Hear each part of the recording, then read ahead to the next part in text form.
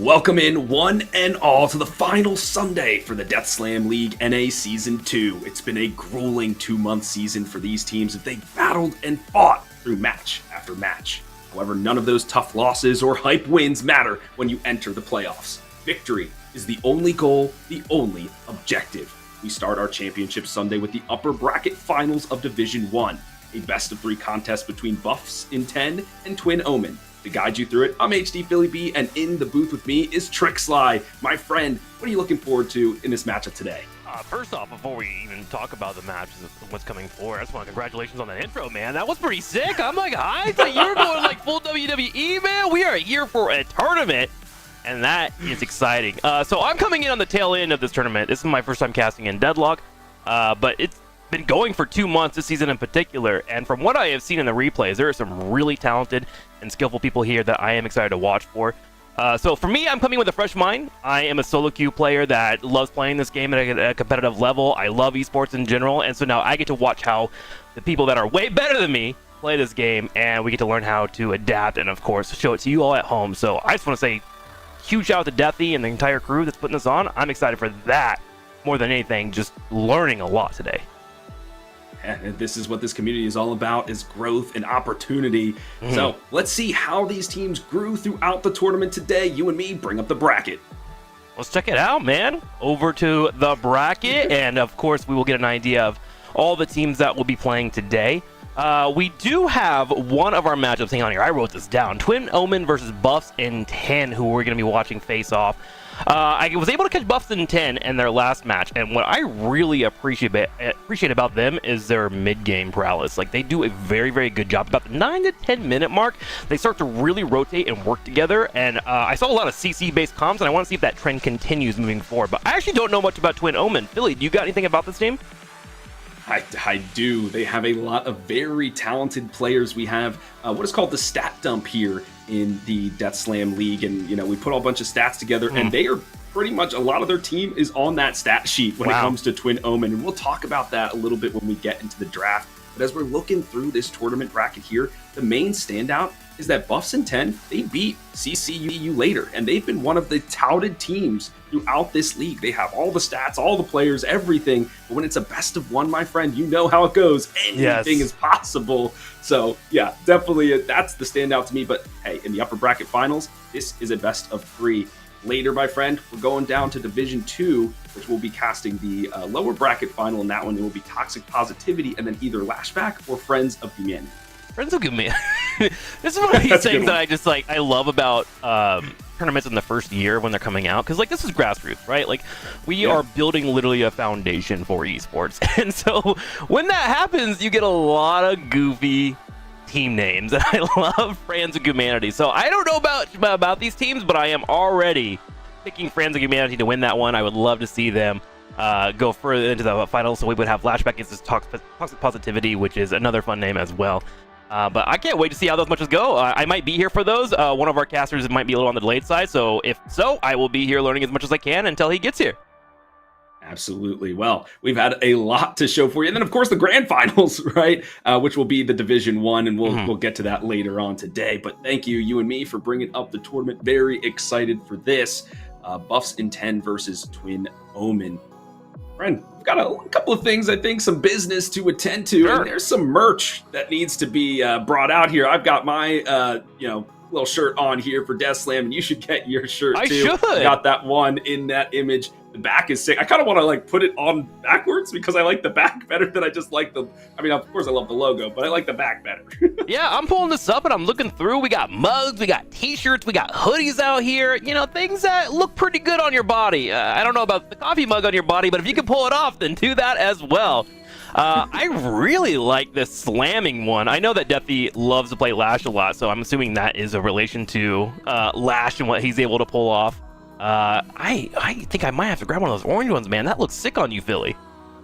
It's the olive skin complexion. What can I say? But I definitely get one of those mugs. I think Zephyr posted it was almost like a award-winning shot of the mug with the sunlight and the shadow off it and everything. I mean, that is something to be be stated. But if you need to see that picture, you got to join the Discord. So we'll have the link up here for you. You can click that or type it into your Discord and join the Death Slam League. If you're here to watch, play, learn, grow, be a part of a community, that is what we're here to build. And we hope to see you in the Discord.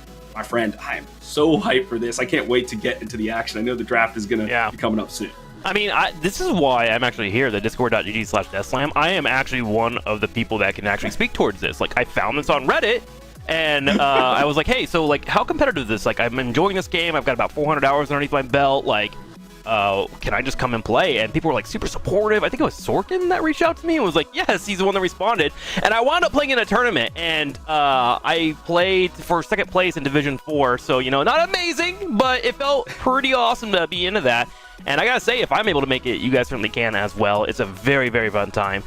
Do me a favor, don't watch the finals of that. I kind of crashed out a little bit on one of my teammates, but, you know, it's a competitive game. We talked about it afterwards. All was well, and we improved from there. But, yeah, you guys should definitely come join this, man. If you're sitting on the fence, this is the time to play. Whenever you want to be a part of a scene, is in the first couple of years, everyone is friendly, everyone is trying to improve, and I'm so happy that Deathy and all these folks together are putting this together, because it was great to be a part of for a couple weeks.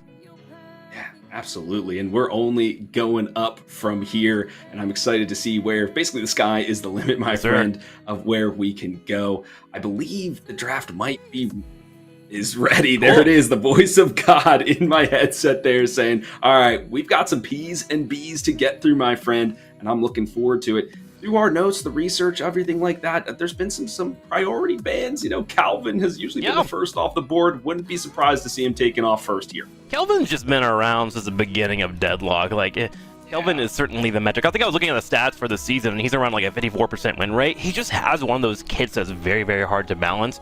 And they seem to be constantly surgically bringing him down. There was also a couple of changes in the last patch notes, but Kelvin as a ban is always going to be a high priority, especially when it comes to his ultimate. Just being able to dictate the pace of how a fight goes by some time is always going to be strong, so don't mind seeing that. However, we do see our first ban on Pocket. Now, Pocket, I have been seeing a lot of that in competitive gameplay, not so much in my solo queue. What's so great about Pocket, Billy? Oh, he does a lot of objective damage. He's got great escapability. He's a good team fighter. He can scale well into the late game. So very well-rounded. Yes, he has some weaknesses, which is every good character should have some weaknesses, right? Like, so for example, Calvin, not really many weaknesses, but Pocket has some, but you build your team around him to help facilitate him get in and out of fights. I think another thing is this is a target ban for buffs in 10 because Max on the side of Twin Omen, he is 4-2 over the season on this character. So if he gets on him, it's going to be a little bit scary. Another thing, speaking of scary, we're seeing Victor. That's pretty spooky. Yeah, Victor got that spooky look for sure. You know, there's actually like a fan lore being discussed when it comes to Victor and Billy. People believe that Victor's head might actually be Billy's head, and that's why Billy has a goat head right now. That's some lore that's been going around. I have no idea if there's truth to it. When I read that, my mind was blown, and I kind of want it to be accurate. I'm going to say it's accurate until someone tells me it's not. But Victor, certainly spooky, and of course with the Thero shift being adjusted in the last patch, he shouldn't be as strong as he was, because he was a menace. You got to Thero shift down to 12 seconds with proper cooldown reduction, and he was able to keep his aura up, which was really annoying to deal with. Should be a little bit on the weaker side, but Twin Omen, not dealing with it. Don't want to worry about it. Just ban it, and we don't have to worry about his strength at all. Yeah, but what they do have to worry about is the bartender, right? The Infernus. Like, this guy, they try to nerf him. They try to change him. Is he going to be Spirit? Is he going to be Gun? Is he going to do this? Well, he can just do it all. Clear camps, batter objectives, and you know, it makes a good sense to have the hyper carry come out first. On the other side, Twin Omen, Calvin, I was wary of this because we have Ian, who is 0-6 on the season on this character. I mean, what? You got to keep that streak alive here if you're Twin Omen in this best of 3. Yeah, having Shiv and Kelvin together, Shiv just naturally is able to enable folks that have any type of execution available to them if they can get into the biodome with them. So Kelvin comes in, drops by the Ice Globe, Shiv helps burn him down, and then come in with the execute afterwards, and you start going for those resets. Always a tried and true combo. So a great early draft here for Twin Omen. But I do agree with you, with Infernus, man, he just kind of does a little bit of everything kind of nicely. He's able to poke you down, you have to kind of force an engagement on him, maybe some cooldowns, and then he dashes away, and that thing lasts way too long in my opinion. Able to scurry around corners. He's very rat-like in a way. So in terms of actual starting for the draft, I love the combo from Shiv and Kelvin, but I love Buffs and Tin saying, okay, we have our carry, now we can build around that. Yeah, I would be interested to see how they help facilitate that. Are they going to go with a Mo and Krill? He's been heavily utilized recently, especially, the combo. Then he can go concussion combustion, right? Really burn people down. So I'd be interested to see if they go with that. Warden received a couple buffs on Friday there to the gun. I know DefB was kind of predicting that might be possible, and that would toggle him from like a B tier character to S tier. So Warden still available on the board here too. I mean, when talking about Mo and Krill, this is going to be probably a divisive discussion. But Trophy Collector just got a recent buff, and I feel like Mo and Krill, Kelvin, great candidates for Trophy Collector. If you get it completely built up in the stacks, you have nearly 300 gold per a minute coming your way. And when you have a Mo and Krill wanting to rotate in between lanes, find a couple of picks, he really easily grabs up these assists, and I could see him being a strong pickup in today's tournament. However, we are going to be getting the Abrams. Abrams is one of those characters that if he is able to get 1 or 2 picks ahead of the curve, some call him Thanos, as he'll take over an entire lobby. And I would love to see that here for buffs and 10. Although I do like to have another engager with an Abrams, because sometimes if he gets caught out of position, or you get one punch out and that parry connects with you, it can be kind of frustrating. So we'll see if buffs and 10 do move into another engage. Yeah, I'd probably Bebop based on my research of these players, what they've been playing, over this tournament, over the season. Bebop is a character that a couple of their folks are comfortable with. That's someone that can safely yoink some addition. You get the shoulder charge in, you can kind of take that combo forward.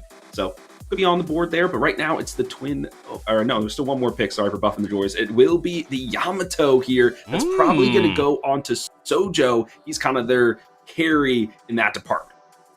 Yamato's just fantastic too, because even though CC is slowly being focused on by the dev team, ultimately when you're playing any MOBA whatsoever, whenever you have a lot of CC coming your way, like Seven, Kelvin, all these point and clicks, Warden, Yamato is one of those characters that like, hey, I can bake that out for free with my ultimate. Her and Calico are probably one of my favorites for like just not having to buy Unstoppable and things like that, because naturally in their kit they're able to handle it. So Yamato pickup here, especially on someone who can carry, is already setting up against Twin Omen, who we have seen pick CC comps in the past.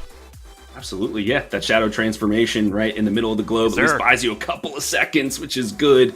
And then the Viscus. Oh, I love the Viscus. One of my favorite characters. A great laner, good saves. So they've kind of locked down their supports here, Twin Omen, which means they haven't really revealed their hand just quite yet. We'll see how they decide to utilize these bans in this next part of the draft to kind of maybe funnel buffs and 10 one way so that they can counter pick them. This is where the strategy comes out, and this is why it's my favorite part of the game. I mean, I will say that you have already taken me on the roller coaster of rage and love with this draft. You mentioned Bebop earlier, who is my most disliked character to play against. For many too. He definitely taps into that rage for me. And then, of course, Viscus over here, who is the love of this game. I love what he brings to the matchups with, of course, the cube, the outplay potential, him being able to do the puddle punches. And then, of course, when he dies, man, my heart just melts with the screech that he lets out. All he wants to do is make the world better, man. We got to be nice to Viscus, so now I'm secretly, just a little bit, cheering for Twin Omen. Page ban will be coming out. Page kind of rough in the lane phase, but great in enabling people, right? And so Twin Omen seeing that Infernus over there on the opposing side, and even Yamato giving that rate of fire with that shield in the early game can be something I don't want to deal with, and they're going to go ahead and prevent that from occurring. And I really like this because they've already picked 2 supports themselves, so let's whittle down the support pool a little bit more. You're gonna go Dynamo, McGinnis? No, they're like the lowest of the low. Okay, then maybe you go Ivy, but Ivy's really been shifted into that carry role, not really the support role anymore. Though I did love support Ivy more than I love Gun Ivy. Whatever, flame me for that. But I like this band here for the side of buffs and 10. The Holiday is a really good initiator, very strong, right? She's always been strong, so I really like that. Take somebody else off the board because that's what they're going to be looking for, Twin Omen. Yeah, completely agree there. I need somebody to help whittle down people, right, for Shiv setup. Like, yeah, you have the Kelvin combo and the Shiv, so if you do find someone, you can get that isolation, but technically you want to be able to be in a spot where you're kind of burning people down. And it's actually a great discussion here for buffs and 10 with them taking out Pocket and Holiday. Both of them are great at doing that. Holiday with the shots into a possible pull-in, and of course Pocket being able to drop down his ultimate will be annoying. But there's that Ivy you were mentioning as she gets picked up. Rotations, a lot of CC, and man, even though that gun's been nerfed, it's still dangerous to walk into. Oh yeah, they're securing their late game for sure with this pick. So definitely going to be a Gun Ivy in this composition. It's about, okay, how do they stack up against the Infernus when they kind of level out, right, in their soul disparity in that late game. So it's going to be a race to that timing between these two squads to get their carry online. And then everybody else is just like, can we win the game before it needs to get to that point, right? This is our security deposit in the back end. Paradox, they've been hit with a couple things left and right, but people are still sticking with her. You mentioned that timing, man, and here comes the Time Lord herself, Paradox, being picked up. And yeah, Paradox is fascinating to me because in solo queue, it feels like one of these characters that like you either feast or famine, but in competitive play, it's one of these characters that consistently is helpful in finding picks. Her ability to rotate and then of course be able to pop that slow on people and turn it into an ultimate and get the swap, and then of course the walls and make sure that people can't be chased into is just so strong in a team environment. And to add on top of that pick potential, we now have Wraith, who also has great scalability to kind of help match that Ivy on Twin Omen. Yeah, I really like this. It's a very fine carry, a secure carry. Easy to play. Anybody can kind of do it. I would imagine this is going to be on Banshee. They're kind of the Wraith Infernus player. Soju plays Infernus most of the time, so that's probably what they're looking at. But I'm just curious about how the lanes are going to go here, because there's a lot of, people need souls on this side of buff and 10. But there's only so many to go around, so that's my qualm there. On the other side, we're seeing the Gust and the Warden, my friend. What do you make of that? Geist and Warden. Geist is, in my opinion, one of my favorite lane bullies, just being able to like switch around the map, as long as you don't fall behind, right? If you fall behind, it feels awful on Geist, but if you're able to stay even or at least a little bit ahead in farm, you're going to feel great in that regard. Warden brings in CC that I feel like this team is really, really needing. Yeah, you got a slow from Ivy, and you have the statue, but a lot of players at this level have such great movement that they're going to be able to get around Ivy, and it's such a massive cooldown. Warden brings a little bit more in here. Point and click, here's some CC, force them to use some stamina, and that makes everyone else a little bit on the stronger side. So I love rounding out this draft. Damage looks like it will be there in spades, and the control for the objectives also wonderful here too with Ivy and Kelvin. So I'm pretty happy with that. Sinclair, this is actually so exciting because Sinclair looks like an amazing character, but I have yet to see anybody pop off with it. So maybe today is the day that Sinclair comes in, able to bring in that poke, able to bring in that control, bring in those rabbits, and of course the ability to steal any ultimate on the opposing side is always a +2.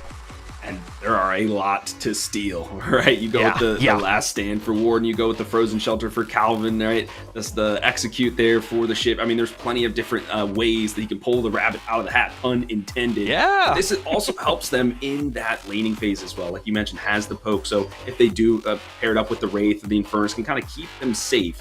What I would imagine is it's probably going to be the Yamato and Paradox in the middle, maybe Wraith and Sinclair one lane, Abrams and Infernus in the other lane. That's what I'm predicting here on this side. What do you think of Twin Omens? How do you think those lanes are going to settle out? Yeah, that'll be interesting to watch out for. I think you definitely want to put someone that has kill potential with Kelvin immediately anytime that you have the ability to, because when he has that little laser up and is able to move forward on the lane, you're going to be in a winning trade, as long as you make sure you back up in time. So I actually like the idea of Kelvin and Shiv being together. Geist and Ivy, I think, is actually pretty powerful as well. Ivy and Geist can continue to rotate together, provide the heals for each other. And then Warden and Viscous can just kind of stay on their own and be ready for the rotations later on. So I would love to see how that fades out. But again, I'm here to learn and see what these players are going to do. You know, my thoughts are fleeting and they're just solo queue players. And I'm okay willing to admit that. I'm the guy that queues up into a match and just hopes it works out. So now we get to learn and adapt. And there's only way to find that out, and it's to head to the Cursed Apple. It's time to drop in to the supernatural world of Deadlock. All right, friend, this is it, the moment we've been waiting for, the start of the upper bracket finals in Division 1. Let's see if our predictions are coming to fruition. Looks like you're right. We've got the Shiv and the Calvin, but then it's the Geist and the Viscous there. They're going to match up against the Yamato and the Paradox. Fascinating. So Geist and Viscous should be able to just kind of control the waves and make sure they're not being pushed too hard, but I don't know if we're going to be able to do too much kill potential with Paradox being there, especially when she gets a few of her items built up. But for now, keeping an eye on Kelvin and crew, and they are being pretty aggressive on this lane. This is one thing actually that I think happens in competitive gameplay that I think a lot of people maybe don't talk about as much, but they're always trying to focus down the healer minion in lane, get rid of that ASAP, just to make sure it's a little bit harder for your opponents to sustain through whenever you go for a poke trade. Absolutely, yeah. The trading is so detrimental if you take a bad one in Deadlock, because Yes, there's sir. no like health potion that you can buy or whatever, right? You just have to rely on that minion or get extra regen if you feel like you're behind in lane. So targeting that trooper first is paramount. And the thing is, it's their RNG. You don't know if it's going to pop in the left side, the right side. It's just going to, wherever it pops, you have to be ready for it. Yeah, gotta keep those discussions up. So far, though, great job by Wraith here, continuing to keep up with the clear, but also working in those cards while she can to work on Ivy. Moving over to Yamato here on the lane. Let's go ahead and get an idea of what's going on. This is a middle lane, Yamato and Paradox together, and both teams look relatively healthy right now. Now, if I was to just interject with one discussion point, I am sure it's... Oh my gosh, actually, it's pretty low there. Taking some decent damage. I would love to see the UI adapt to where people go in the lanes, because holy moly, this is confusing. You'll get used to it, my friend. Welcome to the world of Deadlock, and I know you're ready to rock here. So is this Yamato, as they have the restorative shot already online. They're punishing this lane pretty heavy. As you mentioned, the Geist really low, already been poked out. That's usually what you want in your mid lane, is these guys that like to trade poke pretty heavily with their abilities. And speaking of poke, the Infernus, he's getting it done there, burning and melting away the Iceman. Yeah, it's one thing whenever you are playing against a Geist that I would recommend to anybody playing the game is Geist wants to be ahead of you in HP, especially in the early game. And her weakest point is usually a level 1 and a level 2 before she gets a few of her abilities unlocked. So you want to be aggressive against her, and that's what was able to be pulled off here by Buffs and Tin. So nice job by them. Twin Omen right now trying to hold on with that Geist and trying to sustain on back on through. I actually would be curious to see what items going to pick up. Because if you're ever in a situation where you are behind, you can get, of course, your last rights to heal, or you can get your restorative shot, which I find to be very, very strong on Geist. A little bit of suck coming down here on top of Yamato, but able to dash out just in time. Yeah, but that life drain, even that much this early on, can help them sustain. Folks, we have Cypher there on the Warden. They are one of the kill leaders in the scene. They have 4 first bloods throughout the season. So I'm going to be looking at him. You have 4 first bloods over, 7 games that you play or whatever it is. That's somebody that you're going to be looking at. And here's that poke you were talking about, friend, the Magician, just laying down the cover fire. Yeah, Sinclair can be very, very frustrating to deal with if you're not really keeping pressure up on him here. But I like this here from Warden. You see how Warden realizes they have the minion waves pushing forward? The moment that happens, Sinclair needs to turn around and try and get those last hits, but his cooldowns in the early game are actually relatively high, so Warden just stepped up and started getting some headshots on top of him to make him back away. And now you have someone that's around 200 HP and a potential kill available to you as you do that type of play. So small things like that really start to stack up in the laning phase. Now, with that being said, what do you want to do with these advantages? Well, we have a buff in 1 minute and 5 seconds about to spawn for both of our teams on the middle of the map here, and that's where we're going to be playing around. And already Sinclair setting up for that by grabbing the last right, healing up, and trying to make sure that he's going to be somewhat healthy if they want to contest that. Yeah, but he was also getting some gun items there. You got a headshot booster, monster rounds. Like, this guy, he's looking to fight in the lanes, but using that magic wand, and I love to see it. This is something that is a part of these divisions. It's like, these aren't the pros, right? These are folks getting together. They want to play in a competitive setting, get some coaches, learn the game. So you might see a little bit of wacky things or unorthodox stuff, but if it works for them, it will. That's something you want to see. So very interesting as we kind of make our way. And this is potentially a support Ivy, helping this Warden out in the lane. Currently at 3.2k in farm. Gonna be able to get their ultimates up here in 200, see if they want to be aggressive here. Here comes out the Rabbit on top of the Warden, but he continues to hold this front line, and now he has unlocked his ultimate ability. Now 10 seconds away for the buffs, and I'm staring straight, oh my gosh, just straight up going for it. Diving into the tower, goes for a parry on top of the tower to slow it down. Raise on the side here, gets hit with the hook, but is gonna be able to escape. But a pretty solid trade for Warden. Get them low on HP, and that's one thing that you can learn in your matchups. It's like, make sure if you have an advantage on your ultimate, burn that stuff right away. Get their health bars low because it gives you a little bit more map control and can allow for you to play the rest of the map. For sure. I always talk about that your HP bar is also a resource you have to manage. It's not just your cooldowns and your whatever. Your HP bar is probably the biggest thing. So yeah, a good dive in, I think. And the Sinclair was low, right? So he was trying to go after it, then saw the Ivy, was like, maybe I should, or saw the Wraiths should go over there. Fortunately, couldn't find anything, but 2 ultimates expended in that one, and now everybody, they are lit up. They have their ultimates available. This is where it gets fun.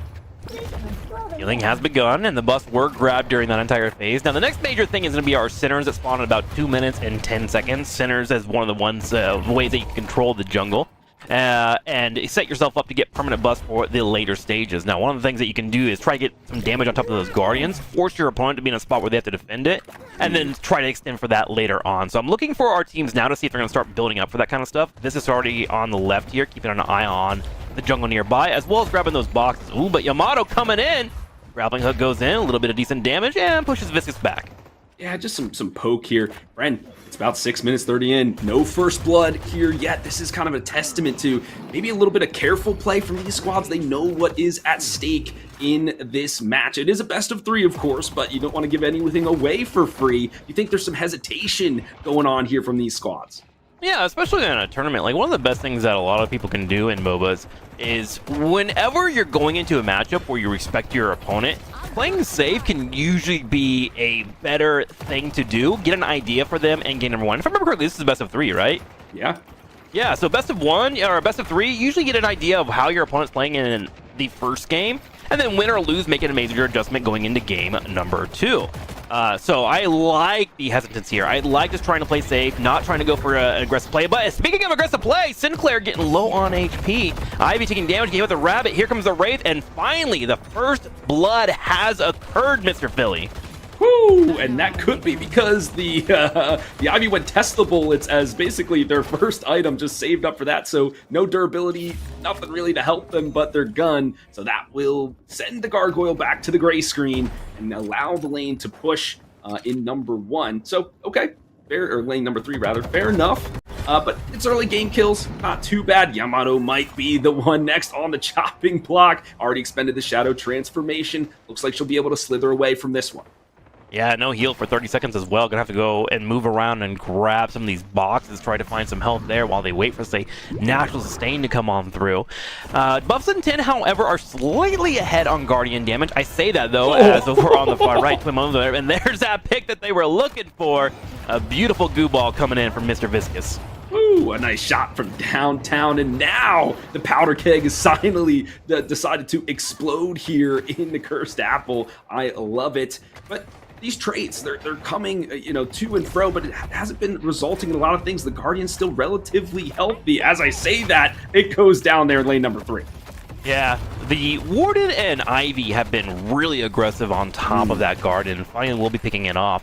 But I don't think Buffs and 10 minds too much. If you've noticed on the mini-map in the bottom left, they've been trying to play around their centers. In fact, we just had Abrams and Shiv fight for the center on the far left portion of the map, and I do believe Abrams was able to get it.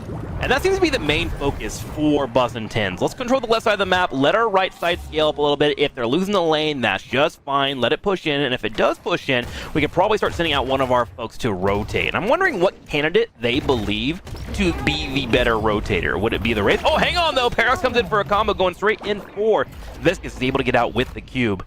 And just like that, he's able to escape swiftly. And that's why you pick the Viscous, right? You can kind of deny that, just denied an ultimate with your own ability. Yeah. And there's nothing doing. Speaking of ultimates, the Seismic Slam or Impact comes in now, chasing the Adventurer. He's going to no man's land. A detective, he's bobbing to and fro, wants to get into the fray, but there's a ton of damage. There's the Version Shelter to lock everybody in place. This is not where the Abrams wants to be. The Slice and Dice does come through, but still the detective sustains. He's able to back out of it. Doesn't. Oh my goodness, what a trade. That was ridiculous. And Shiv was not able to get the execute there with the ultimate. Just barely missing out on it. Had he gotten it, he would have gotten 2 for 1. Guardian, however, continues to go low on HP, and Furnace keeping up with the poke. And finally, the Guardian on lane at number 1 will be rotated. So our map is kind of rotated out a little bit here. On the far right, we have 1 yellow Guardian down, but on the far left, we have 1 blue Guardian down. That's kind of one of the things that you kind of have to really try to get down when you're playing in these competitive team matches, is trying to offset the map and make sure you stay close. And the result is what you see at the very top. Very close in souls, 44k to 46, while another Guardian finally goes down at 10 minutes in the mid lane. Uh-oh, this guy's in trouble and is hacked into pieces. The assassin finds its mark. Well done. The urn is now available, and it looks like, what team is going to go for it? There's a heavy push there from the Sapphire Flame in lane number 1. They have the priority, but do they have the members to go for it in the space to do so? That's the question. Now these Guardians, they are just being melted. The first flex slot is open. Yeah, Twin Omen feeling really good about that. as they do have one more Guardian to the far right. They can have Ivy stay over there. And the great thing about Ivy, too, is she's able to ult and fly over to a fight, or even escape here if there's ever a rotation happening. And that rotation might be happening right now, as you see Paradox moving her way over, keeping control of the mini-map, working with Yamato, but they turn around and actually go straight in for the Warden. Ivy able to escape for now, but Warden being chased out in the middle of the fight. Is he low on HP? He's about half HP right now. And Ivy is continuing to control that far right lane while that fight continues. Yeah, that's a very interesting fight there by the Walker. I'd be curious to see if they can keep the Warden alive. They're doing their dangest. The lady. Oh, decapitated. What will it be, though? That's the question. What magic will he put forth onto the Cursed Apple? Doesn't look like we'll catch the glimpse of that. Everything maybe settling down here for just a second, friend. Everybody content to go into their jungles and clear some camps. Yeah, that was a long 2 to 3 minute fight there that was happening in the middle of the jungle. We're going to have Abrams and crew fighting here on the far left as well. A bit of an evade occurring here from Shiv and Kelvin, trying to work in tandem. Kelvin's ultimate is not available, but Shiv's is, and here comes Abrams trying to chase down the Shiv. Shiv puts down a knife, gets a little bit of poke. Kelvin's ultimate still not there, able to skate away at the last second, and now Warden charging forward, trying to force a fight. Uh-oh, and here it is, the Shadow Transformation called into action, but it may be a little too late. And there it is, my dagger bigger than your katana. The Shiv picks up the kill. I can imagine Shiv saying that. That should be a line that he has.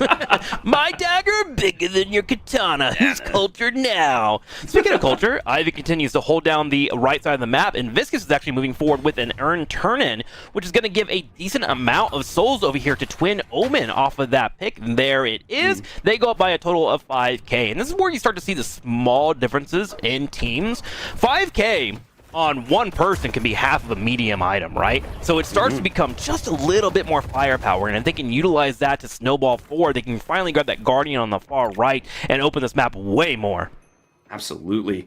And they're really creating a space for this Ivy to farm up. I mean, and this is something that you want to do. Wow, a good deny there from the Calvin on the frozen shelter. Just the ultimate for ultimate, but now he's stuck in a little bit of an awkward spot. He goes to the radio station to maybe call for help. A good parry there, but the revolver from the detective finds the mark and he gets the kill. Yeah, I didn't mind him going for that parry. At some point in the middle of an exchange from Abrams, you go for the miracle. And sadly, the miracle did not occur there. And Abrams is going to be rewarded handily as he grabs that center and continues to get some farm on his side. Ivy, though, has just been doing such a great job on this far left lane for them, right lane for us, as they continue to work on that Walker. They're in a one-on-one against this Wraith the entire time. And the best part is they back away and grab the centers as well here. Twin Omen keeping up with that farm, but Buffs and 10 with some theft of the jungle on the far left portion of the map has been able to tie it up 66k to 68. Ooh, and it's a testament to that Ivy really putting pressure in that lane. They have to keep somebody over there, otherwise they'll lose structure after structure. This will be a carry Ivy, seeing the Tesla bullets, a Titanic magazine, etc. So they really want to go for that push, and now we have an engagement in earnest because they're trying to stifle the Gargoyle. Let's see if they can get it done. Tons of members looking to take this final Guardian down. Yeah, this is a good job actually by Viscus. He got an eye of this rotation heading over here, so he was able to call it out. They saw Abrams rotating with Wraith, and they were actually going to make a play for that Guardian. But because Viscus was able to see it, Kelvin came over as well, and they just stopped that in its track. That one Guardian is going to be the thorn in the side here for Buffs and 10 eventually, because remember, in order to get your first flex spot, you do have to take out all the Guardians on the opposing side of the map, and with that one still being defended, there could be a situation where there is going to be a power stoppage that occurs for them as they are not able to get that Guardian. So hopefully they see it soon. I like this Warpstone pickup from the side of Abrams, and folks are probably saying like, well, he always should get it. Well, when Deathy was coaching Action Slacks was never getting the Warpstone. He's like, bro, you got to get this every single time. This item is too freaking good. Right now, though, the Frozen Shelter just used as an escape tool here to keep everybody away. Yeah, Warpstone's one of those items that, like, you know, like it's strong, absolutely, but you don't realize like how powerful it is until you are on a melee engager like Moen, Grill, Abrams, things like that, and then you get to fully unleash yourself earlier. You know, such a great pickup. So gotta agree with you on that. If you are an Abrams player at home, do yourself a favor and grab that item for sure. Follow Philly's advice as well as Deathy's. Yeah, no, absolutely. Reach out, Debbie. Get some coaching. Get some coaching from all of our coaches here in the Death Slam organization. Right now, the Wraith might need some coaching as they are on the run. The Ivy is going to be taking on everybody. Does have the fly drop available. Let's see if they can utilize it to escape. For now, the Wraith doesn't want to take that engagement. Will leave the Ivy to the rest of her compatriots, and they get the job done. Yeah, great job by Soju there. First off, baiting the Ivy into a fight, able to dash out from the Gargoyle when it came for the Stone Form and try to lock them down, and then use their ultimate to lock them down, and then walk away and farm the rest of the map. Just great awareness by Soju overall. Abrams coming in, though, for a Dunkaroni. Comes forward, puts out a punch, trying to bait out the parry. Parry does not get bitten, though. Guy's trying to escape here, finally goes for the parry, and that's going to be the pickoff with the help of Paradox. And we are starting to find a decent amount of kills between both of our teams.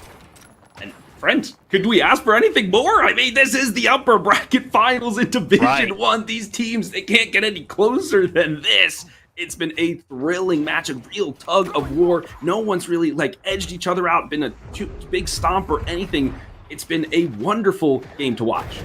Yeah, and I've been keeping an eye on Bustin' 10 in general. They've been trying to make sure if they are going for rotations or looking for these takedowns, they're sending 2 to 3 people at a time to work together. And that's been allowing for them to find these picks. Now, when I say that, Twin Omen does the same, finds a pick over here on the far right lane, keeping an eye on that Walker.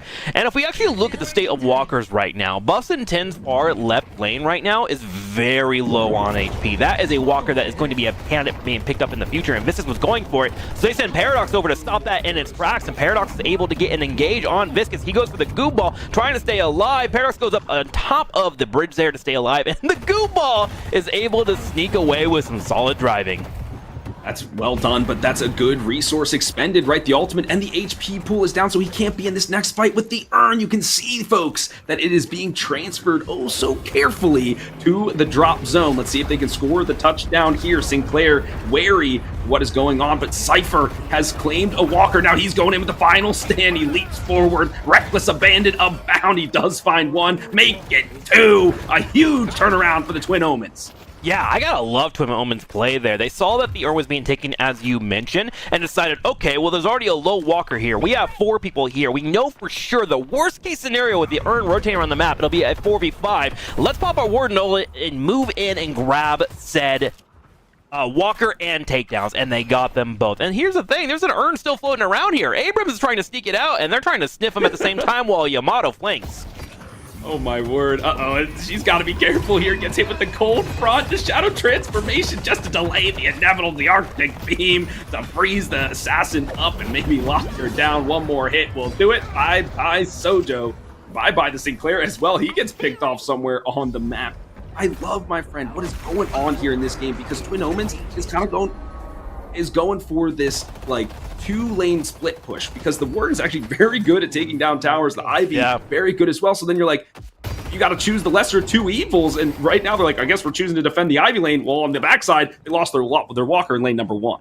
And I like that we have Kelvin and Warden typically roaming together. Yeah. You have the slow that comes in from the Arctic Beam from Kelvin, and then you have Warden coming in with the actual CC. And if you do not rotate properly or have your assistance from your teammates, you are going to get picked off. That's where Twin Omens found a lot of it. Now, with that being said, there has been a couple of picks that has allowed for this mid-boss to be picked up here in the middle lane. Ivy's coming in with the stone plate just to make sure if anyone were to attempt to stop that, they were going to CC them, and that does not occur. And there is going to be 3 agents available for Twin Omens, and they are going to do a lot of work with this. They do trade their Walker in lane number 1, but that's a trade you're willing to take as long as you can take down the bartender, and they are able to do it. The cube at the final moments to make sure the afterburn does not explode. So, fine. You take the trade, you get the mid-boss, you get all the souls and the benefits that come with it. You lose your Walker there and kind of even out the score in 1. I think you'll be okay with just that. Yeah, we are around 20 minutes right now, so there is going to be a 30-second timer for Banshee to come back. The Infernus. Currently, Twin Omen is focused on setting up their lanes first. Notice how they work on their far left lane and their far right lane first. They get that pushing forward past the 50% part of the map, grab both the buffs that spawn at 20 minutes, and now they can pick a location to go for. And this is where the discussion is for a lot of teams. Do you go to the middle lane, which is probably the easiest to defend, in quotation marks, and try to take out the Walker? Or do you force the opponents to come to your side lanes, defend that, and then do a quick rotation in the middle lane? And that's where I'm really curious to see what's going to happen here for Twin Omen as they use this Aegis. It's up for another, 2 minutes and 50 seconds? And that means you gotta push, right? I mean, you gotta be a little bit, ballsy, for lack of better terms, when you have the Rejuve online. Like, push the envelope a little bit. Find a tiny advantage on the map. Don't go overboard with it, mind you. But, find something. I think they're going to utilize this to make the score the touchdown. And they're showing what they're doing here. They're using Ivy as bait here on the far left. If Ivy's left contested, she can, of course, just go ahead and fly away from this entire fight. She puts down her slow. But Inferno is going for a full chase here. Gargoyle goes up, tries to get up in the left corner, and is going to be picked off. Will be able to come back thanks to that Aegis, and she is actually going to start continuing the push. was turning in the back line, though, for Twin Omen, and they jump up in Souls. Now, they do have to spend it to keep up that power, but the plan was fully executed there.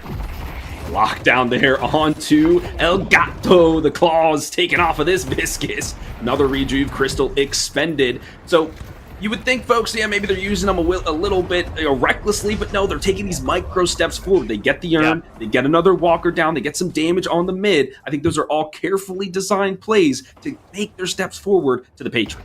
I mean, we talked about it earlier. Health is a resource, and sometimes so is death. And that becomes double true when you have the Aegis available. If you know that you can move forward, potentially get picked off, do a decent trade to where they can't finish you off, and you respawn, you are continuing to keep up your pressure. Massive fight here happening in the middle lane, though, as finally Twin Omens move forward to try and start putting pressure on this Walker. And remember, Wraith used her ultimate earlier, so they're going to use this time to try and find a kill on Bus and 10. However, Bus and 10 are very resilient. They turn around, get Viscus, turn him down, and he is now gone for 40 seconds. Yeah, that's a big pick off because he can't use the Rejuve Crystal again. Finally, they take down the Gangster, but he'll come back just A-okay. Max to the maximum. He'll be slicing and dicing his way through for sure. They've lost a few members here on this Siege of the Walker. Sheep has been skinned. They are back to the gray screen. Maybe this push is over for the side of Twin Omens. They can't lose anything more, but they will lose the Calvin. That push, it's done. And that goes to show how difficult it is to push in the middle of the map there. You have a couple of stories of escapes available to it, like on the bottom side, you have all these doors to go through, these nooks and crannies, and then you have your top side, and then you have the flanks around the top right. And in particular, Air on Abrams used those angles so well. That's one of the main reasons why we saw Buffs and 10 win there. But hang on, Twin Omen continuing to get picked off, and Buffs and 10, who were on the back foot, they were down about 10 to 12k in souls, have suddenly tied it up, and they're turning it around. In fact, they're going to get the middle walker first. Oh my goodness, the push from the side of Abrams and the rest of his squad, they are moving forward. There's only a few folks to defend this Patron. If they can get some of these base Guardians down, you would say this is incredibly successful. There goes the Ivy, the bulk of the damage, not on the board. The Viscus, not long world. The buffs in 10, they're empowered now. Yeah, Bus and 10 kind of showcasing that together as a team of 6, they're able to get a little bit more work done. Abrams will be traded out, but that still was the cost of Twin Omens losing 3, which are still down for about 30 seconds. Warren will be up at about 10 seconds, and they were able to break down a few of those Guardians that were in the front base. And meanwhile, during all of that, there was minions pushing for Bus and 10 on the left and right lane. Those were able to take out 2 Guardians and move forward and do some decent pressure. Buffs and 10 gotta be feeling pretty good about that. However, they are starting to get picked off. Gotta slow it down here because there will be a mid-boss up in about 2 minutes, so they want to make sure they have everybody up and ready for that. Absolutely. So I think this is where Twin Omens, they took a little misstep. They lost 2 Rejuves. After that, you should have been like, okay, let's go back, let's secure our jungle, let's set up the map, set our waves, because the waves were no longer set because they still stayed in the mid lane, which, as you said, is the quote-unquote easiest to defend. Shiv, he's caught out here, and he'll be taken down for sure. There's no way this guy escapes unless the Calvin comes. The reinforcement horn is sound. Do they attempt to follow this up? No, he'll be okay. But like we were talking about, you lost 2 Rejuves, go back after that. You need 3 to take that mid-boss, and because of that, the momentum shifted, and Buffs and 10 were able to storm down the mid lane and claim the Walker for themselves. Most importantly, open up those flex slots. Yeah, that mid-boss is just so difficult to get to, or not mid-boss, Walker. Yeah. And one of the things that you can do, it's a little bit on the risky side, but you can send somebody to go for a flank and take over that second storage area, so whenever the opposing team is trying to defend it, you can catch the ones that are trying to rotate back and get on top of the line, and there's nobody really doing that for Twin Omen. And with them losing a couple of members, with it being close, suddenly things are looking a little bit more dangerous for both of our teams. And with Urns popping up, I'm very curious to see where we're going to go with opening up this map. If Twin Omens can find a couple of pickoffs and grab that mid boss, as you were mentioning it up in 1 minute, we can see them push down and try to go straight for that patron and set themselves up for a late game win condition. On the other hand, Buffs in 10, their defense and their scaling is starting to really kick in. You have Inferno starting to feel really good right now. You have Wraith as well, who has that pick potential and has been playing very soundly. Those two targets need to be a focus for Twin Omens. I couldn't agree more, and I'm looking at where the souls are lying here for people, right? We've got 29 and 29 for the Ivy and the Warden. We got 30 and 30 here for Buffs and 10, so still very close. But one thing could do it. One urn going the right way, one extra, base guardian, whatever it could be. This urn fight, though, my friend, is about to be an explosive one. Everybody's gathering up for it. Yeah, Ivy's a little bit late for this, so I want to see if they're going to try and commit fully to it. Viscous can definitely delay for a long time, and we see that first punch coming out. A second punch as well, dropping down the urn, but a full swap turns around him. He is silenced, and he cannot be moved. Viscous is gone. Here comes Ivy looking for a rotation, and Philly, the fight is fully afoot.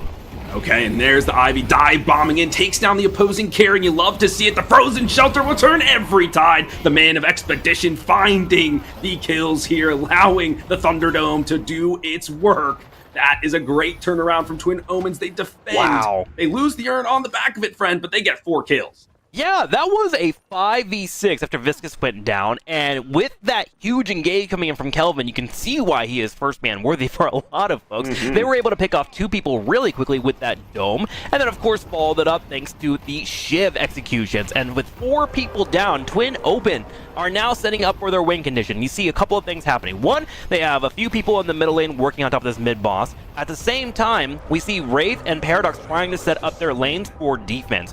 Whenever you are down a number disadvantage and you realize that you have taken a major L, you need to try and mitigate your resources and make sure you're set up for the defense later on. So they pushed out the left lane, they pushed out the right lane, and now it's all about waiting for everyone to respawn and go for a defense against these 2 ages that are coming. 3, excuse me. And this is big, and I'm glad you mentioned setting the lanes. That's super important because the troopers, they want to win just as much as the players do. So they're going to be marching their danged as they can to get to the patron. And so you can see that lane. The Ivy has to respond to it because they need the lanes to be pushing back, which allows the timers to tick down and get the full defensive numbers back to defend the base. My friend, what an exciting way to open up this upper bracket final. Yes, sir, and you know the armpits are sweaty right now for both of these teams. They are slip and slide, dude. There is just water going down their body as they are setting up for this finale push-up. Now, one thing about Twin Omens here is I know they have a lot of time with the ages, but I would like to see a little bit more urgency for setting up for this aggressive play. Right now, you see Warden on the far right of the map while the rest of them are kind of grouping up and taking away the jungle from the opposing team. But I want to see what their plan is to utilize Ivy in the best way possible. You have that global pressure with her being able to fly across the map here. Maybe leave her to do her own thing in the middle lane instead of on the far right lane, and then push together because you got some pressure already on top of those Guardians and you have minions coming. I want to see them push up, and they're finally doing it. Yes, Twin Omens moving forward. Love this play from them. A massively aggressive play. The goo ball looking more like an apple here. He's just rolling around into everybody. Sinclair, the first victim of this engagement, immediately to the shrines they go. That is destroyed. The final stand, the last stand rather, expended here. The seismic impact just to come down like Superman, crashes into a couple, but he's only into the jaws of the lion, and the Ivy is there to zap him into oblivion. This is where the patron is like, hey, get out of my house here, friends. But that's exactly where they want to be. They're ransacking it and trashing the place. Are the side of Twin Omens firmly in the driver's seat. They'll take down this first stage patron. Now, they are low enough here where you have to consider possibly backing up after killing this patron. Let's see what they're going to be doing here. Because remember, those cooldowns will be reduced slightly for Buff in 10. And you see Twin Omen, they're actually stepping up to go for full control of this. Viscous has to play a little bit on the backside here and be ready for cubes. Warren does get picked off, but the Aegis is going to be able to connect for him, and he'll be just fine. Ivy low, but here comes another Aegis. And now they're trying to move forward, but guess what? Sinclair is up, and so is Abrams. Can they get on this patron and end it? They're still moving forward. They're trying to find a pick. I don't know, Philly. Can they do this? I think they can. The Ivy is solely focused on the weakened patron. Every shot is going there, and apparently the Banshee gets their wings clipped. At half health is the weakened patron. They're going to just full send it in here now, but is that the right move? The turnarounds are coming through. 3 down for the side of Twin Omens. They have to retreat now, lest they lose even more. Yeah, they got it down low, and unfortunately, Viscus was just kind of low on HP for a long time with that Aegis Spine being popped up. There's nothing available. And Kelvin's trying to escape out of here. He has the ability to jump on top of his, what's it? Ice Path? Ice Path. Yep, Ice Path Ice moving Path. forward. I did it! Ice Path moving forward, and they're going to go straight up and set up the heal. But with 4 people up, 4 buffs and 10, I need to see what exactly they're going to do here to try and open up the map. Remember, they pushed their lanes earlier, their left and right lane, and now they're going to be able to reap these rewards. Viscus steps up, sees a Wraith here. Isn't sure if he can go for a takedown, but look at this. Sinclair coming in from behind. They're going to try and swarm on top of this Viscus. Oh, and he needs to survive. I mean, he doesn't have a lot left to live. His HP just being chunked. He can barely sustain. No, the swap to put him back into the blender. And Nice he parry. gets taken down. It's a 3K streak here for Sad. Saju takes down the Walker there on lane number 3. And now it's Buffs and 10's turn to turn the tides. They take down this weekend patron. The rest of the folks will come through, so I don't know if they'll be able to finish it, especially with the amount of ultimates they have available. No, they'll be fine with the weekend patron. They'll reset from here. Yeah, they can go back and grab the jungle, grab all the farm here, grab all of the centers as well, get those permanent buffs, and go from there. They're very, very content going to late game here with their Wraith and Inferns continuing to scale up like crazy. Abrams is starting to get few of his items that allow him to be complete nuisance. And remember, when he puts 5 points into his ultimate, he becomes unstoppable, which is going to help out a lot here against a lot of the CC that's coming in from Twin Omen. So Buffs and 10, man, they are making a resilient comeback. Now, there is a slight advantage in souls here for Twin Omen, and with all 6 finally spawn, they'll have to fix their lanes, but it is looking dire for them right now. Yeah, my friend, I love both these teams. This has been a fantastic game to watch. And just so back and forth, the tug of war. But I like Twin Omens in the fact that they have a clearer game plan and how they engage in these fights. In terms of Buffs and 10, it's very pick-oriented. It's very scrappy, guerrilla warfare. We just want to pop out and hit you. Well, if you're defending in your base, everybody knows where you're at. So how can you do that? They have to catch them out here in the jungle while they're setting their lanes. If they want to push the advantage, they have to find some of those 2v2, 3v3s ahead of time here for Buffs and 10. And I think that might play to their deficit now that the map is so wide open. Yeah, you mentioned that you're in love with both these teams, and I would challenge you that we might have to consider a throuple, because I'm starting to fall in love with them too, man. And honestly, with the big thing that I'm looking out for here as we're heading into the late game is this boss. It's spawning in about 40 seconds, and I'm looking at the map right now, and oh my gosh, it is dead even in terms of control. Both teams realize that if 1 or 2 picks occurs for one side, that boss is going to be wide open for the picking. But there is something to consider as well. There is a potential for a game-ending push here from Twin Omen with that Ivy being able to push to the back line. If they can get their minions to go forward and remove that resistance, they can go for a straight race. So Buffs and 10 need to get a pick, threaten the boss, but also respect the Ivy potential to end the game. Oh my gosh, a patron race to end the game for upper bracket final? Oh my. It's there, bro. It can happen.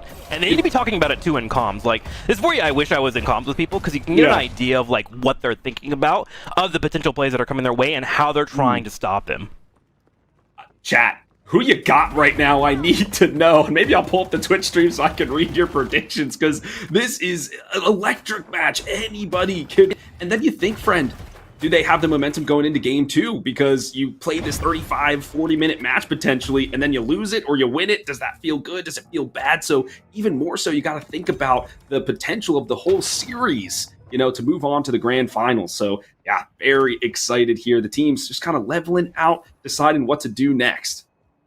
And I'm loving what I'm seeing from Buffs and 10 in particular. You see how they're setting up the mid lane and the far right lane, and then they have 4 people seeping through the hallways here, trying to find someone rotating, and they have found it. They're going for a straight chase here, going for a pick. There's going to be a warpstone, but there is going to be a death on the side of Ivy. That actually stops that backdoor potential pretty handily, and now Buffs and 10 needs to make a decision. Do we push our lanes and go for the mid boss? We have an entire minute to make a call. That was their win condition. They needed to find a pick while we were in this lull zone with people setting the lanes, maybe trying to get that final item. If the goo man goes down, then it's definitely the door is open. But yeah, the Ivy, the main bulk of the damage, you'd think they'd go right for mid boss, but still the pressure being laid on here by Twin Omens. They're pushing it, friend. That's right. Infernus actually set up a bait here. He was all by himself on the lane, and they tried to push up for an engagement, and now Sinclair and Yamato's coming in from the side. Yamato jumps straight on top of Viscus. Viscus taking a little bit of damage, and Sinclair looking for it as well. They find him trying to retreat here. He's able to sneak away just barely, and the rest of Twin Omens have escaped. They said, good luck, Goo Man. We believe in you. And he's actually fast enough to get out of the fight. Incredible movement here from Gato. Wow, looking like a feline for sure out there. And they couldn't take that engagement, friend. The Shiv was all the way in the base protecting it, which I should be, but like, then it's a 4v6, like, I don't know. Fortunately, the urn switched locations right at the 35-minute mark, so they weren't able to at least grab the urn and try to go for it. But now, the mid-boss, this is the do or die. Yeah, they were looking at the Ivy time and they're like, okay, we need to make our call. We have our lanes pushing on the left and right side. That can threaten a core push here. Let's play around the mid-boss. Here we go. Infernus charges forward. Here comes the huge globe to stop it, and I'm worried about this fight, Philly. How's it going to go down? It looks like it's pretty poor as 2 members from the Twin Omens team have been eliminated. The 3 Juve secured easily from buffs in 10. They are emboldened now to win this outright. There goes El Gato. The cat declawed once more. Sheep turned into a sweater. Max turned into Min. Everybody eliminated from the side of Twin Omens. We have ourselves a Newell wipe here in game number 1. Buffs in 10, take it home. Incredible shot calling here from Buffs in 10, realizing that Ivy was going to be up for 10 seconds, decide to push out their left and right lane. They push in towards the core, and they force Twin and Omen into a situation where they have to do or die, and all they did was die. They get picked off pretty easily here as Buffs in 10 turn around, go straight for the Patron, and will end this one going up 1-0 in this best of 3. Oh my word, what a That's good stuff. Don't check my pits here, friends. They're a little bit sweaty. You got the slip aside too? You need a little wet down? Might have to change shirts in between games, but oh man, it was so looking good for both teams. And then I think it was that one little overstep from the side of Twin Omens that then allowed the bounce back to come through from Buffs in 10 to then take the mid walker, go to the weaken the patron, and then they just couldn't find their footing again. Tough look, but hey, this is a best of 3. We've got at least one more game to go.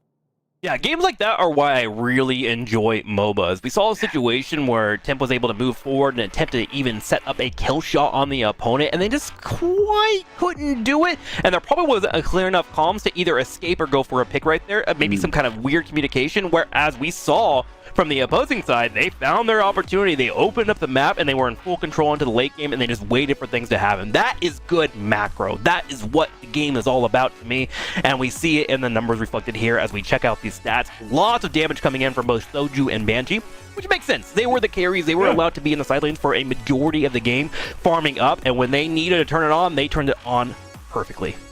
It's the objective damage here for me. Soju with 18,000. That's 10 more than the Ivy, and that's kind of what she's supposed to do, right? Push lanes, push towers, push walkers, whatever. Just wasn't able to get it done. A clear objective for the side of Sapphire Flames, but just some macro missteps, as you mentioned, ultimately led to their downfall. But this is going to be one heck of a series. Wouldn't be surprised if we go all the way to 3. The other thing is the assists on the Magician. He has his assistant, and he's helping out everybody on his squad. The Narwhal, he's getting it done. That's right. When it comes to a magical show, it's not about just the Magician. It's about everybody in production nailing their timings, and that's what we got to see there. And so going into the next match, looking over at Twin Omen, one thing that I would probably be talking about if I was in this team, I would be like, okay, so we were doing pretty solid in the mid game. We were getting our picks. We were killing it in that regard. One thing that we saw from the opposing team is they did a much better job of controlling the side lanes and setting themselves up for a pick, which is what we got on the Ivy that occurred. So let's be a little bit more careful. If we only see 2 people on the map, that means 4 of them are probably rotating straight towards us to get a pick, and let's not allow that to occur, because that was probably the nail in the coffin for them. And if they can kind of mitigate that and hold on and maybe try to like threaten a split push on a different side of the map, that could really turn the tide for them going into game number 2. Absolutely. Yeah, that's a good macro decision. I can't say that for either team it was a draft issue. It wasn't like this person wasn't working or this person. Drafts were fine. Sheep didn't have any kills in that game, unfortunately. Sorry to call you out there, friend. But I can't believe you would do this as a commentator. I know. Point out something that happened in a match. I didn't know Philly was so toxic. I'm out, guys. I'm done. I'm gonna have to talk to my therapist about this, but no. But I think maybe Sheep is such a good player. Getting them involved in in a different way could be how they change up their strategy if they feel like they need to, right? Sheep might be like, guys, I feel like I didn't do anything in that match. When you have one player saying that, then it's not good, right? You want all 6 members to feel like they're making their impact. So maybe in their team huddles, they are going to be figuring that out. And while we figure ourselves out, we're going to head to a short break. We'll see you on the other side.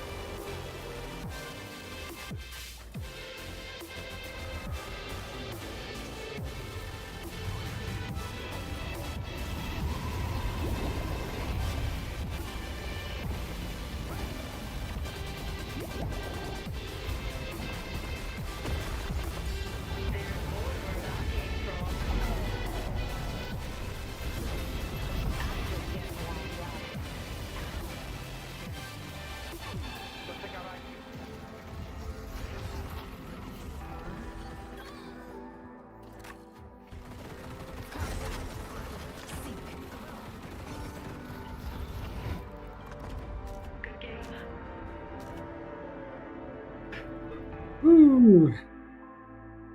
And we are live. It's HD Philly B, and it is Trick here for the Death Slam League NA Season 2 Upper Bracket Finals. We've had an absolute banger in game number 1 between Buffs and 10 and Twin Omen that went the distance, basically. I'm excited to get into game number 2, my friend.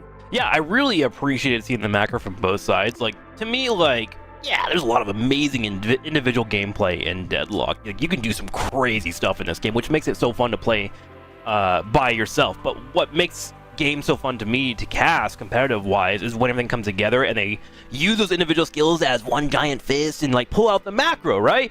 And we had that in spades in our first game of the day, which is, you know, I'm gonna say thank you, teams, for my first official cast on Deadlock. I got to watch some cool stuff happen.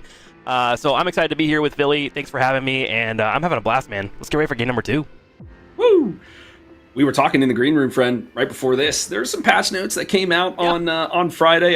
You know, in a couple leagues like College Deadlock and Death Slam in general, there were a couple of games going, and everyone had to pause because I was like, we got to update. It just seems like, you know, that happens when you're doing these grassroots types of things. But I think the biggest change we were kind of discussing is some timings for the items, right? Some numbers adjustments. But the big thing is when those jump pads, right? You're launching yourself to get to a bridge buff or something. Those have been reworked a little bit. I'm hoping my bingo card is that we see that actually caught on camera. I want to see how that new mechanic works. Yeah, I'm really interested too as well, because like I've seen it used on the different like clips here and there, and like sometimes it looks like if you shoot right before they go through, they get stunned the entire duration and go all the way through. If you do it like right when they get off you can stun them as well. If they're in the middle of the air and you shoot them, it looks like they're fine as well. But finding that perfect timing and understanding how it works is going to be really pivotal for a lot of players, right?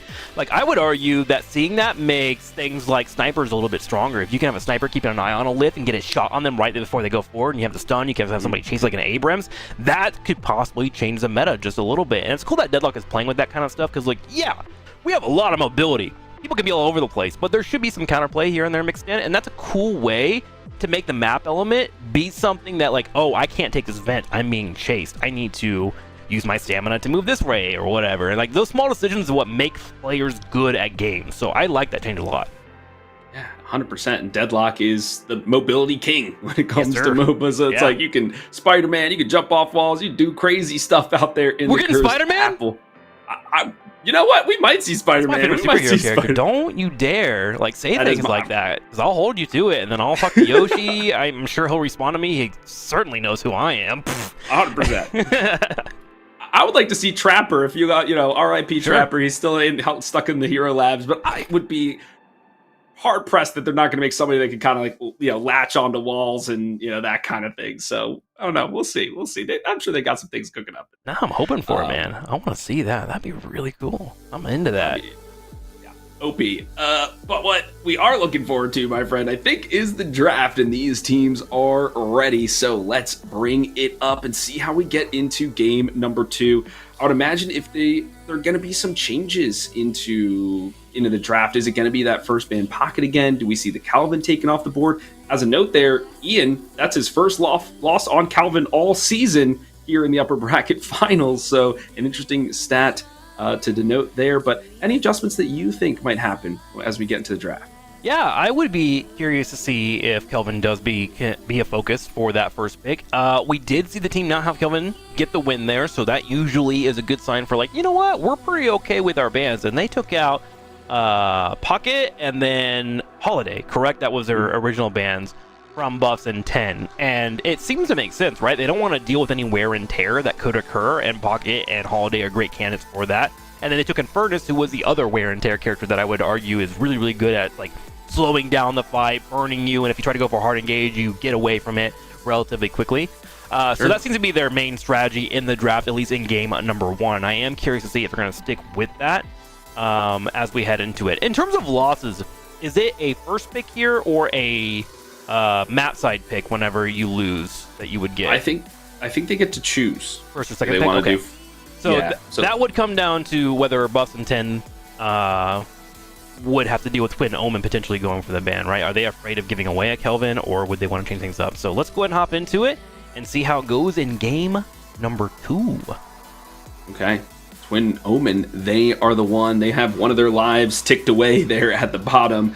They will be the first pick here in this one.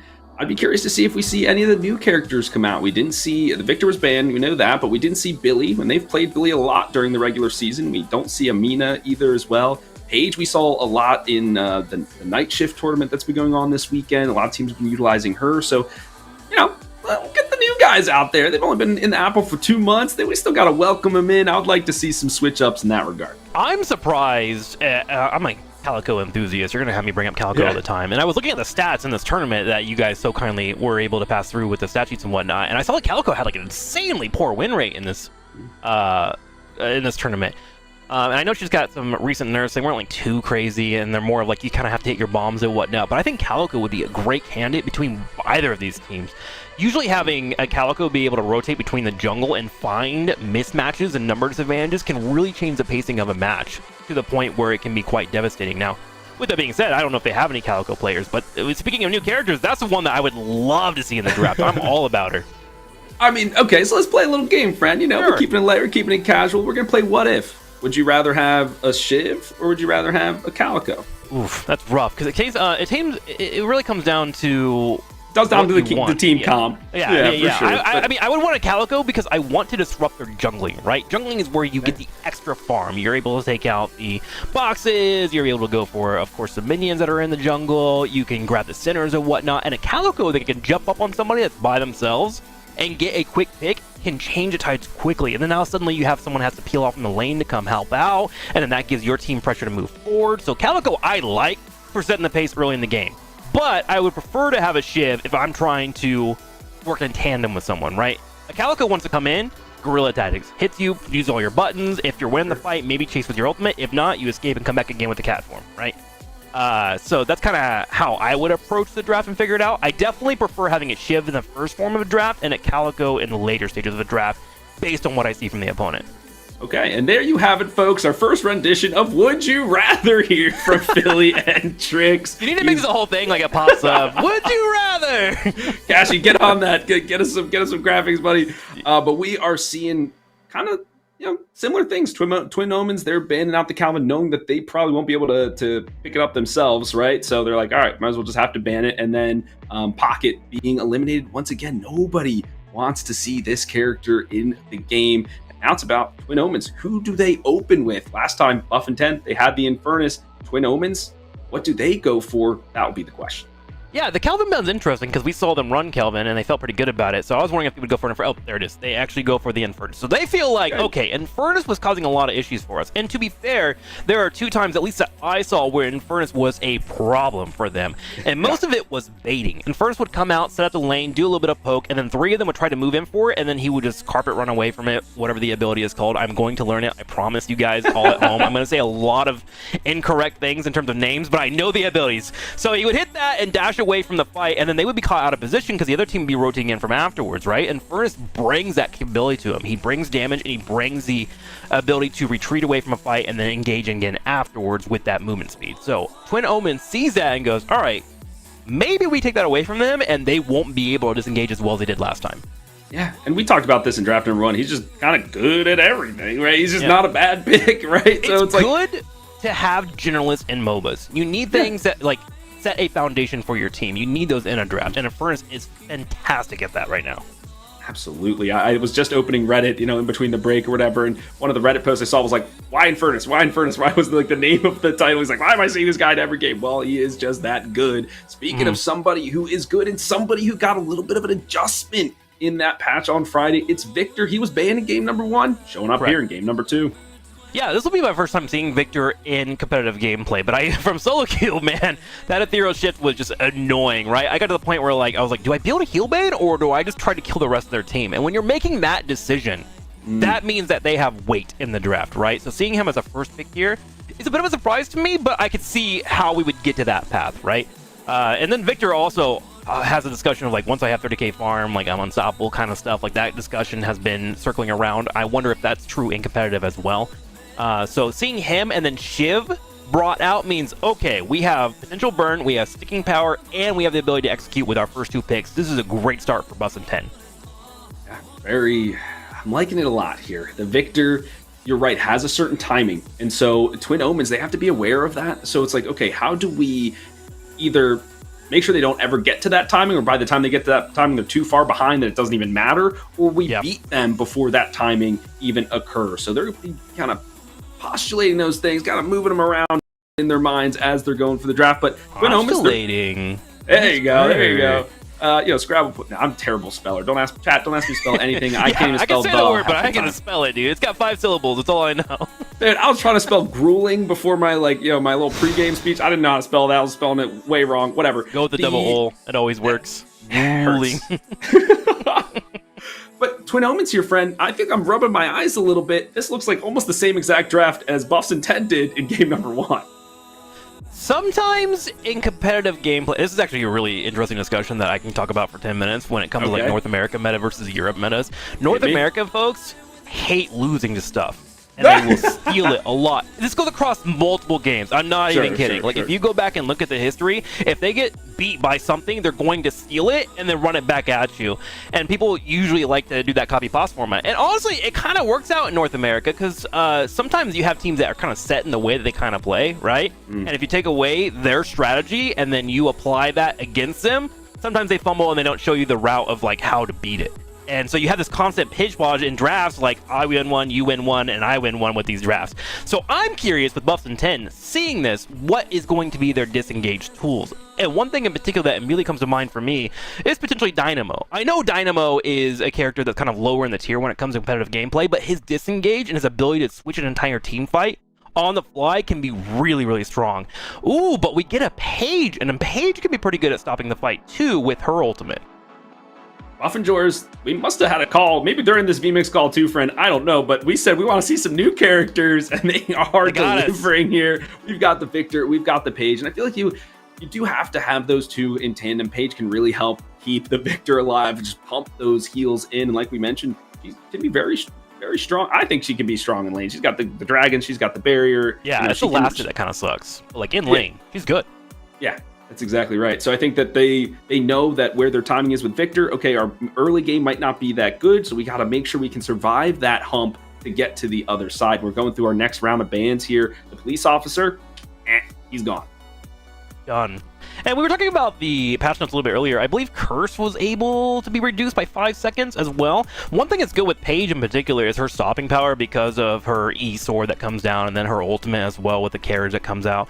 But if you add a knockdown and a Curse on top of that, you pretty much have not a one-shot combo, but a one-shot set up. You do an entire combo, E into an ultimate, you have someone come fly in, and you find a takedown fast, right?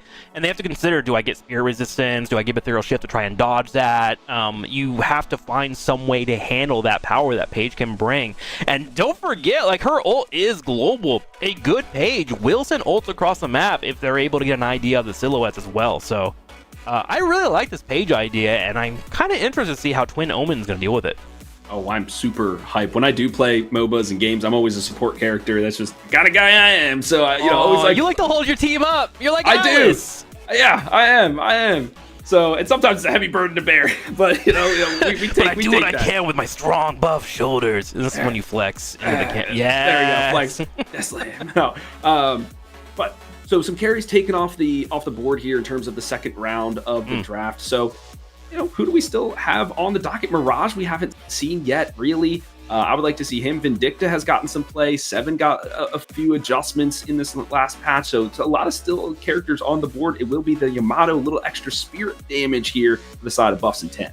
And one thing, too, we were talking about the other characters. When there is a page on opponent, this is another time where I'm like, Calico is it, man. Because, like, if you can get a fight started and you go into Ava form and you come in from behind, Paige cannot handle Calico's upfront damage. You can do an entire combo wipe on her and be out of the fight before she can even yell to help for the team, right? Especially if you can catch her after she does her setup combo. Like, she is a squishy character. So, I would like some kind of assassin available here to try and get on top of that Paige. My recommendation is Calico, but of course you can try to get like an Abrams flank. And one character in particular that I think is great at like kind of hiding the shadows a little bit, Billy.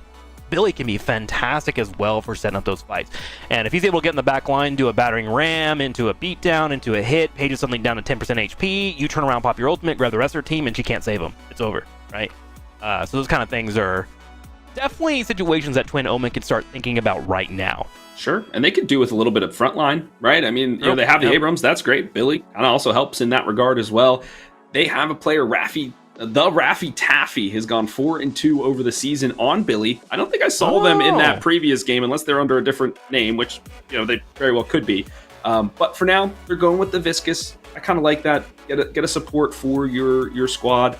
And this actually might be the Paradox Viscous lane in the middle. Can be very strong lane, lots of poke. Now it's about, okay, how do you pair the Infernus and the Abrams? I like Vindicta and Abrams work well together. I call it the Fox and the Hound, right? He kind of flushes them out, she shoots them, that kind of thing. But they're going with another carry, the 7, so that means it might be Abrams with the Infernus, Abrams with 7, probably going to how they're setting it up. I thought you were going with the Fox and the Hound because it was a heartbreaking moment in a movie, and I thought like they break your hearts when they destroy you, But your definition is probably a little bit safer. 7 coming in, 7, one of these characters that I enjoy in terms of scalability. He did get a slight buff on his ball as well as a little chain ball. On his 1. I haven't played him and seen how it feels at all, but it is something to consider when going into today's matchup. When there is a new draft in the middle of a tournament, teams are trying to figure out, okay, what is good, what is helpful.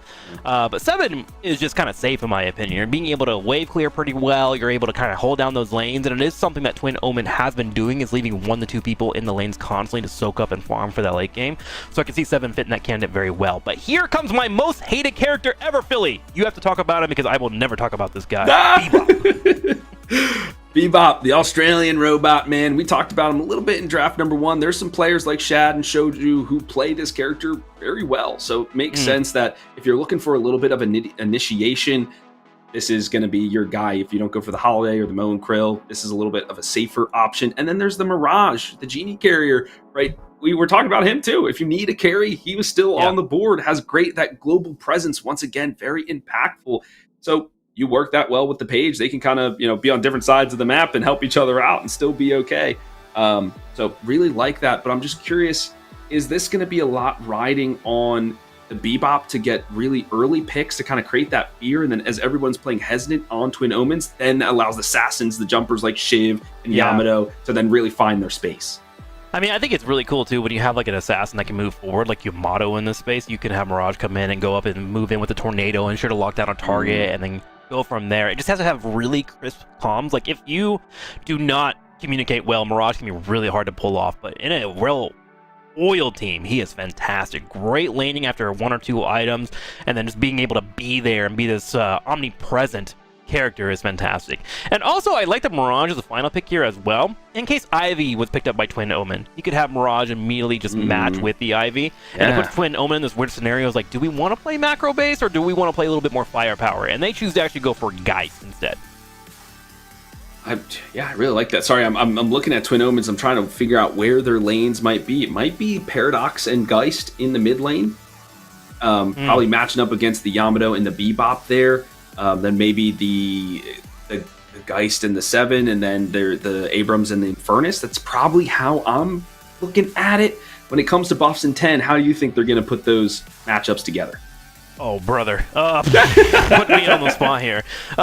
It's kind of interesting because I like Page and Mirage together, but I feel like it's on the weaker side, especially on the early side, but I like being able to have that shield available for Mirage. I want him to just farm, right, and set up and go from there. Luckily, I don't have to guess because we're hopping into the match and we're going to be able to find out right away. So we actually have Abrams and 7 together, it looks like, on the right, Viscous and Paradise in the middle, which will allow for a lot of rotations, and then on the far left, we're going to have Infernus with Geist.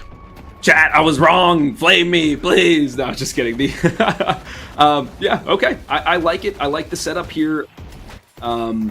Just to see how it all plays out. I want to take a look at the mid lane though, because that is where I feel like it's a big keystone piece. And they put Paige here. So I'll be curious to see how she builds her abilities, where she puts those points into. First, she's going for the barrier, right, to give that extra attack speed and whatever. So really trying to facilitate that dive on the Yamato, who's going to be looking to burst down a target. Yeah, I think that's really the point that needs to be hammered on here. You just want to make sure that Yamato is as set up as possible to succeed, and being able to put on that barrier on top of Yamato allows for her to get in and go for her full engage of moving into her power strike and, of course, slashing her katana wildly forward, and then able to retreat before having a lose out on the trade, which is pretty important. As long as you can dodge out on Paradox's 3 ability, and make sure not to get slowed down. She's going to feel really good in this lane, and Paige is going to be able to really enable that. All right, folks, so take a look at those health bars. Ian, I don't know if that's a glitch or he just really... Okay, he didn't have that much HP. He was so close to going down. Look at him. Thank you, Noodles, who is our observer for this series today. This guy, oh my gosh, that's the pressure of this dive in the mid lane.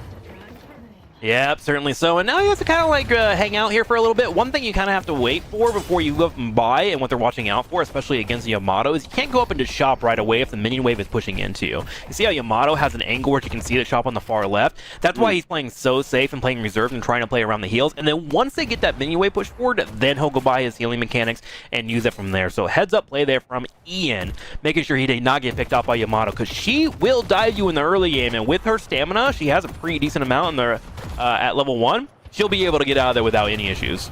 Absolutely. And folks, you might be like, well, why doesn't he just go back to base? Well, that's sometimes a death sentence for your laner and for your guardian, so you have to try to stick in there as long as possible. It's a double-edged sword. Damn if you go back, damn if you stay. So you got to be shifty there in the lanes, get those extra regens if you're behind in the trades, which you see the Viscous doing here. You got to stay alive, and that's a good heal from the Trooper to stay in it. Let's take a look at the other lanes here, my friend. I want to head over to lane number 3 and see what we got. The 7 and the Abrams going to be working in tandem here versus the Bebop, and I believe that's the Mirage. They want to kill me. Yeah, so this is a lane that you have to be really careful with. You got to keep full eyes on Abrams, but on the upside, you got to keep eyes on Bebop. He'll be the one that really sets and dictates the pace here with his hooks and be able to knock you back. And you see where Abrams is playing on the left? He wants to hide in a situation where Abrams is able to move forward if they try to dive towards 7, but also be in a position where he's not taking any bullying coming his way. So great positioning by him. And on the other side, you see Bebop kind of sitting in the shroud, whatnot. He's lurking, man. He's a shark trying to find its prey. And if he can find that hook, it's going to feel really good for him. Abram actually goes for a hard engage and goes in by the Bebop. But here in the middle lane, we also see Paradox getting poked out while Yamato goes forward. Oh my gosh. Getting hit by the Guardian as well as some decent damage. Great setup there by Viscous, but luckily Yamato's able to escape. I think they got to change that ability on Paige to defend and fight to dive and fight. I think that is what they're going to call this lane here, friend. But the amount of pressure that they are putting on here to this Guardian, look at the damage they've already chunked through it. This Viscous just being slapped around here in the lane. And I do love the restorative shot because it allows you to still be aggressive, still poke on through. So well done here for the Yamato. We haven't talked about lane number 1 yet, though. The Victor and the Shiv going to be working in tandem. I feel like you don't see that every day. Yeah, these are both characters that will be okay if they're able to get on top of you, but typically in lane, they just want to try and farm as safely as they can at 3,400, and you kind of see the result of that as the Furnace and Geist are stepping up, trying to bully them and get a little bit of damage on top of the Guardian. But I gotta say, they're doing a great job of just kind of holding it down right now with their clear, and they build towards that 3,400. I mean, if we look at the numbers in the top right, they're about 300 to 400 away. Victor's going to feel immediately better. Remember, if he gets his ultimate, he's able to die in the middle of the lane, at least for once there, as he waits for the cooldown to come on back. And then, of course, if he's able to get a form of CC and some damage on the opponent, here comes Shiv swinging in for an execute. So the lane's going about as expected, at least from my limited experience in competitive play, of what I would assume going to occur. Hey, give yourself some credit, friend, okay? You got this. You got this.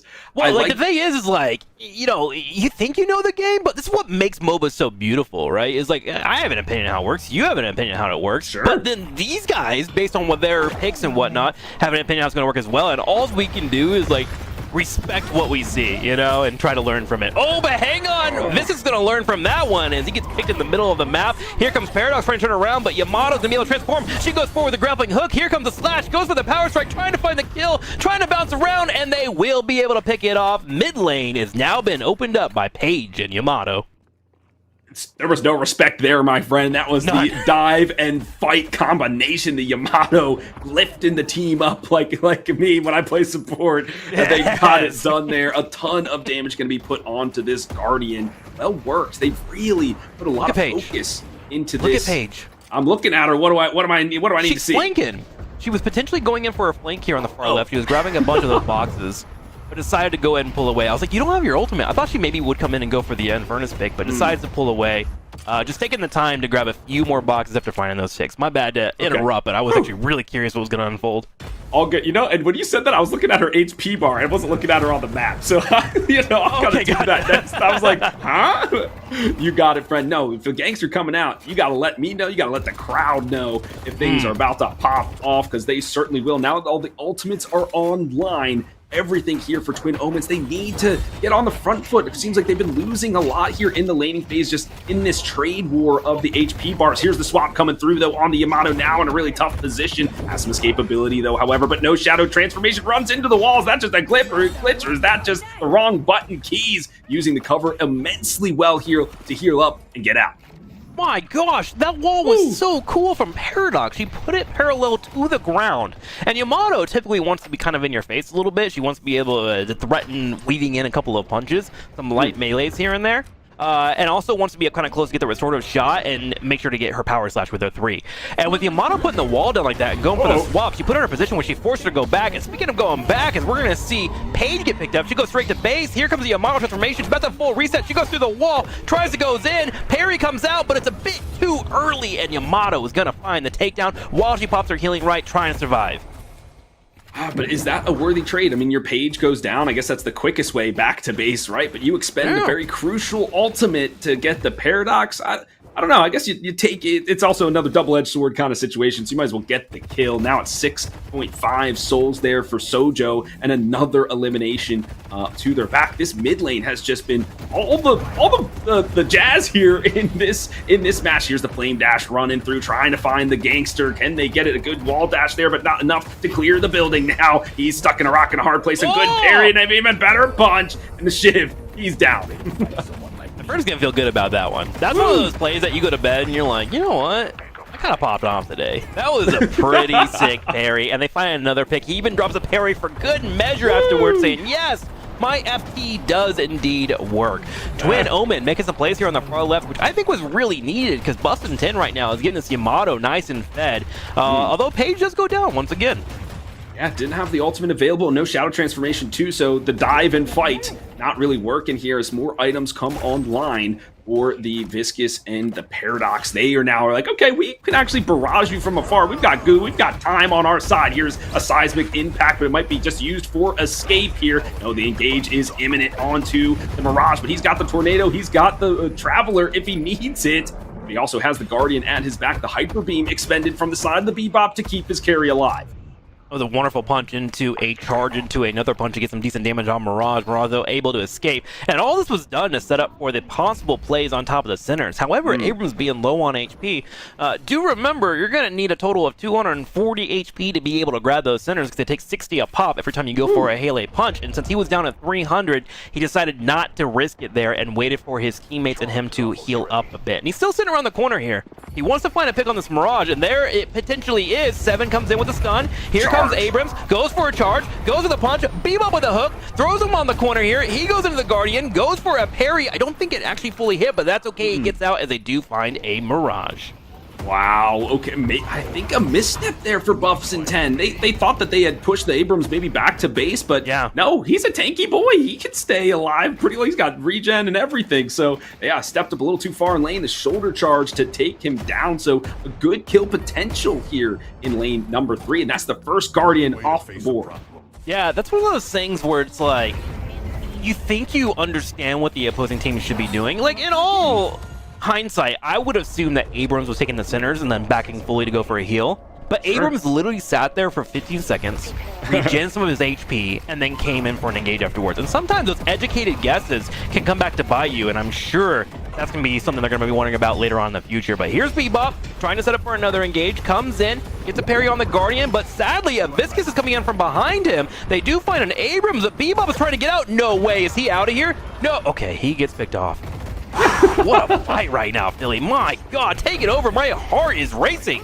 Yeah, and everybody being taken to school here. Kills are flying off the board, but it's Buffs and 10 who come out worse from where they lose 3 in the scuffle. A couple of Guardians have been, toppled in this one, but most importantly, the one in the mid lane that's going to unlock the Yamato to allow her to go to these other lanes and get some ganks done to help her teammates out after taking the center. Going to have to regen there a little bit and then move forward, but the Guardian in lane number 3 has been toppled again. Dismantled is that one. More space on the map. Trying to buy time here. She has her ultimate in 13 seconds. Paige came over to help out. Paradox coming in for a full chase as well. Yamato is just trying to escape here, and looks like she will finally escape. But meanwhile, well, this didn't completely happen for Twin Omens. Look over at Buffs Intent. Victor pushed in far left on top of that Guardian and was able to get it. Great exchange for them. Decent amount of souls for the team, and Victor getting stronger as he's building up with a total of 9.8k souls. I'm actually, I'm glad you brought that to the attention. I want the folks to look at it too. The soul disparity, yes, they're close in souls, but where they're kind of allotted is pretty, different, right? You can see the spikes there for Yamato and for Sojo and for Banshee, right? Whereas on the other side, everybody's around 9, so you like that better. The Hyper Beam, there you go. The Kameha, zapping the goo ball. Looking for Cypher as well. The seismic impact does not find anything. Can't take the Hyper Beam out of the sky. And there is another elimination on the board. It is just pure chaos here in the Cursed Apple. Now these two are going at it, but I think the Bebop will be just fine. Yeah, it's one of the weaknesses of a Bebop is after he uses all his cooldowns, he's kind of rough for a little bit there. So Abrams was trying to go for the chase, but he was able to skedaddle just perfectly. Abrams currently looking for a fight here too, but Yamato shows up. She's bringing in her damage, just locking down the Paradox. The Paradox cannot get away here. Trying to use as much mobility as possible. Was wanting to go for that vent, but I was like, wait, will we see the CC? Doesn't even matter. Picked off too quickly, and Abrams looks like he'll be next as he tries to escape. Whew. Okay, friend. I think we got a level set. Buffs and 10 got a level set. Everybody's got to just take a deep breather here because folks are just dying left and right. Could be the Bebop next. One more hit will do it. They find him. Holy smoke and a pancake. Okay, that was all over the urn, I think, and somebody scored the touchdown at the end of it. Didn't quite see who. I think it was Twin Omens, but wow, okay. And they cleaned up a couple kills to boot. There was 4 people in the last minute. It was under 150 HP. Okay. Paige was able to get the urn delivered behind there, so that's going to be nice there and experience. But still, I mean, souls is still relatively close though. 67 to 65k. Let's take a second here to look. Oh, we're about to have another fight here in the middle. I wanted to see where we were in the state of the game, but these guys are brawling. Yes, they are, and the Shiv gets the swap right onto him, and they take down air, evaporate him, and the Guardian falls as well. Twin Omens, they were pissed off after game number 1. They want to put the hurt in here in game number 2. And they're doing it, man. Coordinated ganks, coordinated pressures as well, trying to keep their opponent off foot. Now, with that being said, someone in particular has started becoming an issue in the late game here. We already talked about Victor a little bit, who's looking great on farm, 13k, getting closer and closer to that fabled 30k that everyone talks about. But someone that should also be looked at is Soju here on Mirage. Once he gets a couple of items unlocked, he starts to become a major issue, and he'll be able to stop these 4-man rotations that are coming in from my Twin Omen by side splitting and then showing up for the fight later on. So although things are looking good for Twin Omen, don't count Buffs and 10 out yet. Their global pressure is coming online right now, and it will become an issue.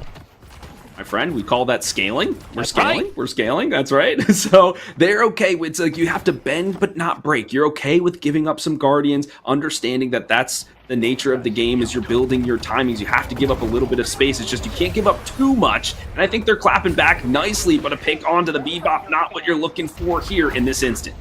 Yeah, Bustin' 10 losing 1, and Twin Omen trying to keep up the fight. Yamato being pushed into a corner here by Abrams. Seems like it's been his job just to find Yamato and keep her away from the fight. Meanwhile, on the far left, I believe Paige is in a position... No, excuse me, that's a Geist. Having to defend against a Victor who continues to pushing on that yellow lane, trying to get some damage on that Walker. But Geist going to be able to hold it for now.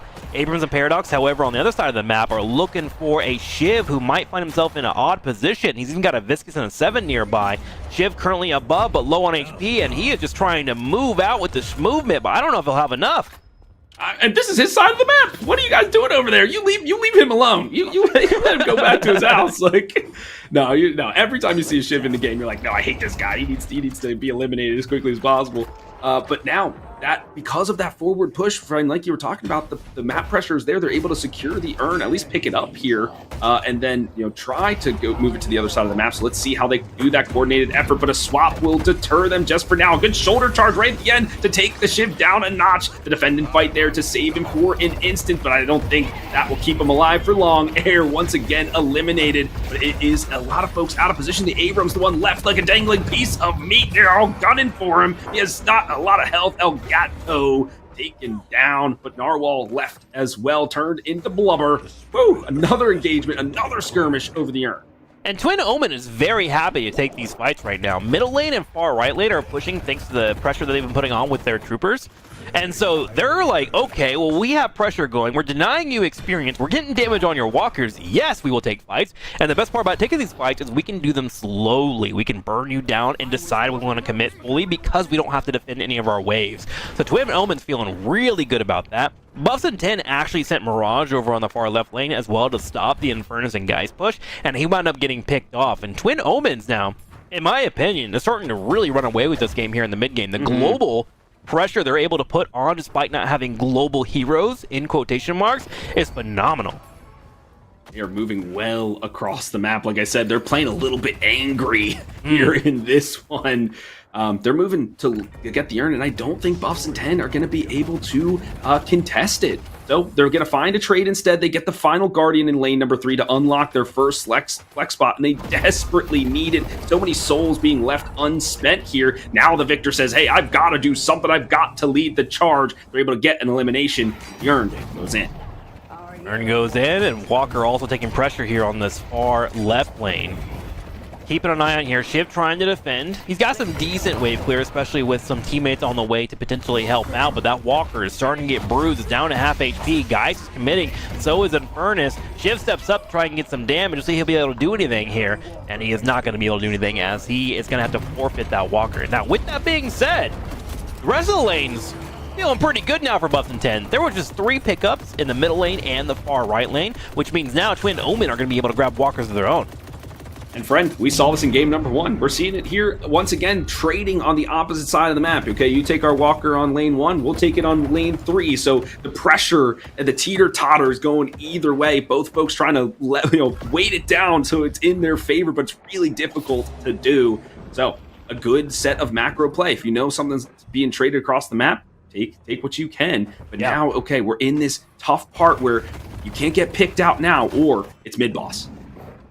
It all comes down to like exchanging information on comms, right? Like if you're like 3 people are currently on yellow, you can say, okay, cool, slow it down, but die slowly, or take as much minions as you can, and we'll take the rest of the map. And I like what I'm seeing for both these teams. You are completely correct in terms of that teeter-totter. They're really seesawing around and making sure they're in a good spot. And you can see the result in the actual soul exchange at the top, 110k to 104k. Typically, if you're around 18 to 22 minutes and I'm within 10k of my opponent, I feel pretty good about where we're at. Of course, it does change when it comes to compositions, but I would look at this and go be like, all right, we can have team fights. We're close enough to where we can engage on them. It all comes down to when you want to pull the trigger. Yeah, because they might have souls that aren't spent, like True. This guy's right here is 2,500 in the pocket, right? Okay, that goes to the total count, but it's not spent, so you're not getting the power from it. So yeah, I think you're right. You do feel emboldened to take some of these fights and say like, okay, we can outskill them, or if we get our combination off first because with them out, because our comms are superior, whatever it is. But right now, content to clear the jungles, make sure those denizens are off the board, the boxes are broken, the sinner sacrifices prayed to, I guess, if that's what you want to call it. But we'll see where they go to next. As we move forward, what's the game plan here for Buffs and 10? Do they have to take the initiative? Do they have to look for a bebop hook, or do they have to wait for a defensive moment to then counterattack? Yeah, I'm waiting for a Yamato and Victor engage, and then a call out to Mirage of where they want to go in for it. One thing that just came online for Yamato in particular is that Spirit Snatch, which is going to help out in those engagements, to be able to get those light punches in, actually going in for a hard engage. There's going to be a combo here, though, as you see the full pop-in from Paige, trying to lock down this Infernus, but he's able to dash away thanks to that ability. Abrams trying to come in for a chase as well, goes for a smash to try and save his teammates. Victor's will get picked up, and Infernus is still alive, which is going to allow for him to retreat, and now Victor is trying to chase down Abrams. Look at that damage as his aura just continues to burn down Abrams, who actually dashes through him. I wonder if that was intended. Low on HP, Abrams going below in the subways, trying to escape. Victor wanting to catch him. Can he get it? And he does, and he gets a nice bag of 600. But friend, was that the core you were looking for? Was that the target that you were looking to take down, expending 2 crucial ultimates to do so? No, you wanted the Infernus. Yeah. So, but then it's like, but did we target prioritize correctly? Because the Paige and the Victor, not the most CC in the world. So it's like, can we lock down the Infernus? Probably not. So the Buffs in 10, they have to be cleaner with these engagements moving forward, picking their targets more effectively. On the back of all that, they lost the Shiv once again, he's getting further behind. He's only at 18K. Yeah, that's a situation where if you're Paige, I'm like, okay, do I want Knockdown or Curse to make sure we can get that Infernus in the future? Because yeah, like, pie in the sky, I want an Infernus 10 times out of 10, right? Sure. But you are completely correct. It's like, do I have enough between us to get this lockdown? That's where Knockdown and Curse can come in and be really helpful for Paige to make sure that occurs. So wonderful to see that in the future. Right now, an Urn is up and available, and Buffs in 10 are trying to get it turned in. It's currently on Shiv, though, who is their Executor. So they got to find some way to get a pick there. And look at that. Paige gets taken out, and suddenly this Urn turn-in has become a possible slaughter for Buffs in 10. Yikes, the Flame Dash just turning everybody to a crisp. The Yamato trying to escape, but their number was on the board. Now the Walker is the next one available. We'll back up here just for now, but wow, this seesaw once again fighting on both sides of the map. The Geist trying to take the 1v1 now, but she's really just desperate to hold this Walker as the rest of the team is doing the work. They find 3 across the board. Do find 3, but Buffs and 10 were able to answer back and take the Walker on the far left. You see Geist actually trying to give chase here. She wants to make sure they can't jump on top of the power lines to get back home there. But now with the mid-boss up and available, Twin Omens setting up to try and grab it here. And they should be able to get it pretty soundly. There is nobody near on by. And now we can deal with the Rejuvenators as 3 are available for Twin Omen. Whew, and speaking of Twins, they've took down 2 Walkers through all of that, and then the mid-boss, so they are feeling very comfortable now, like really good map control for them. The Urn kind of been hanging out with Buffs in 10, but I don't think they're too concerned with that. They're just like, all right, we got this other Walker to take. There is the swap, though, but it's all only against the Abrams. He'll just charge right out of there. They do find Shad. That's their main engage tool. The hook no longer available. This Walker is trying to do everything. He's like, guys, I'm shooting a blaze target. Prioritize somebody down. But they cannot find him a great angle here from Noodles to capture all the action, and there's a bulk of the damage. The Genie Courier has been eliminated. They're looking for something. The Yamato, they have to turn this around. They have the farm to grapple through the wall. What is this magic there from the Assassin? Takes down the Paradox. They have the Reju Crystal. Still 2 more to go here. The Reju's keeping everybody up. The minions bumped as well. They are just charging forward. You feel like the battle of resources, it's got to end at some point, and it's got to go the way of Twin Omens. Yeah, it's going in their favor. They do have their 1 Rejuvenator left over, and Yamato finally pops the transformation, trying to stay alive. We'll be able to pop Abrams, who will eat that last Rejuvenator, but here comes a swap. Ooh, a big slash, but not enough. And that's where we were talking about it last game, where we saw it's really hard to push in the middle of the lane. It's be really, really difficult, unless you did what Twin Omen just did. They came up with the Rejuvenators, and then they got on top of the second story and got behind the Walker, which makes it harder for Buffs in 10 to get the engagements that they want. And through attrition, they slowly pick them off, and we're able to open up the map. Great play there by Twin Omen. Buffs in 10 now have to try and find a way to bounce back, get control of their map, and go from there. Looking over at the Souls, it's starting to look okay for Mirage. He should be starting to hit his power spike here, as well as Victor. So we will keep an eye on that. Scaling, as you mentioned earlier, Mr. Philly, is important. Very important, and they've bent a lot here. They've broken a decent amount, but this is a good clap back, taking Max down. They're charging forward. They're looking for the Abrams. He's nice dodging and tucking there. They find the detective here. They've investigated and followed the tracks. They just have to eliminate him. Can they do it? Yes, the cat once again snuffed out. 2 down for the side of Twin Omens. This is the moment for Buffs in 10 to get something done. That's right. They have 30 seconds until Paradox is here, 45 until Abrams is effectively a 6v4. And remember, they have a Mirage who can peel up if they need to. So they should be stepping up and starting to work on top of these Guardians here. They want to get them low. In fact, you already see a member up in the top right corner trying to get some damage. There's a Shiv here as he moves in and tries to sneak in for the Shrine and some poke damage as he's right behind the Guardian. Man! I am loving this play where teams are getting behind their opponents when they want to play for an objective just to make them look at them, and then they skedaddle out. Well done there by Buffs in 10. And keeping the Mirage in the backline, making sure their waves are set, right? He wasn't even in that fight as they were taking the base Guardians to unlock the flex slot. That was their main objective, where they had a couple seconds on the board. They could go for Urn now. They secured both bridge buffs. That is good, patient play here for Buffs in 10. They learned from the mistake of their opponents in the last game of pushing too far into the base and then getting the turn around. But that, my friend, that means they have to win at least another fight or 2 to get another objective and move further closer to that patron about how do they get it done. This Bebop, for me, just hasn't done enough yet in this match. Now we do have the urn available. Buffs in 10 forced Viscus to use his goo ball, had to retreat away from the fight, which means now a major power tool available for Viscus is going to be missing, while Buffs in 10 are going to have all of their ultimate abilities setting up for this urn 10. So they're going to probably leave Mirage on the far right, allow for him to soak this wave, and then teleport into the fight at the last second as needed. However, one thing that's kind of annoying for them is that there was a full pushover that Yamato has to deal with, so they're fixing that lane right now. But Twin Omen, fully aware of this, has actually set up the middle lane to be pushed in too, so they're forcing someone to defend that right now, and potentially they can go in for an urn fight because they are slightly ahead in souls. Yeah, and they have the superior positioning because they were able to set their lanes. They were able to group up first towards it, but it's like, should we go for the urn? Is this just a a bait really for the side of Buff and 10? Maybe just let the urn go and try to find a pick elsewhere, or bait them into an awkward engagement. But they already have the positioning, and there's the hook. That's massive. They're onto the 7. They have to secure the kill now. They have to lock him down. Still, the 7 is finally taken down. The charge has been unleashed by the Norwal. The full pod called in to help. A swap there to put somebody out of position, and it will be Soju. The bulk of the damage eliminated here from this fight. Everybody twisting and turning. Air once again eviscerated in these fights. Has not been able to find purchase. Still, the battle rages forward. Ultimates being expended. Dragons being unleashed upon the battlefield. Everybody looking for an opponent that they can take down. Who is the opposite number? There goes Gar. The Infernus has been taken down. Still, it's a bloodbath here over the urn. Everybody falling either side. My goodness, friend, it's hard to keep track, but I believe I have to that his Buffs in 10. It's an exchange even 3 for 3. The Yamato now finally to grapple in. Her power spike is here, and she says, I am here to eliminate you. Only one more member to go. It is the Geist who has to retreat. Oh my smokes. Shad's also gone. Everybody dead in this one.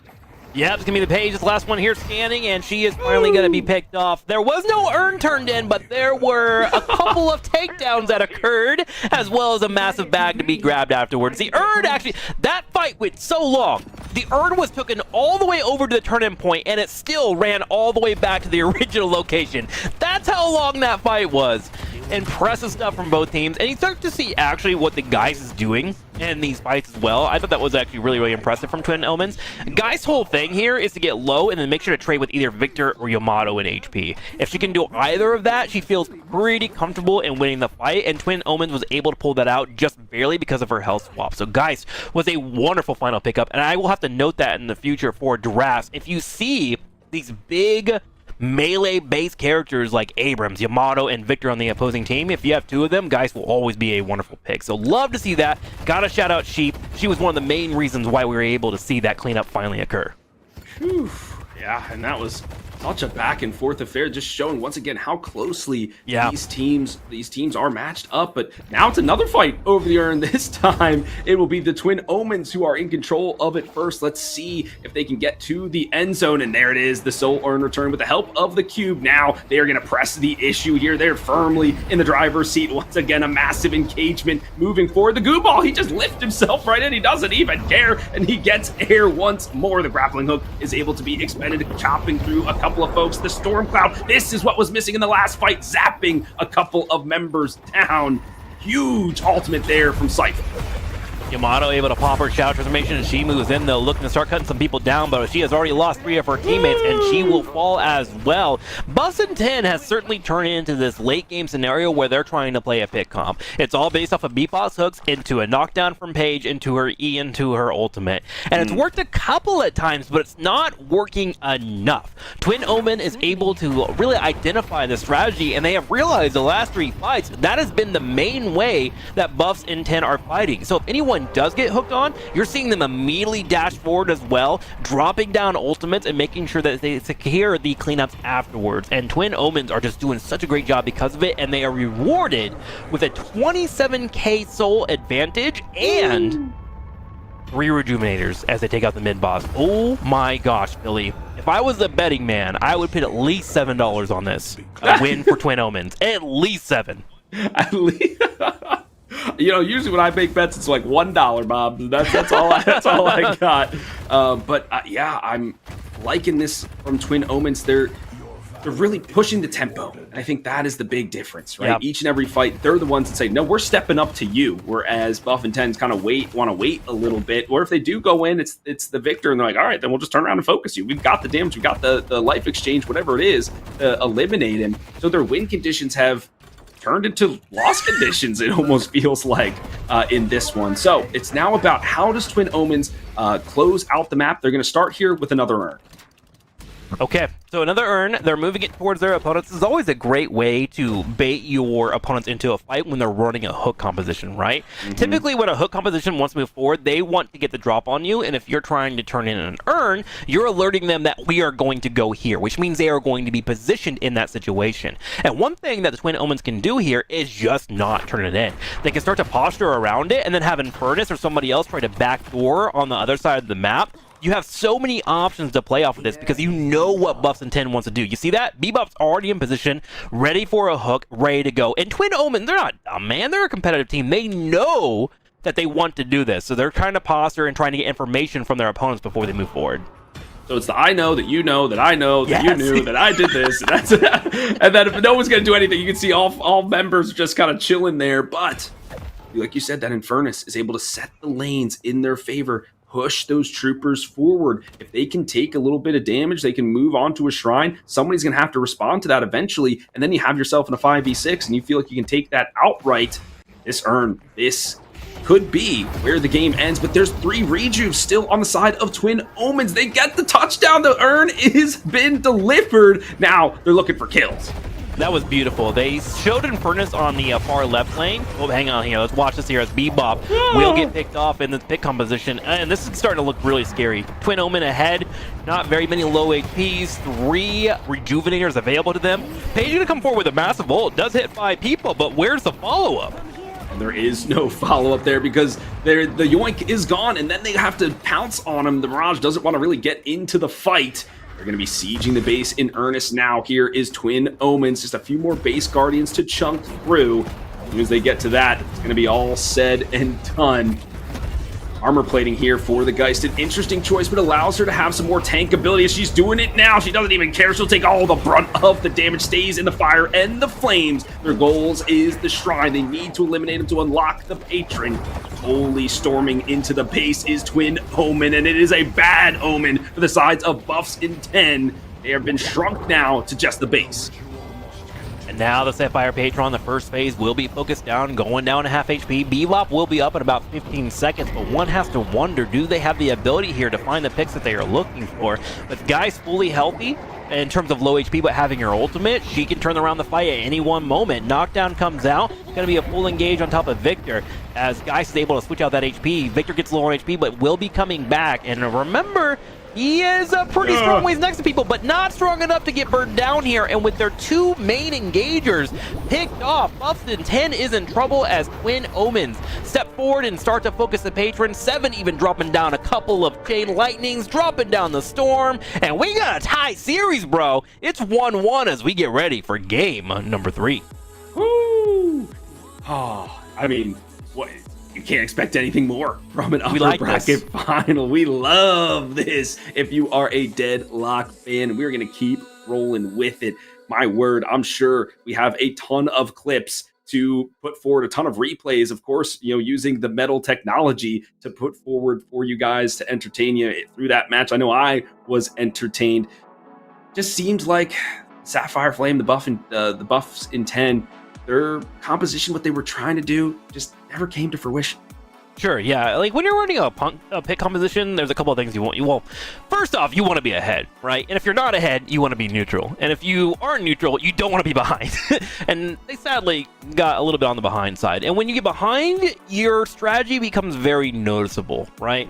I know you're going to go for a Bebop hook, and you saw the complete adjustment coming in. Hang on. Team. Twin Omens did a great job of understanding, okay, there are hooks coming our way. We know they want to hook, go into a page follow-up, do a full combo, and take them out.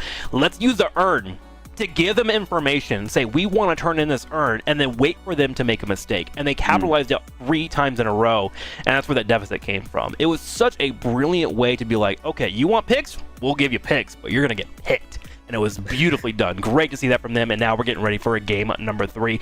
That's strategy. That's macro all being boiled down to one match, and now it's whether or not we see a major adjustment for Buff or a Twin Omen tries to take this away from them. Okay, well, only time will tell. But to get that one set up for you, my friends, we've got to go to a quick break. We'll see you on the other side. Maybe we're going. Okay. Never.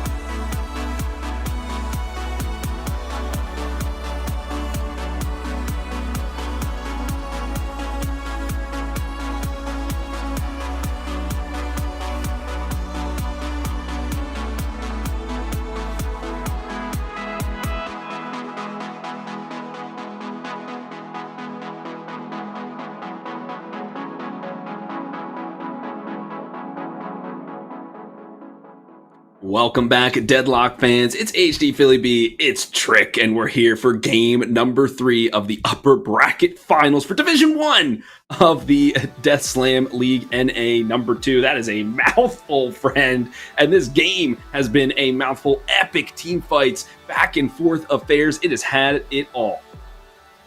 I think you nailed it, so good job on that, because that was a mouthful, and I don't think I can repeat it back to you, but you did it, and we thumbs up that. Nice. Yeah, we're set up for game number 3. It has been an explosive series so far, and we've seen a lot of adjustments, which is what I was looking forward to. I want to see what happens when competitive teams butt heads into each other, and somebody has to move, right? There's going to be a winner, and there's going to be a loser, and we've gotten that in spades already in our first round and our second round, as we have seen a team composition with Infernus as the feature, go very, very well for Buffs and 10 in game number 1. And then that same type of composition went over to Twin Omen, and Buffs and 10 tried to adjust and go for a pick comp, and it didn't quite work out. Which means as we go into game number 3, the things that are going to be on the table here for me are Infernus. Where is he going to be? If you don't have first pick, you need to consider potentially a ban on him, or you need to have a formulated plan to lock him down. So I'm very curious to see where we're going to be going with that and what exactly our teams are going to do. It seems the common denominator here for victory is Infernus, but there's an even more underlying denominator, and that is Death Slam in general. We're going to put up our Discord here, and that is where you should join. That is GG/Death Slam. That's how, Trick, you found yourself here. I found myself here. You should find yourself here if you're not already part of this wonderful community. And of course, we've got the merch. We've got shirts. We've got mugs. We've got a whole plethora of things that you can wear to represent the Death Slam League. Help us all out here. Keep this wonderful community going. I'm repping it here on the chest right now. You should too. Now that we got some of those things out of the way, friend, you're right. The P's and B's, this is what's up next. The draft, each team, one tick mark, one victory. I just need one more to move on to the grand finals here in Division number 1. The P's and B's? I've never heard that before. I've heard your I's and T's. The P's and B's? Where'd that come from? Is that Picks and bands, P's and B's. Oh my gosh, that's new for me. I'm gonna steal that from you, by the way. I'm also PB, right? I'm you're Phil gonna be sitting B, in right? chat one day. I'll be casting another tournament or something. I'm like in the P's and B's, and you're gonna know that I stole that from you. Okay, I stole that from somebody else. So you know what? That's all casting is. It's just stealing from everybody. We all started with John Madden, so you know it's whatever. That's right. All right, so into the match we go. Pocket being banned right away, speaking of P's, and he's going to potentially be a mainstay, it seems like, for a lot of our tournaments, as he's been quite strong. And it seems like as I continue to learn the competitive world, Kelvin and Pocket are going to be some of those that you focus on. Now, we do have an immediate ban here from Buffs and 10. They are taking away Victor, which is interesting, because I thought Twin Omen showed a really interesting adjustment for that, and that's moving into a guy, so make sure you have that health bar switch to just make it a little bit harder for him to handle his lanes. But Buffs and 10s, regardless, they don't want to deal with it. I don't know how I feel about that, honestly. I feel like Victor, you can handle. Like, he didn't really do anything crazy in that game. Like, he wasn't running away with it. They had to wait for the certain timings, which didn't really come to fruition. Sure. He wasn't really, I guess he was maybe kind of splitting the fights a little bit because he could just run at you.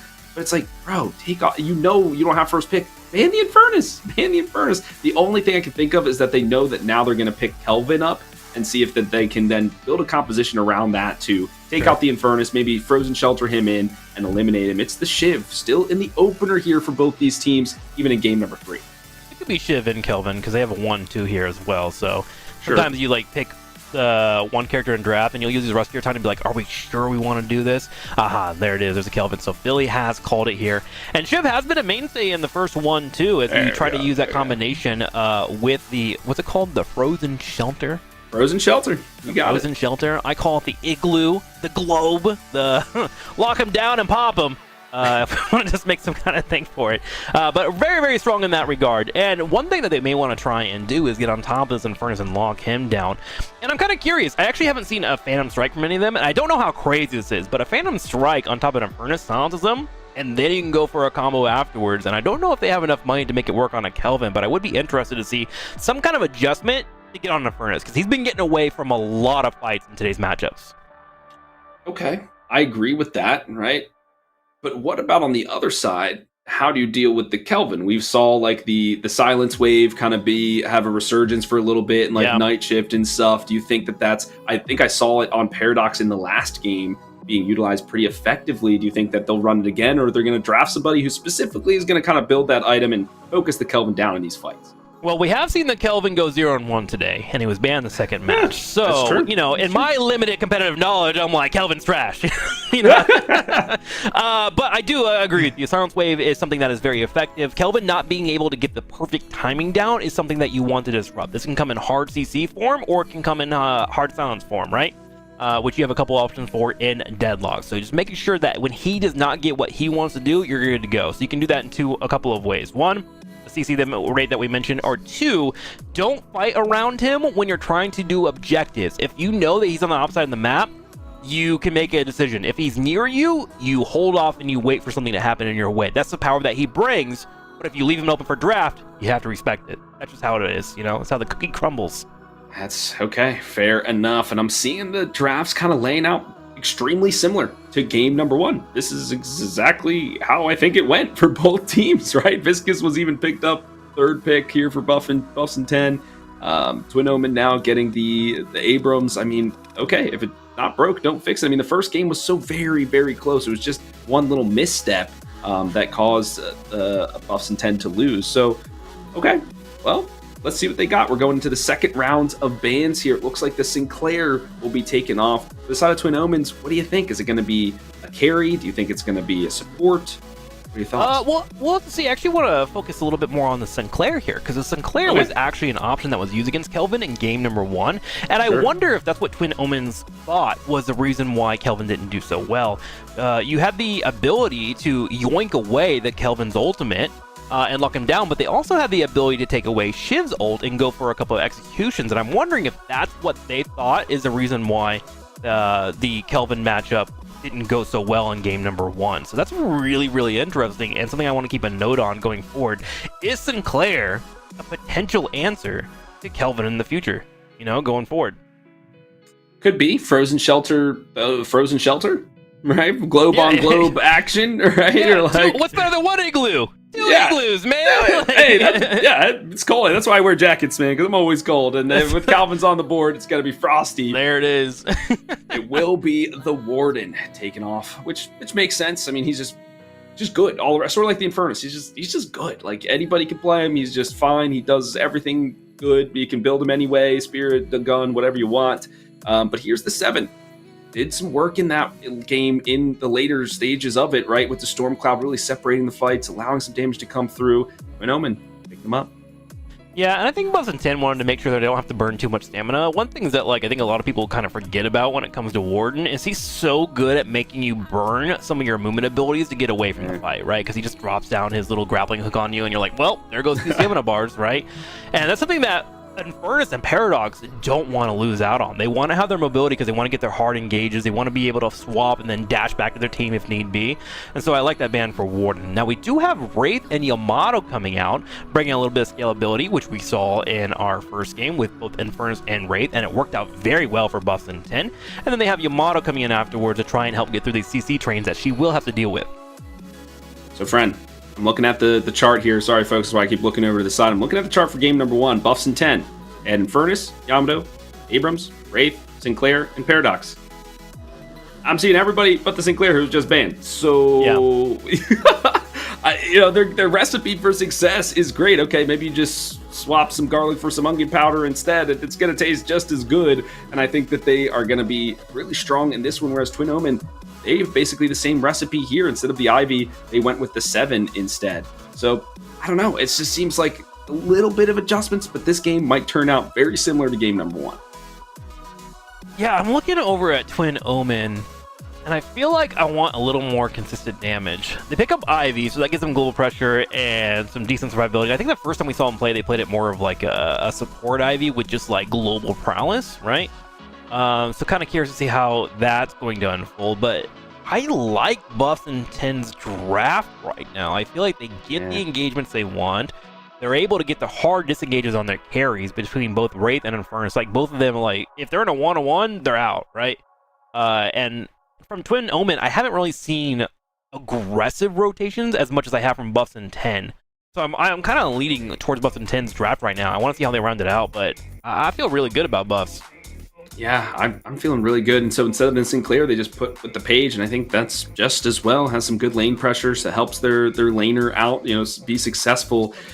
The other side, Twin Omen, they were trying to go for that split push strategy in the beginning because they had the Ivy and the Warden right in that game 1 and push both sides of the map. But 7, not as strong as a pusher. Yeah, he's pretty good at clearing troopers, but I feel like, I don't know, just not as good as the Ivy or the Warden. So interesting adjustment. They had to do it because the ban on the Warden in the second phase, so they had to make the adjustment. But it sounds like they're going for the same strategy, which technically, I guess, it worked for them, right? They were in the driver's seat until they extended too far, and then they got counterattacked. So, okay, maybe they're like, hey guys, we can win this with this composition. Let's try it again.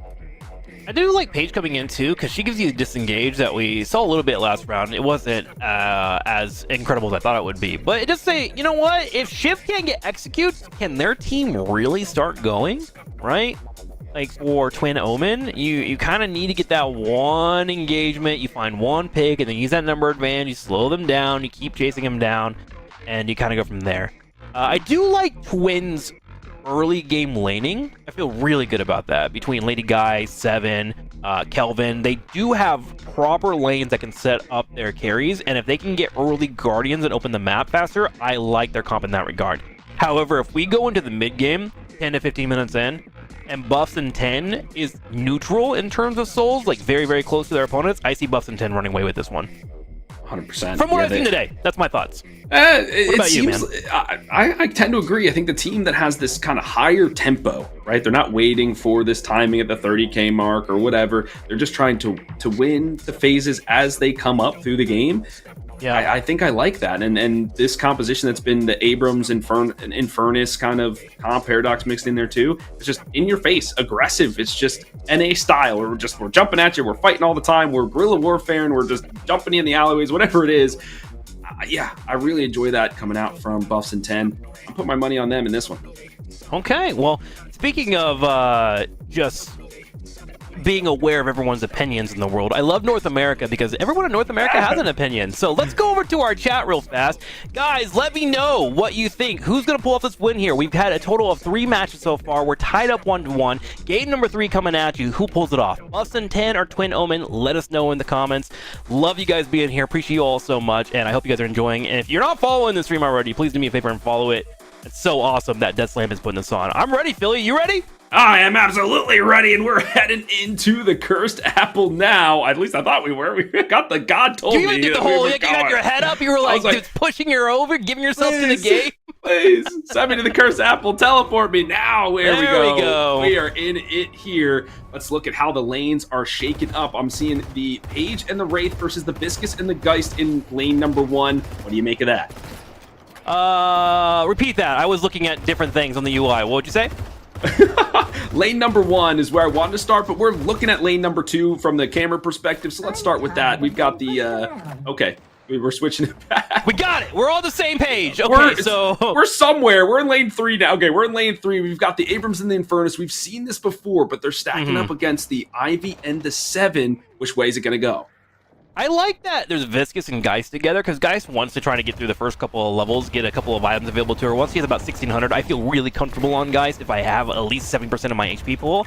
And Viscus does a great job of putting on Fainted Aggression, right? Because he has his cube available to him, he has his puddle jump, and he's like, if you know his movement tech, he's kind of a nuisance in lane. So I kind of like putting those two together just to make sure that Geist can get to the mid game in a somewhat safe spot. Now, with that being said, we did see, of course, Wraith being against that lane as well. Wraith doesn't really want to force anything, right? Like, she'll throw a couple of cards out here and there, but she's wanting to farm up, and with Paige being there, it's going to be hard for them to find a kill. So I'm going to consider this lane to be a bit of a neutral lane as we move in towards the mid game. Okay, makes sense to me. I mean, this is like the safe lane here for the Amber Hand side, right? You really want your carry to kind of just farm up, be safe, and the Page is just going to allow you to do that, get that extra burst fire, get the barriers, you know, that kind of thing. The mid lane is my favorite lane, and this is where all of the damage gets dealt, the abilities are let loose. It's the Calvin Shiv lane, which, you know, everybody loves or everybody hates. There could be a lot of damage, but this Yamato has been played every single time, just diving in, diving out, the time walls, the time bombs being layered over her as well. This is going to be a bloodbath in that one. And then lane number 1, once again, more of the same. It's going to be just some exchange of blows. Yeah, I feel like the mid lane is really, really interesting because you're mentioning like all the abilities coming out, etc. You have a lot more room to struggle. Hang on, Seven's maybe getting stunned. I think he's maybe able to pop out. But if you find a pick in the middle lane, you have the ability there to really open up the map. You can take one of your laners and push them aside. You can go be aggressive on grabbing some of these buckets of buffs that are available around the map, you know, statues and whatnot. So there is a lot of what's the word I'm looking for? Burden. There's a burden of not dying in the middle lane. You really have to understand your matchup because you could really set up the other team to do well if you fail in, you know, not dying. For sure. If that middle guardian goes down too early or what have you, it can really be a detriment to your team. It can unlock a certain hero to start ganking on the side. So, you lose your shop too. Yeah, suddenly you have to rotate aggressively. Like, it's a lot. Yeah, it's very important to win this lane, and right now Buffs in 10 are doing that. They are pushing their opposite numbers to the brink of death, and even more so. Great parry under the Guardian to push the pressure on even more of the Shiv. Gotta back away. Man, watching this game is really dangerous for me when I'm watching really good players play it, because like I see them moving in constantly and like parrying the Guardian, and now I want to do that, and I can just see a world where I'm gonna end my matches on accident. It's so impressive how they're able to move forward, get a quick parry, maybe go for a little bit of a trade, and then back out. It seems to be something that we should be doing way more often in our deadlock games, and I'm definitely gonna take that habit and try to apply it to my own matches. And you'll get punished sometimes, and then you'll get the hang of it. You'll get the hang of it. It's all about growth when you're playing these MOBAs. No one's going to be the best when you first start, right? But this is where we have the Death Slam League, so you can continue to grow against some of the best in the business. Furnace now looking to start his business, get that bartending license back for him. He's putting the pressure on here. A few pop shots here and there. As we look at some of the items that are coming on, I'm seeing the Quicksilver reload for the Wraith here in the monster rounds. Anything out of the ordinary as we're taking a look across the map. Yeah, that's such a wonderful ability to have for Wraith. With her putting a couple points into her one, she's able to get a couple of charges on it available as well. So you're able to just attack, pop out a card, keep your attacks going forward. And Wraith can be quite surprising, especially if she's on top with her cards in the early game. Like, I like her for scalability and her ultimate. But if she surprises you with a quick 1-2 punch, it'll be disruptive. Now, buffs are coming up in a couple of minutes. We have Abrams and a Furnace Grab on the far right, but a Kelvin pick coming off, and Yamato wanting to keep the pressure up as we see them going for a full dodge, using that shadow form and trying to see if they can get out of here. It's kind of a weird position. Nice movement so far, down 100 HP, and here comes the execution in from Shiv, and he's going to love having those extra souls. Ooh, and that was a good trade. You'll take the Calvin for the Yamato every day of the week. As long as your Guardian is still alive, it's about half health. So not too shabby, especially with how much pressure they've been under, but even more pressure is the Sheep. Has to return to the flock. A great cube there. Nice call out, friend, to keep the Geist alive, but those health bars dangerously low. Still, love the plan there coming in from Wraith and Paige. This is a lane that I kind of assumed, and we talked about a little bit, would be a little bit more on the neutral side. They're starting to really win that poke, thanks to grabbing that Quicksilver reload that you were mentioning earlier. And then Paige makes sure to angle her ultimate to hit both targets. So whichever one was cubed, they would be able to turn around and focus the other. And in that instance, it was the Viscous. Got them down to about 15 HP, and now they can keep up their pressure here. And it's becoming a really, really hard lane for this far left to hold, and they might be able to grab this. I think they will. I mean, you use the third ability on the Wraith of the combo with the defend and fight. You have so much fire rate. You can just burn that down. Narwhal gladly sacrificing themselves in trade of the Guardian. And it's a quick trip back to base. You can, go to the shop, reheal, whatever you want to do, and then get back to lane. So, I mean, perfect there in lane number one. That's exactly what you want for your carry. Yeah, Paige is one of those characters, and these characters exist in most MOBAs, where, like, if I do my entire rotation of abilities and I die in exchange for an objective, I'm cool with that. Almost like you, the Atlas of the world. You hold up the world by dying, Sometimes you gotta hit to win. And it works out perfectly there. Wraith is able to escape thanks to her card ability, allowing for her to escape. Paige used all of her buttons. They got the Guardian, and they found a Viscous trade. That is totally worth it in their book, and they're up 2k farm because of it. And now, with the far left lane being opened up, there is a world where Paige can go, all right, after 8 minutes, the centers come up, we get those contested, I can start rotating and leave Wraith here to farm on her own. A great opening for this far left side of the map. Massive, and the ultimate should probably be about ready at that time, so it will allow her to facilitate the rest of their team.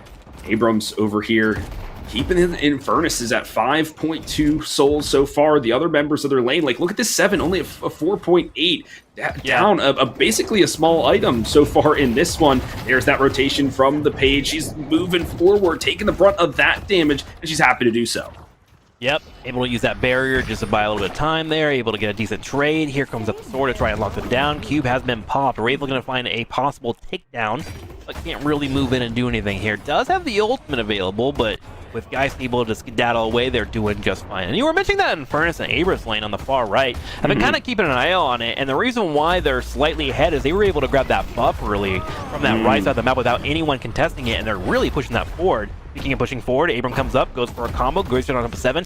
Can't follow up with a charge because he did use it earlier, but hey, you take the damage when you can take the damage, you know? Ooh, yeah, every day of the week, that's a ton. And then a couple of revolver shots, but now he's dangerously low with no shoulder charge to help him escape. He's got to use all the movement tech, every stamina bar to get out, and he's able to do so. Whew. Oh, he creates the clever space there to get the Infernus to the center sacrifices, get his farm accelerated. Well done there from the Abrams. yeah, he was like, you know what, I'm just going to use everything here, you get the center, and they pulled it off miraculously there, and of course, Abrams will be able to heal up over time. The solid trade for them as long as they don't lose that Guardian, and they've been winning the lane so much. That was a cool little maneuver from them.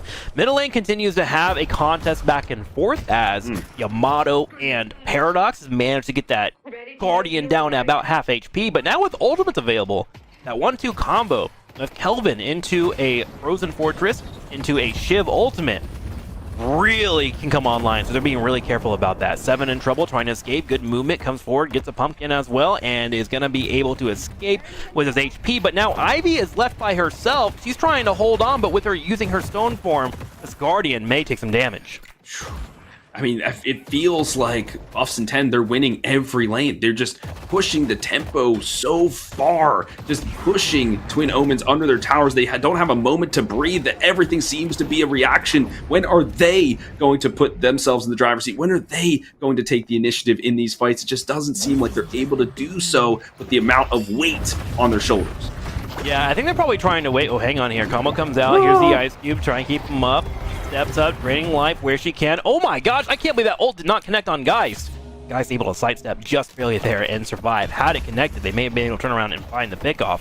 But what I'm assuming from Twin Omen is they're probably waiting for Paige to rotate out of that far left lane and then decide where they want to make their call, right? They want to see the first move. Typically when you are not in the driver's seat in a MOBA, you do have to react sometimes, and if it's still a 2v2 all the way through and you haven't fully lost, it's okay to stay in your lanes, keep farming up, try to scale up, and wait for the opponent that's perceived by you to be ahead. Wait for them to make their move, and then make a counter adjustment for it. And I'm assuming that's what Twin Omen is doing. At least that's what I'm hoping they're doing, because obviously they want to win this match as much as we want to see a winner.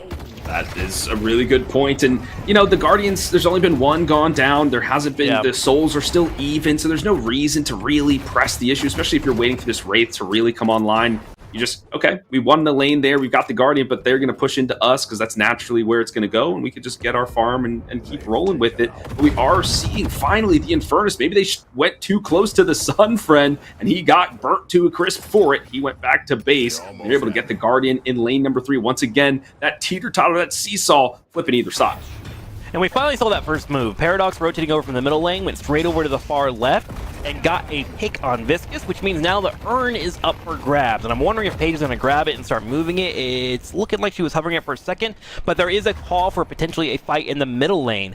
While we did see Paradox rotate out, Kelvin and Shiv were fully in tune, turned around and got that Guardian damage. But here's a possible fight on the side of 7 and Infernus. Infernus' ult is not going to connect. Ivy trying to move forward with the chase. Some good movement from Infernus, but he has no one nearby that's trying to make an escape. Can he get out? Oh, he's gonna get knocked down. Oh! Brother, I wanted to see the new mechanic in effect, but the bullets will take his life instead. I mean, pushed a little too far forward was the Infernus when the Abrams had made the rotation. So, I mean, a little bit of a misstep there from the side of Banshee. Maybe screaming into their headset after that. But now the Guardians are starting to fall down here at the 12-minute mark. Only a few remaining. We got one in the middle for the Amber Hand and one on the right for the Sapphire Flame. That's right. Urn turn in occurring for Viscous. Starts to rotate over. Already seeing Geist and Ivy getting in position for said turn in as well. Geist buying right now. Whenever you're trying to go for an objective turn in, it is always a good case in any MOBA that you play, but especially here on Deadlock, to buy right away so you're as powerful as you possibly can be. 4 people currently set up here on the far right. Kelvin rotating as well. Geist is the only one not here for Twin Omen. They certainly want this. Yamato and Paradox rotating in for the brawl, and we're going to see how this will unfold. Okay, as we're getting ready to drop the urn, they're raiding each other, and we just received a few raids, and we thank you for all the different members that are welcoming in here to the upper bracket final of Division 1 for the NA Death Slam League, and you are in for a heater. This is game number 3. Gar goes down on the Ivy. Now the Frozen Shelter to lock everybody in place. This is where it's really heating up instead of cooling down. There into the backline goes the amount of slashes and hacks away Ian. There's the Calvin no longer in this fight. The Guardian, that was the target, eliminated, but how much will they expend for it? The Puddle Punch to disposition some people. That allows the Shiv to go into the back alleyways. This is where he does the damage. This is where you don't want to meet the mobster, and he takes down a pair here as the Guardian falls. Buffs10 was feeling incredibly confident, diving behind the Guardian here. And we do have a Shiv low on HP looking for a target that he can try and go for an execute on. He saw a Viscous trying to retreat on the top right. It's actually his teammate, so he probably doesn't want to execute him. But the full engage from Buffs10 actually allowed for Twin Omen to open up the map a little bit. They had a Geist pushing on the far left. They also had Shiv push in the middle lane, so you saw that Guardian get picked off. So although there was a pretty good exchange for Buffs10, they took out the Kelvin, was able to take out the Guardian as well. I would say Twin Omen got a better trade there. They got about 3 waves of experience, and they were able to rotate and clean up the rest of the people that were left over. And now we find ourselves in a situation where the mid game is incredibly close. And that's what you said. You want to be at least, as long as you're not behind, either team will have it, right? Especially with the way Buffs10 is playing and their composition they have. They want to be okay going into this mid game, especially with the tempo that they've been pushing. This is a battle over the urn once more. How and where will it go? Who will score the touchdown in this one? It's the Abrams who is putting the hurting on, but the Calvin is the primary target. No Frozen Shelter here to keep the adventurer alive. He's the first one to go in this expedition. And now it's the Shiv who's next on the chopping block. We can see the comms from the players about where can they find him. The mobster, oh, so sneaky. They're looking for him. But can they eliminate him now? A few members have converged upon him, but he gets the turnaround. Sojo is the one eliminated. It is the Buffs10. They are feeling emboldened here. They're finding pick after pick. Yeah, I like that you point out that Frozen Shelter wasn't available for that fight, and I think Buffs10 are really locking in and ensuring that they can get a full engage on Kelvin. Kelvin was the main focus there. Immediately when the fight was going to break out for that urn, they said everyone hop on top of the Kelvin. There was 3 people that literally ran through a Paradox wall to get through it and make sure to lock him down. They are fully in sync right now, and the comms seem to be electric. Paradox chasing down here, trying to get those headshots, looking for Kelvin, and another pick. Poor Kelvin in the last 5 minutes has been dead 3 times, and that's pretty crazy to say. Yikes. Yeah, definitely step forward maybe a little too prematurely because the rest of the team was dead. But it's about, what is this win condition here for Twin Omens? They have to really pick their fights when they know the shelter is available, especially now that they're down about 10k souls. They have to really pick these fights. There's Calvin. Thank you for showing the scoreboard there, Noodles. 0-4 so far in this one. I mean, he is the support after all. It's like he needs to have all the farm in the world, but you still want him to be engaged in these fights. It's just where I'm looking at the soul disparity on the other side, friend. This Wraith at 16k, that is scary. Yeah, this is something that Kelvin has to start thinking about what he wants to do going forward. Like 0-4 happens, man. We all have a hard time. If you're getting focused, you're going to get focused, right? And then, of course, your job is to set up Shiv and 7. But now we have to start considering, okay, do I stop buying things that help me assist my team and start building more defensive so I can get the better ultimate? And usually if that is occurring and you're setting the pace, Buffs10 is going to feel really, really good about that, especially being at what? Good 8 to 10k ahead, depending on where we are when it comes to the minions. So there will be an adjustment for Twin Omen. So this is where, again, I love to have comms, because I would love to listen in for Twin Omen and be like, how's the comms right now? If they're dead silent after a couple of these last couple fights not going well, this series is over. However, if they're communicating and formulating a plan for the next fight, like what I assume is going to occur, then we're going to be in a good spot. Because right now, in terms of map control, they look pretty good. They have all 3 lanes moving. They're able to grab their minions on the side of the map. They have a little bit more jungle to grab as they want to. They do feel like they're still in a prime position, but if I see them lose 1, maybe 2 more fights, I can see this game really just swinging in the way of Buffs10. And it could be here right now as the Shiv is being got on. Look, the Arctic Beam is there to help him escape. They just have to play very carefully, like you mentioned. Their objective, we talked about this in the draft, is to really just push these walkers, push the lanes in, win the map outright, and that's when we'll be able to take the fights, where the Buffs10, they want to be slinking through the shadows, and they're okay if they don't have map control, because that means that you're running at them, and that's when they will strike from these areas. So very interesting in terms of the stylistic differences between these teams. Definitely not out of it. I mean, they've closed the distance here, Twin Omen, only down about 6K. Yeah, I like that you point that out, because right now, and we saw this in game number 1, they're running a 1-4-1, which means they have 1 person in lane and 4 going for a kill. Speaking of said kill, Paradox comes in, goes for a full combo, trying to lock down their opponent. They're getting low on HP. Kelvin down to 10 HP. Has to drop down his frozen shelter just to stay alive here. They're trying to find a target that could be in here, and oh my gosh, Abrams gets rotate. I'm gonna assume that was a map bug. Did he just go to the Baroness Hotel? Like, what was that, man? Wild, but what's even more wild about that, friend, is they expend the frozen shelter and they get turned on. They got 2 picks taken from them. That is a bad omen for their team. I mean, that is your win con, and if it's not getting it done, that's not good. A good soul exchange from the side of Lady Geist, but she is caught in the blender, the shoulder charge right into the wall. You're put in handcuffs here. The aristocrat, not long for this roll. This swap exchanged as well to make sure she goes down. It's a 3-kill streak for Shad. Yeah, that looks like it was the plan for Twin Omen, is they had 3 people in the middle lane defending against that 4-man rotation that was coming in. Another pick occurs here as the Furnace will be going down. And then they tried to put a lot of pressure on that Walker on the far left, but it just didn't pull out there, as Buffs and 10s are really winning on the rotation so far. But right now, Twin Omen has a number advantage. Yamato trying to come in here and try to find a reset, gets parried and gets picked off, and Twin Omen is now showing signs of life. Woo! That's off of a massive storm cloud. That was not on my radar, but it certainly was for Twin Omens. They turn it around and find 3 for themselves, even getting a couple ultimates out, right? The Shadow Transformation, the Seismic Impact, those have been expended. So, okay, they're going tick for tack, and this is a sign of good mental fortitude from their squad. Like you mentioned, if the comms are silent, bad. If they're still formulating a plan, great.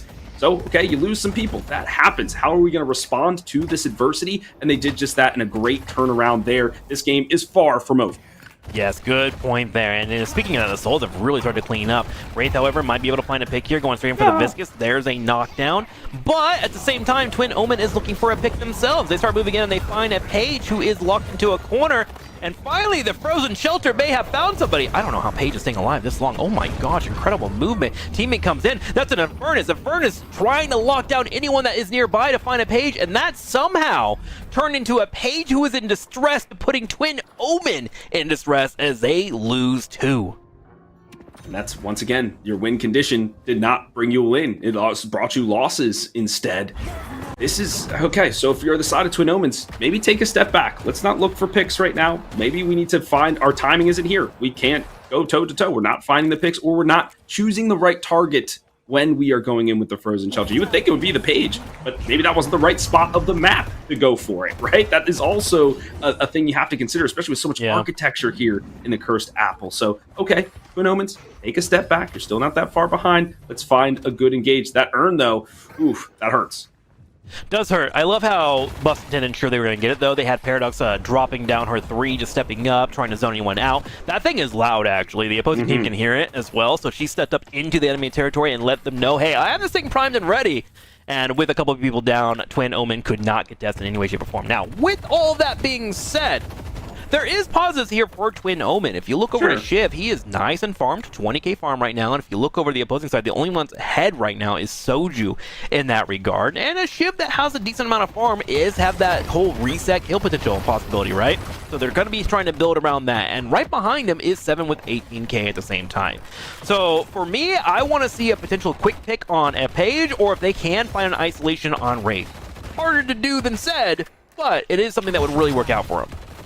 Ren, somebody we haven't really talked about too much is the Ivy. Haven't really talked about her rotations on the map. Haven't really talked about her putting pressure on these walkers. Has kind of, I dare say, been a non-factor. And you know, chat, you might be saying, well, Philly, she's supposed to scale to the late game. Okay, but that doesn't mean she's not doing stuff throughout the entire portions of the game to get there. Right now, at 18k, not where you want your Ivy to be. She needs to be at this 20-minute mark with the rest of these other carries, quote unquote. Or at least I need to see these structures with a little bit more damage. Abrams, he's looking for this Ivy. He goes in for the shoulder charge. That one whiffs a good wall tech from the gargoyle. She's able to take to the skies. The seismic impact. Does it go in or does it go out? He's choosing to go out. Maybe the gauge, not the right one.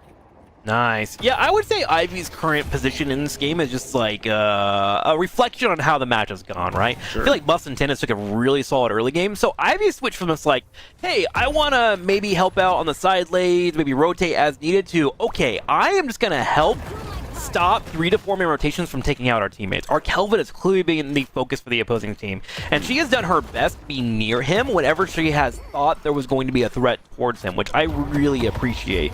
So it's been definitely a bit of adjustment, but yeah, I would like to see a little bit more firepower on top of that Ivy. Speaking of firepower, Twin Omen's own Geist gets a taste of that as she goes down quickly. Uh-oh, and this could be even more blood spilt within the streets of the Cursed Apple. Let's see how it pans out, folks, as we have our observer, Mr. Noodle, here helping us out, tracking all the action. It looks like the teams are going to high-five and back off for now. One pick is all they'll get. There's the Storm Cloud now. It's the carries going at it. Can they fight through the storm? No. Banshee zapped to a crisp. Yeah, he realized Kelvin was behind him, so he was like, all right, I should just die here now, and maybe I'll get some damage on him, and who knows, maybe make a quick outplay, but good rotation by Kelvin. So Twin Omen, able to get some damage on Infernus. Now, they are down 2 right now, and they're having to deal with the Yamato, who's kind of beating on their walker in the middle lane. So Twin Omen has made a decision, okay, we're down a couple of people. Let's go ahead and put side lane pressure and have our people that respawn deal with the mid lane instead.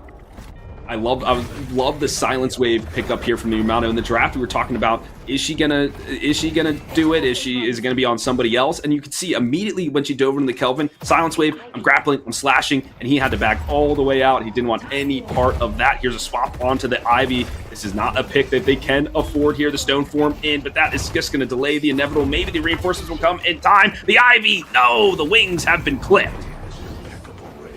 Wing clip, 4 remaining. Abrams down. Paradox trying to chase, coming forward with Kinetic Carbine. Gets a pop-up, but can't really chase. Shiv on the other side here. On the left was pinged. That was the main target, but with him disengaging, Buffs and 10 decide to retreat. So we are in a 5v5, but Buffs and 10 is starting to walk away with a nice, solid soul lead of 152k to 134. They have some waves to catch in the middle lane right now, which will help extend that lead a little bit here. But we're getting into a territory where if they find 1 pick, maybe 2, they can start looking at a mid-boss and make a big play. Yeah, this is getting a little scary situation. The Wraith at 32k, my guy, at this point of the match. Yeah. I thank you, Noodles, for going on there. I mean, Capacitor, the Magnum, the Leech now they just picked up.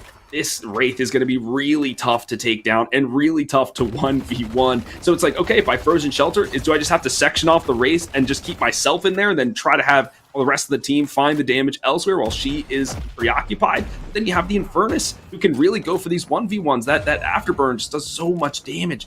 This is really tough here for the Twin Omens to try to figure out how they want to engage in these upcoming fights. Abrams right now scouting out their opponents. Guys will see him. Kelvin taking some damage. Tries the ice path away. Getting chased down by Yamato. Ult gets popped up. Will he be able to grab the corner? Able to drop a grenade to get a little bit of healing here. But Infernus was left to death. He gets picked off. 7 also getting traded out as well for a 1-for-1. So Kelvin surviving there. Might be feeling pretty good. He might be on his way here with a potential Igloo, but I don't know if he'll be able to get there in time to find another pick. But with 2 down for Buffs and 10, Infernus and Yamato, Twin Omen's got to be feeling great about that one.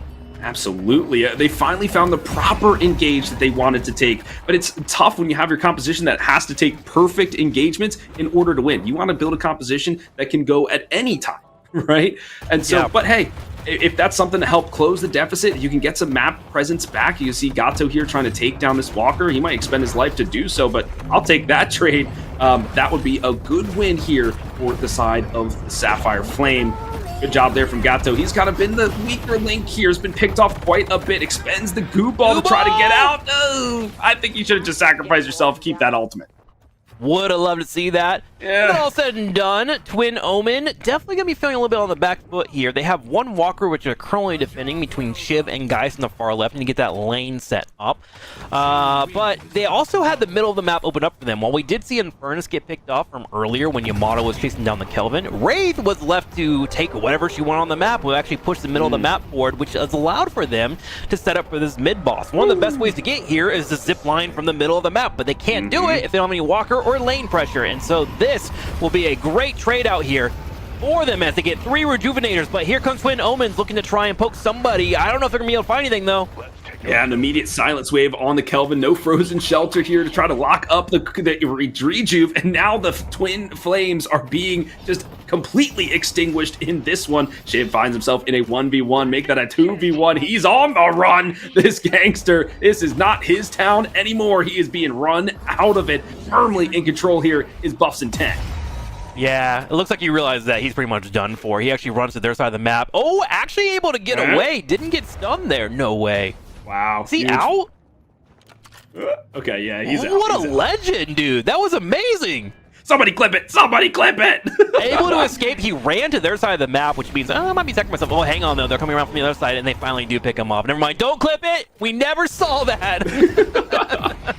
All right, 4 members down here, friend, for Twin Omen, and I think that might be that. The Shrines are just delaying the inevitable. They're taking them down to unlock the Patron, and that is going to be the primary target. Only Elgato is here to tell the tale. That Patron just shattered easily. This Wraith burning through people at 41k souls. They don't care about the death timers at this point. They have every ultimate in the book to get this one done. One desperation plea here as the cannonball gets launched out, but the anvil will lock him into place. That ability will miss. The captive read will not come through, but the storm cloud will, crisping every single person, but they persevere. Here are Buffs in 10. They want to go to the grand finals. They need to go to the grand finals, and everything rides on this. Elgato the first to fall. The Patron is shortly there after a desperate frozen shelter to lock everybody in place and maybe stall it out a little bit for the flames, dashing through the dragon, burning everybody, but it doesn't matter. Buffs in 10, take it in 3. Well played by them. I think really what's the temple there was the Wraith lane that did very well on the far left, able to find that early Guardian, which really put all of Temp on the back foot, right? Like, Twin Omen sadly just could not really get their mid-game rolling because of it. And after that happened, you saw Infernus from Banshee and Soju able to just kind of free farm the entire game. They took a massive lead on souls, and as long as you have solid rotations and you're trading out walkers, you start to really see them edge out a lead. And at some point, we saw them up almost 30k souls. That was just a great display of how you can take a lane phase and snowball it if you play properly around it. Like, nice job by them. That was sick. Absolutely, and you can see by the chart here, folks, they've got the rainbow. They've got every single lead in every category. Yeah. It just shows that how well they've done, and we've kind of saw the writing on the wall after 3 and 4 engagements with the Frozen Shelter where they got turned on the Sapphire Flame. Kind of felt like, dang, they're just, the composition's just not coming to fruition. And look at where the kills are. There's not many. There's a lot of zeros on the board. I know this is supports, but even they can get involved from time to time. So you just feel like, man, maybe this composition, they ran it in the first game, it had some success, but didn't get all the way. Maybe you got to mix it up. Maybe this, back to the drawing board here for the side of Twin Omens. But I'm sure we'll see them in the NA number 3 when we get that rolling after this at some point. Admins are probably pleased, like, Philly, don't talk about that. We're not ready. We're not ready. But we know at Death Slam, there's going to be tournaments, there's going to be leagues, there's going to be coaching, there's going to be fun to be had. Whew, my guy, what a series. What a great match to see that, man. Just, I love the adjustments. I saw the focus on the Kelvin, making sure to, like, make his game plan not come to fruition. Just really a lock-in from Buffs in 10. And for my first competitive match that I've ever seen in Deadlock, I loved it. That was sick. Thank you to both the teams, Buffs in 10 and Twin Omen. That was amazing. Heck yeah, dude. Heck yeah. Absolutely. All right, my friends. Well, we are going to keep it rolling. We have the lower bracket final ready for Division 2. I'll be on that cast along with Soren Markov. But before we get there, we got to head to a very short break. Do not go anywhere. We'll be back in just a few.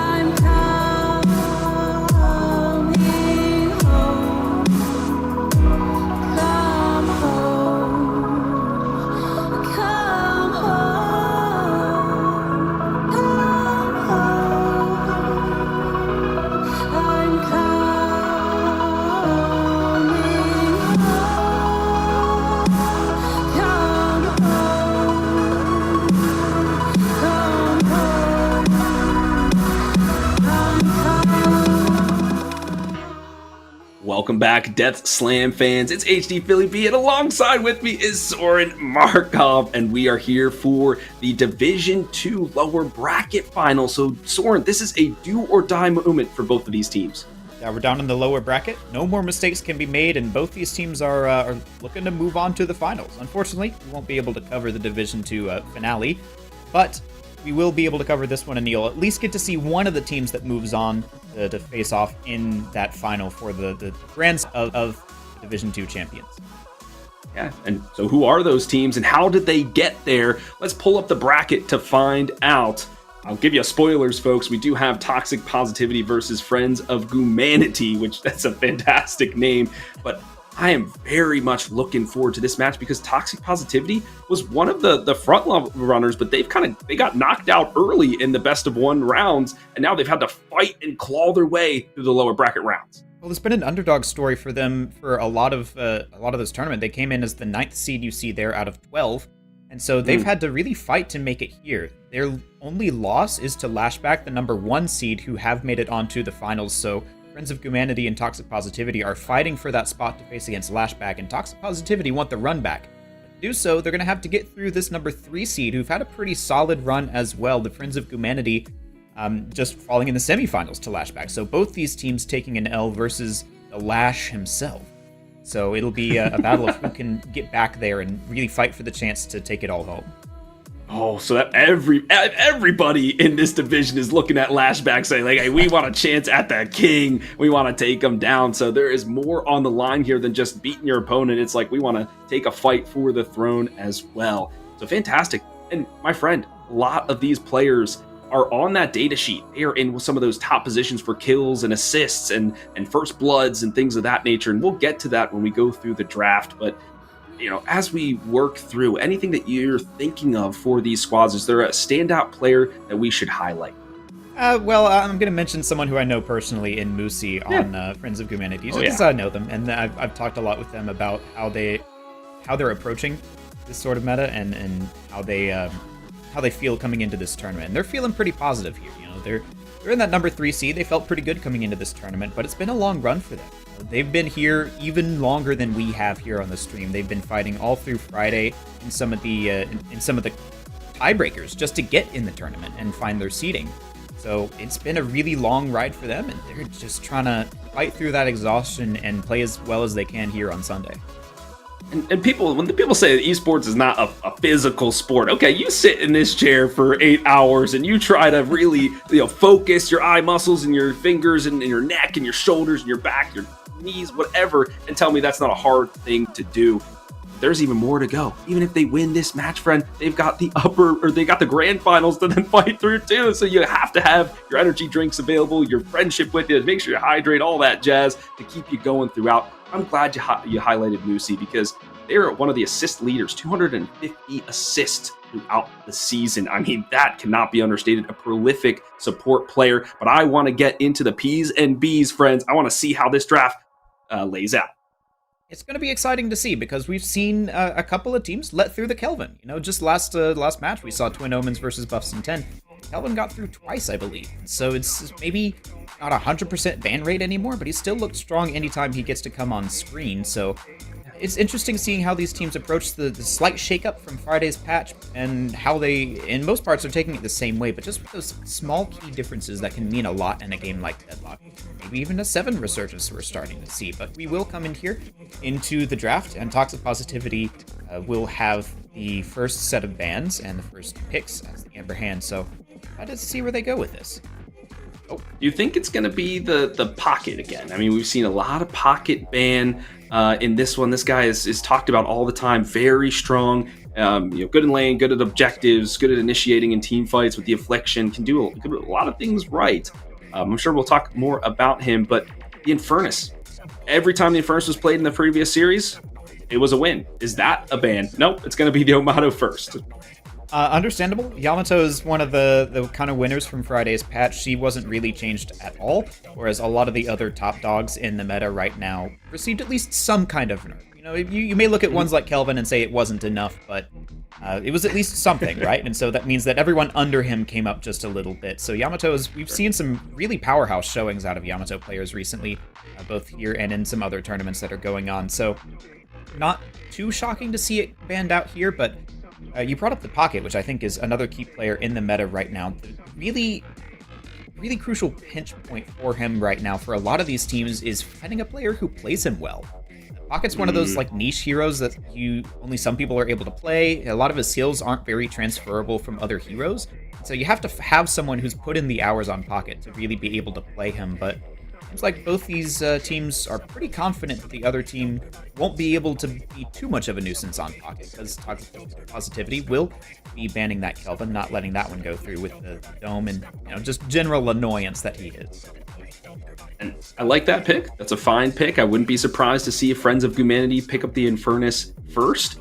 I'm glad you highlighted the Pocket in terms of the skill cap that he has, and you have to have some hours on it. Well, Maku on the side of Toxic Positivity is 6-3 over the season on Pocket. So I would imagine maybe that's why they banned the Kelvin, because they're like, well, we're going to maybe first pick Pocket and see how it goes. I mean, this guy, most kills on the season, 155. So if that's the guy he wants to play, that's the guy you're going to pick. Yeah, and there's just a lot of respect put on numbers like that. But Friends of Humanity will be picking up the Infernus, as you said. He's been a strong showing despite the recent nerfs. The numbers on that nerf look kind of big. You see the bullet growth, I think, was like 33% nerf, but a lot of the really crucial stats for Infernus were the things that weren't touched. So bullet damage isn't really what you're building into on Infernus. It's a lot of the afterburn damage and some maybe flame dash stuff, but that means that Infernus is still kind of top dog in the meta as the carry of choice. We've seen some Ivy, we're seeing some Mina as well. Toxic Positivity will go with that one as their carry of choice, but it's still kind of Infernus top of the pack. Yeah. Okay, so then let's talk about that matchup. Let's say Mina and Furnace, they find themselves at an awkward 1v1, all same souls, same ability level. Who comes out on top? Usually got to imagine that it's Infernus. He generally has the better neutral game. Mina, if she gets a really good ult and can silence him before he can flame dash away or get a lot of those afterburn procs stacking, she can have a chance, but Infernus in general, I would say, is better at just being able to hold M1 and burn her down, which is, again, why we're seeing him be usually the carry of choice over Mina. He's likely to win those engagements, unless the Mina can get in a more prolonged fight and not let those afterburn stacks tick up. Paradox, however, is going to help with a lot of that. She's able to take one hero out of the fight, pretty much. If you can get a good swap, that's the way that a lot of these teams are choosing to initiate their team fights, and it's proven pretty effective.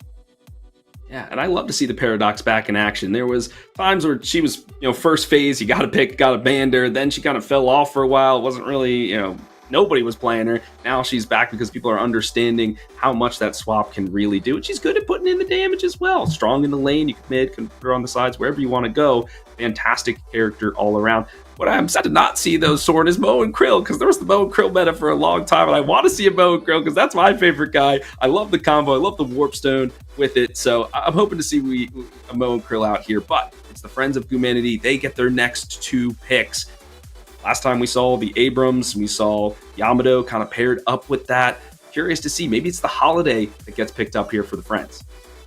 Yeah, Mo, not as much of a player right now in the meta, especially against an Infernus, so not likely to be the choice here, at least for Toxic Positivity. Humanity could pick it up a bit later, but they're going to go with an early Lash instead, which is pretty surprising because Lash, not typically seen as one of the key players in the meta right now. That's true, the namesake of this tournament, or a lot of our tournaments at least, but he's not really a great lane, and then his ultimate is just kind of okay. Mina's got the tools to dodge it, so do a lot of the other meta heroes, so a bit of a surprising pickup there. The Page, not quite as much. We're seeing quite a lot more of Page recently, so I'm curious to see where Humanity go with this Lash. Very curious to see. Well, only time will tell. Chat, what do you think? What lane pairs would you like to see the Lash be with? I mean, Page we saw with the Wraith last time, so definitely can pair with the Infernus, but the Abrams is still on the board. Is that the pickup here for Toxic Positivity? Maybe the Warden, maybe the Ivan. They have players that are very lethal on those characters. Be curious to see. We know that Dwalt will be on the Paradox. They are 5-5 on that character so far throughout the season with 239 assists. That can't be understated. That means they're getting involved. Maybe they're not living, but they're getting involved. Yeah, Paradox, one of those heroes who's kind of sometimes the sacrificial lamb for the team. You know, the swap also puts her in a compromising position a lot of the time, so it's not always possible to get out like that. But the assists numbers there mean that he's doing his job on that hero and starting off a lot of those team fights pretty well, and the Ivy is going to help follow up with some of that. I like this, I think, a bit better than the Mina as a choice of farm priority number 1. You know, Mina is pretty good if you can give her some farm and then was able to get in some good ults, but maybe not reliable enough to just go into a team fight and cause havoc every single time. Ivy, a bit better at that. The capacitor rush means that she's able to get in and really silence a lot of these problematic heroes. It removes the barriers from Page, it removes Infernus Flame Dash, so a solid pick up there. And then going into the bans, we got the Pocket. Nobody picked him up, so Humanity say that we don't want to see that again. And then the Haze from the other side, another initiation hero that can pair really well with someone like the Lash or the Page. I mean, you'd think toxic positivity, they want the guy that spews out the toxins and stuff. You know, he's like the affliction, he's just like on everybody, but maybe that's in the back pocket, or maybe they don't want everybody to know that this Maku guy is like 150 kills on this character or whatever.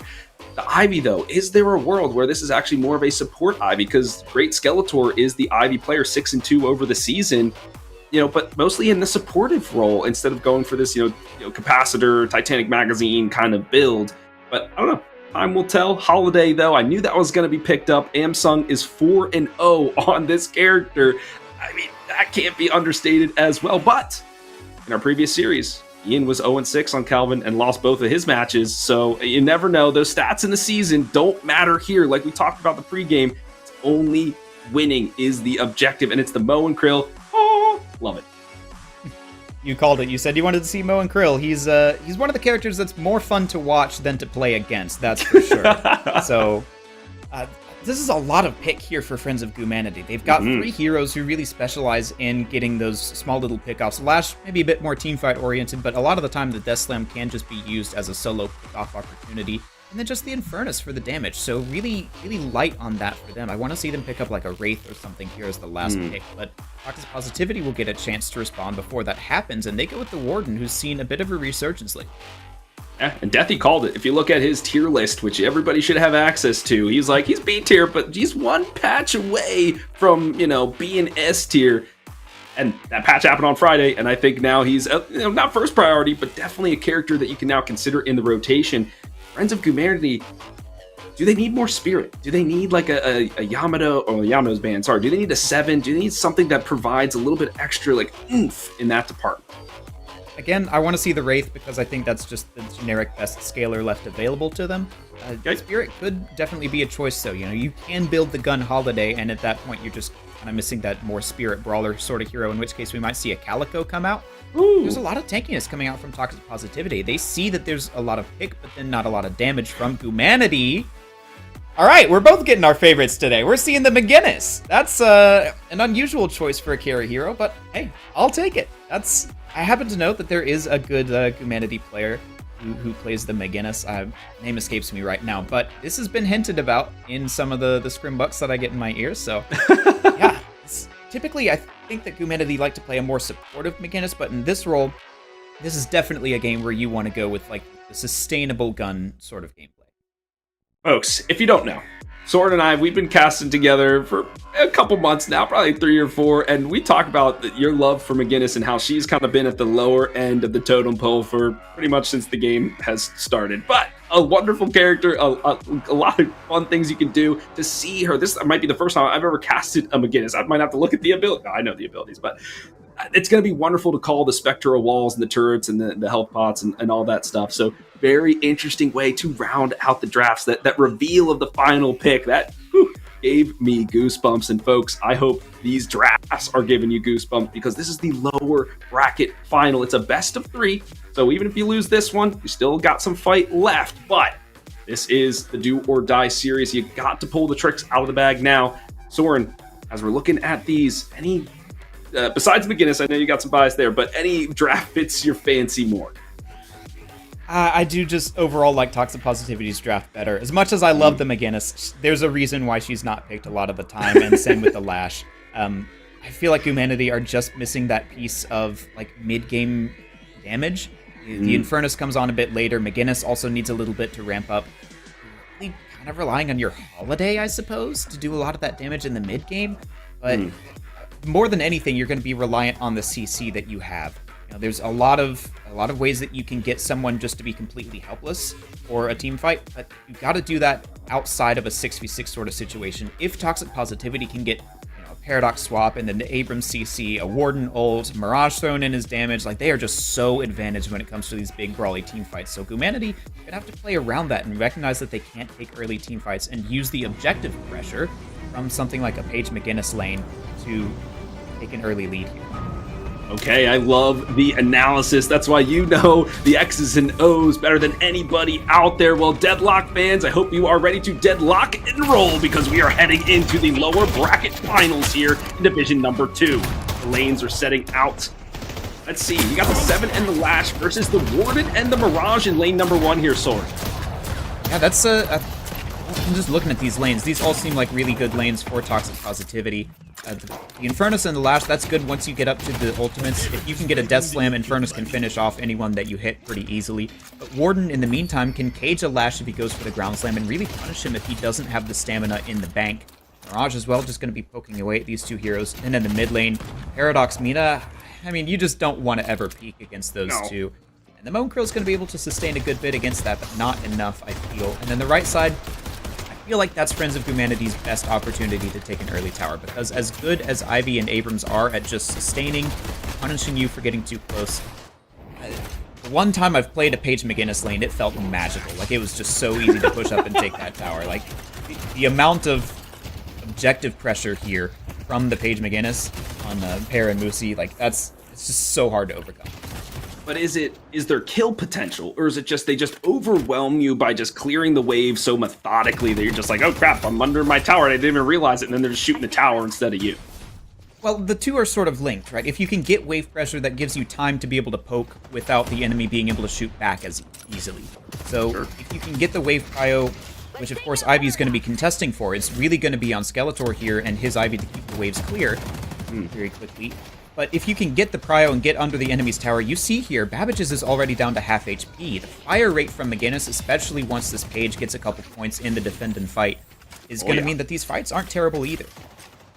Okay, I love it. We might have to come up with a new name for defend and fight for this McGinnis-Page combo, because we had one for the Yamato Page, the dive and fight. So we'll workshop that, buddy, I'm sure. I love the monster round pickups early on in the mid lane. We know how crucial that is. I mean, I feel like there's so much poke here. Those love bites are just, you feel like you might stack those on the Moancrill so easily, especially if he gets pressured out with the time bombs. That lane is going to be one to watch. There's so much excitement around this match and these lanes.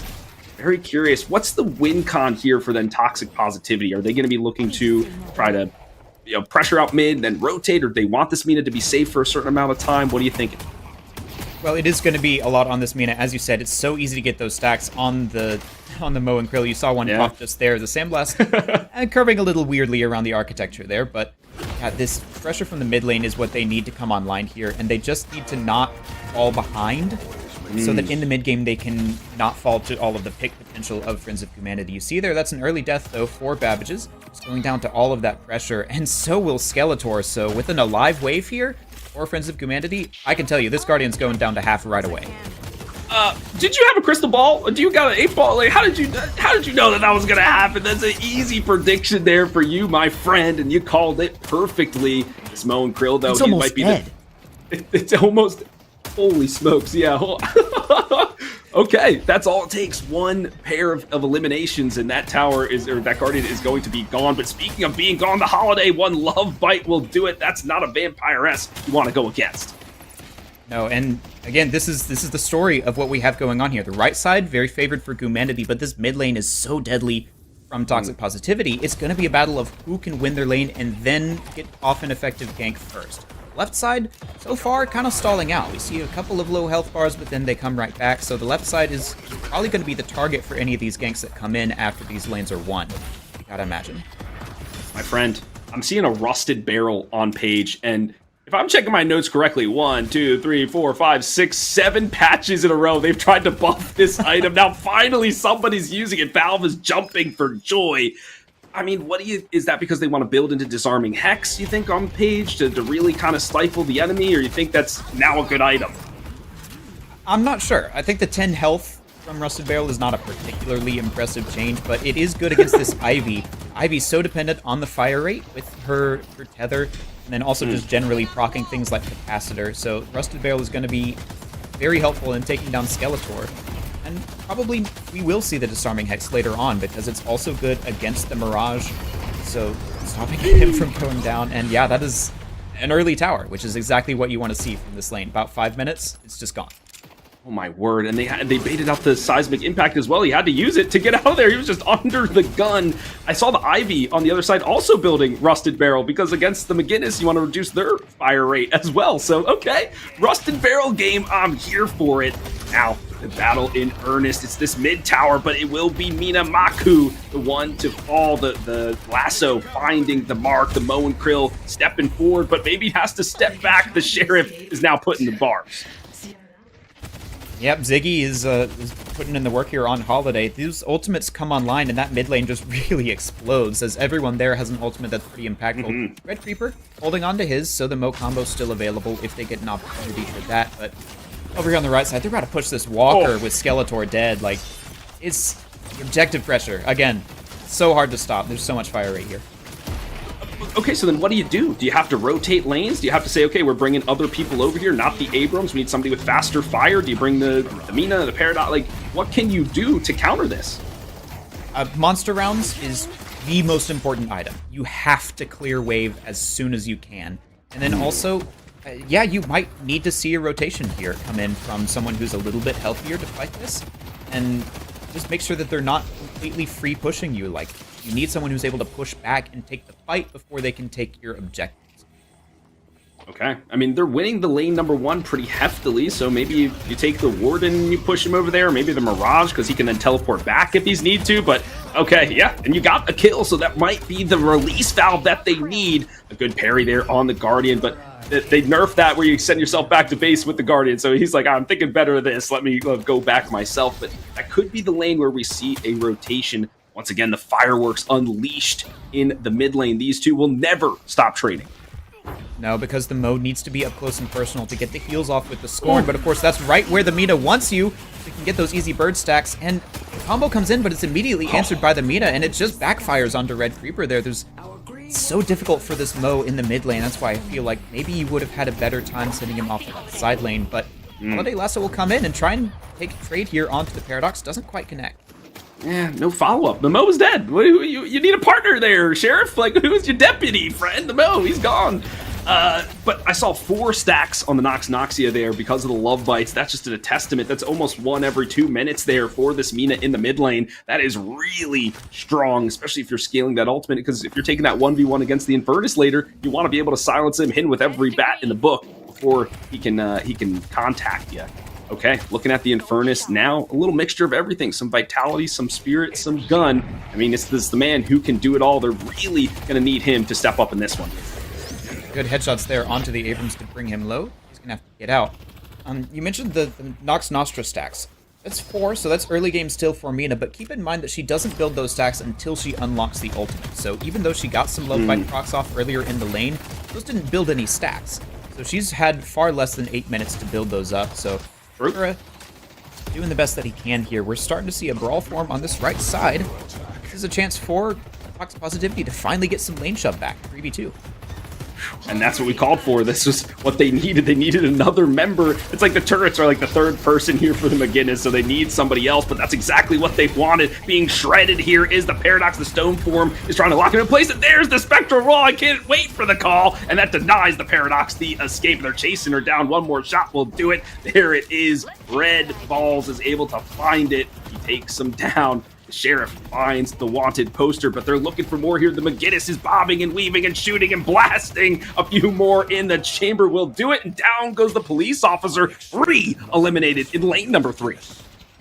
8,500 souls for this McGinnis. That is the most crucial thing that you can have in a McGinnis game. You know, if she doesn't get a good start, then she really falls off, and that's one of the biggest weaknesses of McGinnis. But if she has this strong start, she can really just be a nuisance here against these heroes. A good Holiday Lasso means that Paradox has stepped down to half, and so is this Walker. I have to bring 2 more back in here. Oh my word! And was that 140 in the 126 in the chamber? Like, you just free fire for days. That didn't even matter how much the Warden was strafing in that previous fight. There's just too many bullets to dodge. This Lash, my friend, we talked about in the draft, trying to see what they can do here. This has to be the moment. There's the combo, goes into lockdown the Abrams. They can't find the elimination. The Lash just didn't know what to do. The ground slam, finally, they get the kill, but no combo stacks for the Mo and Krill. No, not yet. They're just trying to get some pressure onto that left side Guardian while Toxic Positivity are overstacking the right. There's nobody in the mid lane to shove this, and so that's waves missed for both sides. Pair will finally go down here, Musi as well falling earlier. Toxic Positivity will finally trade this Guardian back. You had to bring 4 members in for that, and so Humanity are going to get their own Guardian. They're going to also get, I think it was both of those buffs, so it's so many resources needed to commit there to fight off the Cage and the McGinnis. That's the strength of that early lane, but how they approach this mid game is going to be what really sets the tone for the rest of this game. Can Humanity find the picks once they get out of this lane, or will Toxic Positivity just outscale? And that was your question, right, in the draft. You're like, their mid game, it doesn't exist. I don't know. Well, we're about to find out, folks, and I'm here for it. The soul deficit, not really there. About 3,000, 4,000. That's not too bad, especially with your Walker pushed in, almost dead, basically. Had they gotten it, maybe a different story, but it's still alive here for now. So they'll be taking out troopers. They'll be able to maintain. It's about this Mo and Krill. The combo has to be good in this mid game. It's about, can they unlock him to rotate around the map? And this Lash, this has also been our question mark. He's got the Death Slam online, and he finds some purchase in this one. The Urn is picked up first here for Friends of Humanity.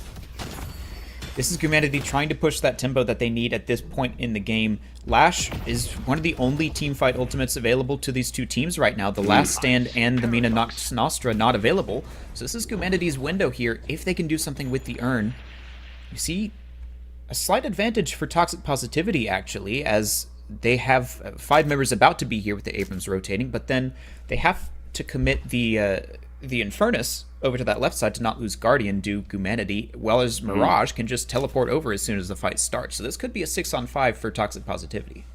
Ooh, okay. And this is, I believe, the first Urn that we're going to see coming through right at the 10-minute mark. So this is an all-important one, especially, you want to excel some of your folks forward on here. I wonder if we could get a view of some of the items that we have, especially with Soren on here. So good at understanding what those characters are building.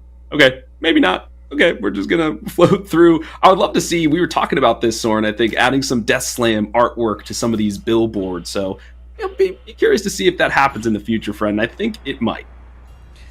Hey, good, but we're gonna jump back into the game now, and this fight's starting to kick off. Abrams is a little late to it, but Mirage, of course, can TP whenever. Good wall.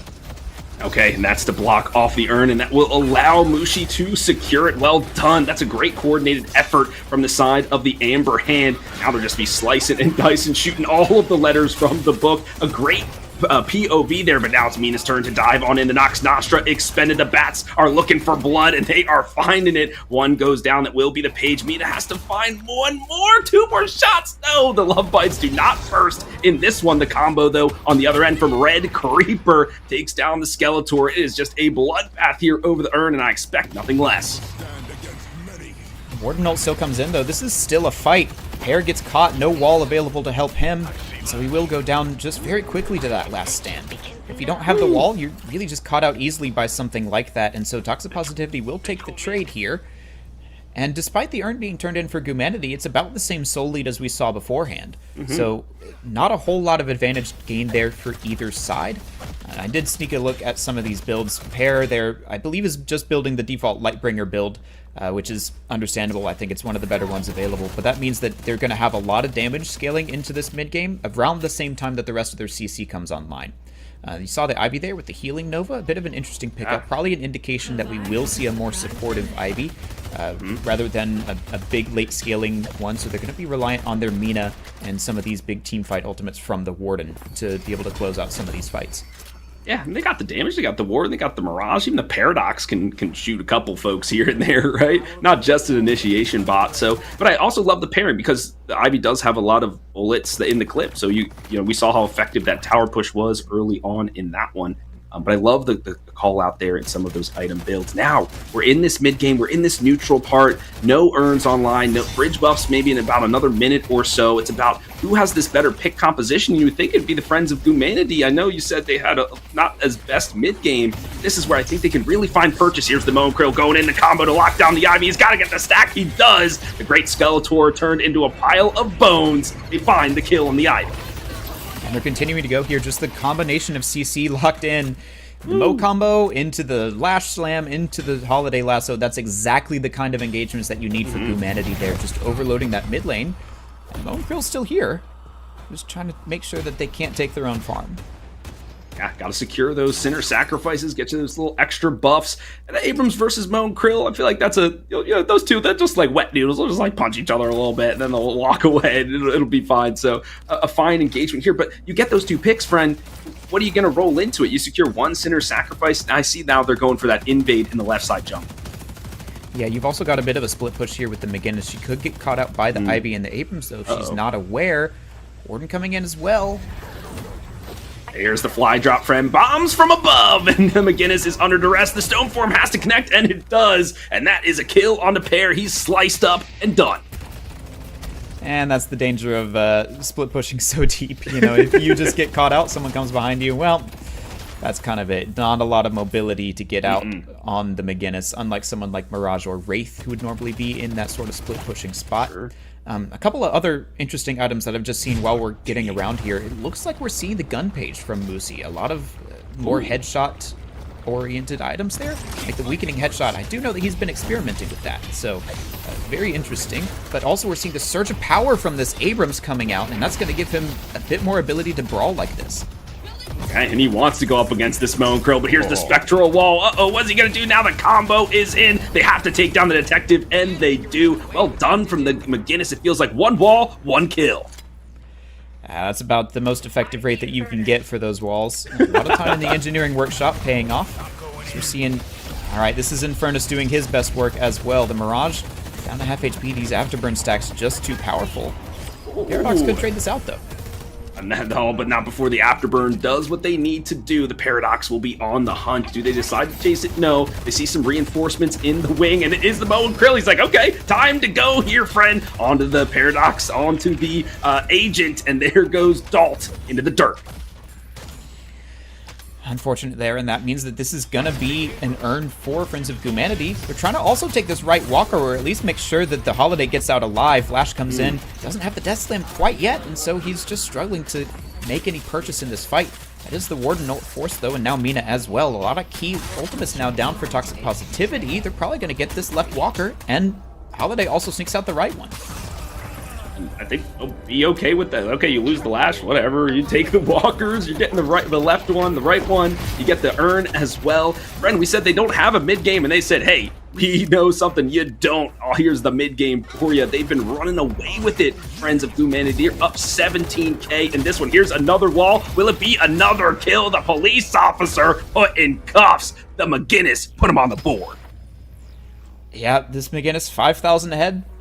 And, you know, she typically struggles in those sorts of 1v1s, but not when you're that far ahead this early. So putting in a solid 1,000 souls per minute this early is right where you want to be. And a lot of important buys come in there, just trying to decide what exactly they want to go for here.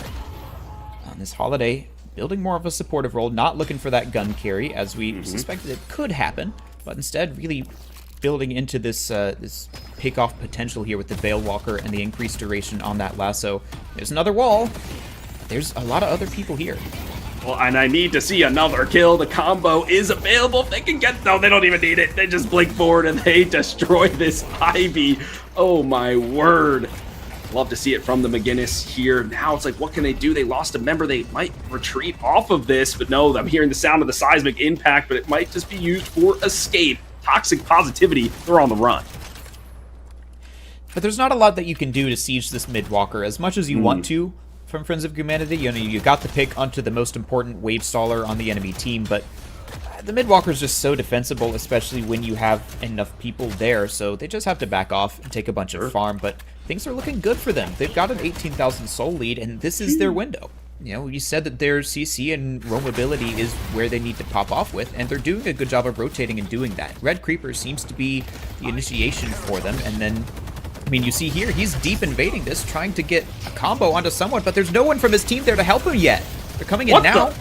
What the heck? This guy is on a Rambo mission. The wall has to be used defensively? Okay, here, the curtain dropped, and the Mo's like, I'm going back in. McGinnis says, no, don't do that. Gotta run away. I think the Mo Krill maybe overstepped. Red Creeper turned into mush there. Unfortunate coordination. McGinnis tried to help him out. Nothing happening, and Furnace, he's taking this 1v1. We talked about it in the draft. Furnace versus the world. You're taking Furnace every time. And something we haven't really touched on yet is that left side Guardian is still up for Friends of Humanity. Toxic Positivity tried to make something happen while the mid lane was occupied and go for that two-man push onto the Guardian, but it doesn't work out, and so Toxic Positivity are still without a flex slot. That's a lot. Look, 6,000... No, that's other team. Sorry, but he has 6,000 souls in the pocket. That's a lot. But yeah, Toxic Positivity, they have so many souls to spend, and they can't power spike the way that they need to. They have to make a coordinated effort. Mina on the run. That's that 1v1 we were talking about. And Mina's like, I don't want any part of that. But Soren, what can they do? This Guardian, it's got to go down. They're bringing absolutely everyone to this. You see 5 members there, and Humanity aren't really responding on the other lanes. You know, they've got 3 people in this right side lane where there's nothing to take. And it looks like we might see a deep dive here from Pear going for the Guardians. But speaking of Guardians, that is that one finally going down. So Toxic Positivity with a kill to go along with that are now going to start to take some of the tempo back, but they need a bit more. They're going to go for this urn, which should be favored for them.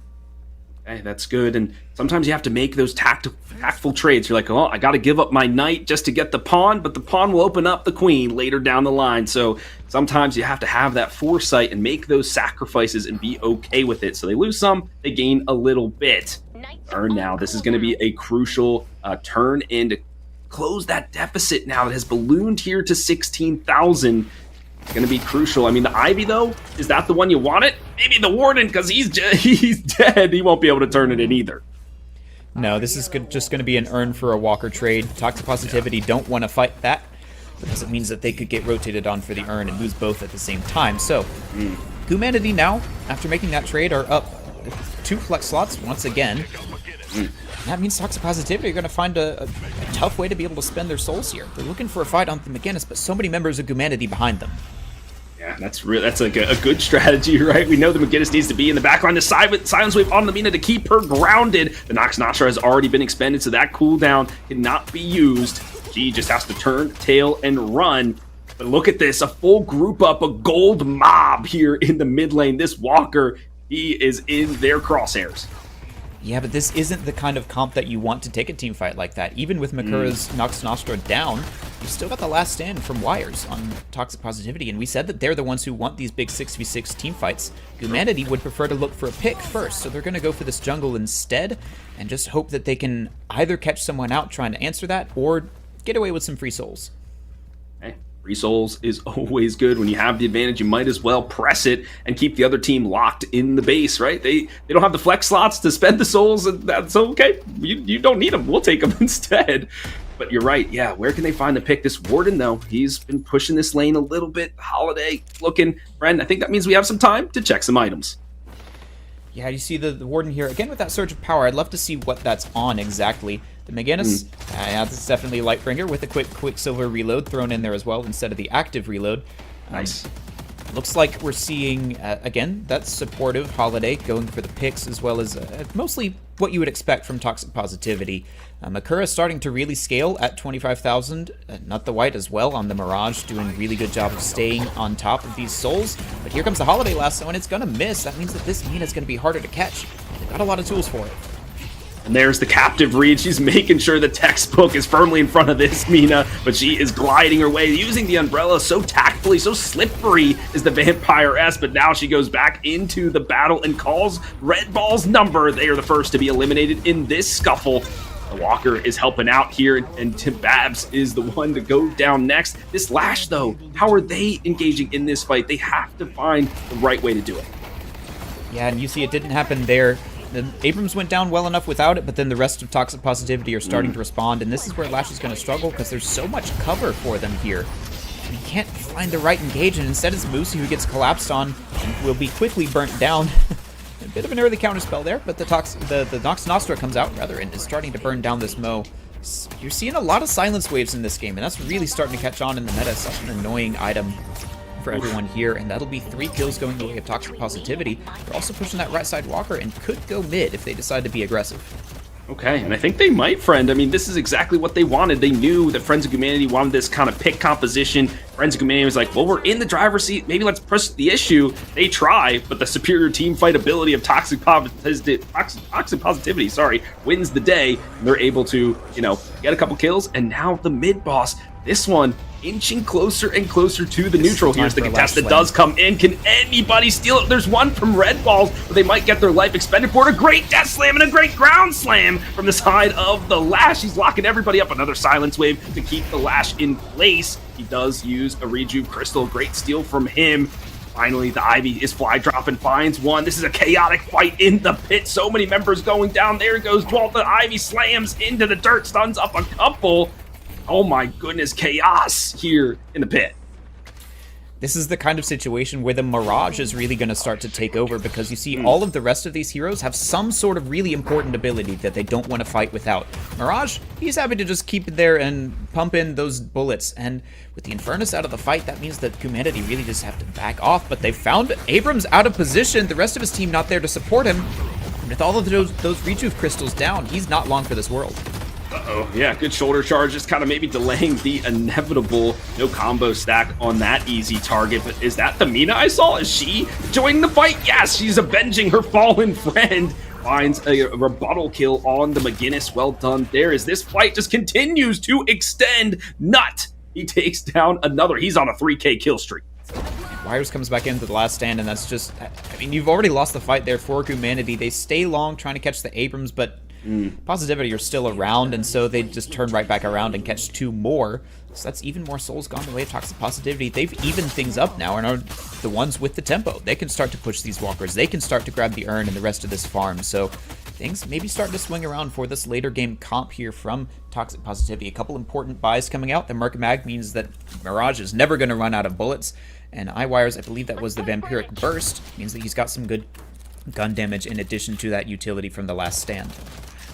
Wow, I mean, all it takes is one misstep, one miscalculation, and if the other team is capable enough, they'll punish you for it, especially at this level of play where we're at. Where this is the lower bracket finals, folks, lest we forget. So these teams, very, very good. A good paradoxical swap there from the Paradox.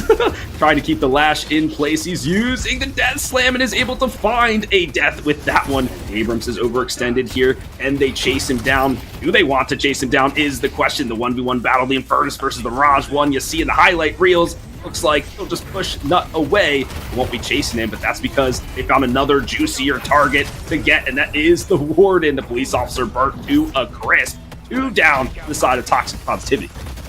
This Infernus is putting in the work. We saw earlier the Mirage starting to take over a fight. This is another one where Infernus does it. The same thing here. He doesn't really need a ton of his cooldowns, and so he's just kind of cleaning up this fight. Toxic Positivity maybe just stayed too long. They were trying to get the Lash, who stayed in there trying to find a pick onto that Paradox, and he was able to do so. And so you just kind of trade out the Lash, who's already used his ultimate and a lot of his cooldowns, for 4 members of Toxic Positivity there. And there goes all of that tempo that I just said you built up. And like we talked about, one misstep, the other team can capitalize if they're good enough, and especially with this pushing McGinnis on your team unlocks the last flex spot by taking those base Guardians. Those things were gone in a blink of an eye. Now they're sieging the base, but do they want to? There's still a couple members still available. The Spectral Wall, no, that blocked his own member in. Okay, looking good here, but it's a 2v2 in earnest, but I think the Amber Hand is going to retreat. The Infernus might not be long for this world. That's going to be the primary target, and Messi does go down. Messi. Yeah, they've just pushed a little too far here. They were trying to make space, maybe even get a cheeky shrine in, but it was, you're in the enemy's base, and you've got 3 members of your team trying to deliver the urn, 4 even. So just overstaying there from Pear and Mace Dog. But you are going to have to be careful now for the entire rest of the game for Toxic Positivity, because now that a lot of your objectives are gone, you have to keep a close eye on your waves, lest this McGinnis push in and just force the objectives. Really is the core strength of this hero, is being able to push and say, I don't care about your damage, I have 4% max health healing per second and a lot of damage onto your objectives, so they will die first. So you have to be able to keep these waves out to make sure that she can't just dive without abandon. And do you think that they might just kind of send her and just like, all right, take down this structure, and if you die, that's okay. We're going to do other stuff around the map, and you're going to pull a lot of pressure, and then when she comes back up, they just send her down the lane again? Do you think it'll be that kind of strategy, or do you think they're going to be a little bit more tactful about how they use this McGinnis? I'm going to pull out some deep lore here. Anyone who remembers 424134? This was all the way back before Ranked was introduced. They would do this on McGinnis. Just in 4 lanes, you'd go down a lane, pick one, and dive it non-stop the entire game. 13 deaths doesn't matter, I killed your patron. So that used to be a strategy, but especially since the 3-lane change, that's not as viable. There's fewer lanes to defend, and the enemy can keep the wave pushed up a bit better, rotate a bit easier. So they are going to have to be tactical with how they use this McGinnis split-pushing abilities, but it means that they don't necessarily have to take a team fight, which is where we said Toxic Positivity would excel. So the Merc Mag now picked up for Pear as well. An upgrade to that earlier Quicksilver reload means some additional spirit damage and just a lot of procs off of each of these bullet hits. I wouldn't hate to see something like plated armor from Toxic Positivity, although I'm not even sure if that works on Mercurial Magnet. Maybe someone in the chat can correct me on that. This Mo, though, the engage button for Friends of Humanity with that Scourge, he's so hard to kill. And then Babbage is just trying to keep up with a lot of these melee-oriented items, but 2 and 8, he's kind of struggling here so far, and it's Not the White at 7 and 1 who's putting in a lot of the work for Toxic Positivity along with this Mina. And that's who you want to have that, right? Those are the guys that are supposed to be your carries. So the one that they're having the kills on the board, that's good. And Mina having the bulk of that spirit damage that I was looking for. So good to see that in the build. Now it's about, okay, do they find these fights in earnest? And that will be the Abrams going in. He's charging forward, but he's getting sliced up like a sandwich. The Nox Nostra, though, silencing everybody. The Bats just hunting down the enemies of the Vampiress. A 10k kill streak there from Akora. He is the leading kill leader in the league. It only makes sense. He's putting more on the board. And it's an important time to be doing so as well. That one pick means that you're going to have some time here to answer these waves. Maybe even take a walker of your own if you can catch a little more. The page is caught out. Abrams is right on top of you. It doesn't matter if he stays as long as you do as well. So, and Furnace Fee Barrage is now happening in the Toxic Positivity base. They're going to have to send someone else back to answer that. Well, oh yeah, look at that. There's a huge wave as well. The Infernus, he wins the 1v1. We didn't talk about that during the draft. Maybe we should have. And there goes a Shrine. One eliminated. The sneaky play from the Infernus. He's in, and he's out. Yeah, he's going to get caught, though. He's going to die for it. But so will Babbage, as they've kind of abandoned him here on this mid lane. So a 1-for-1 trade, and that means that while Toxic Positivity are still up, they don't have enough members to really go for anything here. They've lost the wave pressure as well. And so despite being 1-up, they're going to lose both these bridge buffs to the Friends of Humanity, who can also choose to take the urn if they want. They might not deliver it, but at least take control of it. For sure. And my friend, look at the soul disparity. It's only, what, 1k? Probably, it's probably so close, right? This has been such a back and forth affair, and I love to see it. These games have been so close. It's just shows the parity that we have across the league and how this tournament has really worked out, right? It matched up the teams well. Now it's about, do you make a mistake? Or do you play so well that you can outplay your opponent? That's almost where it's about to come down to, as we're reaching this 40k soul mark. That's basically the maximum. We're seeing it on Infernus. We're about to see it on Mirage. Mina has it. I mean, this is the late game. Yeah, past 30 minutes, any sort of death means that a team can go for mid-boss. You could even go for it without any deaths here. Toxic Positivity choose to coin flip this. Okay, they're trying to sneak it, and they're trying to sneak it quick. A couple ultimates on the board, but no Death Slam, most importantly, for Humanity. They go dash in with the Burrow, with the Scorn, but now he is locked in place. The Spectral Wall to split the fight, but it doesn't even matter. The Rejuve is going every single way. The Corn flipped indeed. The Nox Nostra, though, battering into everybody. There's the Death Slam. It's Big slam. Oh my God! Locks everybody up and locks everybody down. All the crystals expended. The combo just on tail end to take down the Warden, but still he makes it away with a sliver of HP. This is total chaos in the pit. Red Creeper is the one to go down, the first to fall, and this one 11 kills.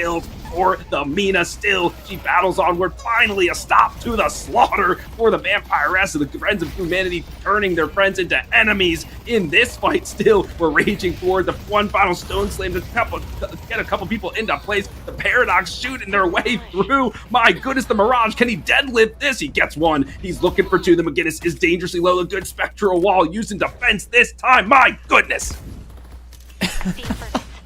What a fight here from these teams. Humanity will escape. It looks like one ahead. As long as this Holiday doesn't go down, she's been kind of caught out. But you've got an Infernus at your base, so Positivity need to run back as fast as they can. And it's a great try there from Toxic Positivity. They recognize that the Death Slam isn't there, but it comes in just at the tail end of that fight and really turns things around for Humanity. And this Infernus is now at 46,000. He's just completely in your base. The Holiday Lasso as well means that Toxic Positivity are now down to just one player. And this late in the game, these respawn timers are very long. Humanity could look to end here and just force things with the McGinnis. Oh my word. Yeah, the McGinnis, she's charging forward, having both of those in the pit. Oh, even the respawns, getting hacked. No, come on, finish this match. No, they don't think they can there's do too much it, coming up for Toxic Positivity. 4 members. Oh, yeah, and too many ultimates, especially the Nox Nostra coming online. Okay, they do the smart play, they do the careful play, they back up. The urn is available. Do that, extend the lead even further. They could do it. They've got that Lash ultimate back up. They're just missing really like the Page ultimate. It can be important for some of those fights, but they choose not to. They're just slurping up some of this farm here and really doing it mostly on their side there. Maybe a slight inefficiency, not staying on the opponent's side of the map to take their farm, but that's okay. They're still ahead by just a little bit, but those leads this late in the game won't mean a whole lot, so this game is really going to come down to the next fight. Toxic Positivity, no safety lines left. If they lose one, they are out of this game, but of course, this is a best of 3. Meanwhile, Friends of Humanity still have 2 walkers, so they've done a really impressive job of keeping on top of these objectives this game. But do you think if they lose a fight, is it game over as well, even with the walkers still intact? I mean, hopefully we don't find out, or maybe we do if you are a Toxic Positivity fan. And it's Mushi who is the first to get picked off in this one. Uh-oh, that's one down for 70 seconds. I think with the mid-boss gone down, Humanity do have a little bit of room to breathe, especially with how well they've been keeping the wave shoved up as well. Yes, one pick is going to hurt here. Even a lost team fight would mean a lot of lost ground, but you have enough time. It takes, those minions aren't super fast. They take time to push up into the base and get rid of those resistances, so I think you could afford one lost fight here if you're Humanity, but, I mean, that's it. If you lose in more of a staggered fashion and have members just die one after another, you may not get a chance to come back from that. So it's important for Humanity, if they die, to die quickly, and they need to choose now if they're going to contest this urn or let Toxic Positivity climb back to parity. It looks like, friend, they're going to give it up. I don't think anybody's moving over to contest. They're not setting up turrets, no wall, no mole to kind of scout it out. They're just letting the Ivy run it over to the end line, and yep, she scores it. Mirage gets caught here. Not the White trying to teleport away, but doesn't get it in time. And look at these waves for Friends of Humanity. They've got the mid lane, they've got the left lane. And Furnace looks like he's signaling for the team to walk back, but there's still 4 members here. This is what I mean about having to be so careful with your Toxic Positivity. They got the urn, yes, but they came scarily close to losing the game from it. Yeah, maybe a game-deciding call to go back and get a final item or something, but now it looks like Friends of Humanity are knocking on the door, the fly drop just to retreat back to the base, get maybe one final purchase in, and this is where the final stand will have to come through. Oh, the siege, it is on. I hope everyone's got their tents and their canteens ready. They're ready to storm the base now. Friend, I'm waiting for it. The ultimate's all available for Friends of Humanity. They're going for the weakened patron. That's the primary target. From above, from below, the Death Slam scoops up everybody, slams them into the dirt once more. A massive clippable play from the last. We denied him, and now we are praising him. And Sung causes the victory. GG's in the chat. Pair. Anyone from the last season of the Death Slam League will remember that meme, but Pear with a fantastic showing on the McGinnis, showing exactly why she's still at least viable in some circumstances. Humanity did an excellent job of playing around that, forcing the objectives when they could. Of course, pairing the Page with that in lane just meant it was so difficult for Toxic Positivity. But there at the end, you saw again how just the pressure from this McGinnis being able to kill an objective faster than she dies was the go button there. And it was a fantastic game plan as well. You saw the Lash hiding in the back. So the Infernus and the McGinnis walked in with page barriers and started shooting the Patron. And then as soon as Toxic Positivity came in to contest, it was the re-engage from the Lash, scooping everybody up. An excellent, well-planned fight plan from Friends of Humanity, and that'll win them game 1. Okay, that was the McGinnis X factor in that one. Just kind of put a misstep, put a little stick in the wheel of the bicycle for the side of Toxic Positivity.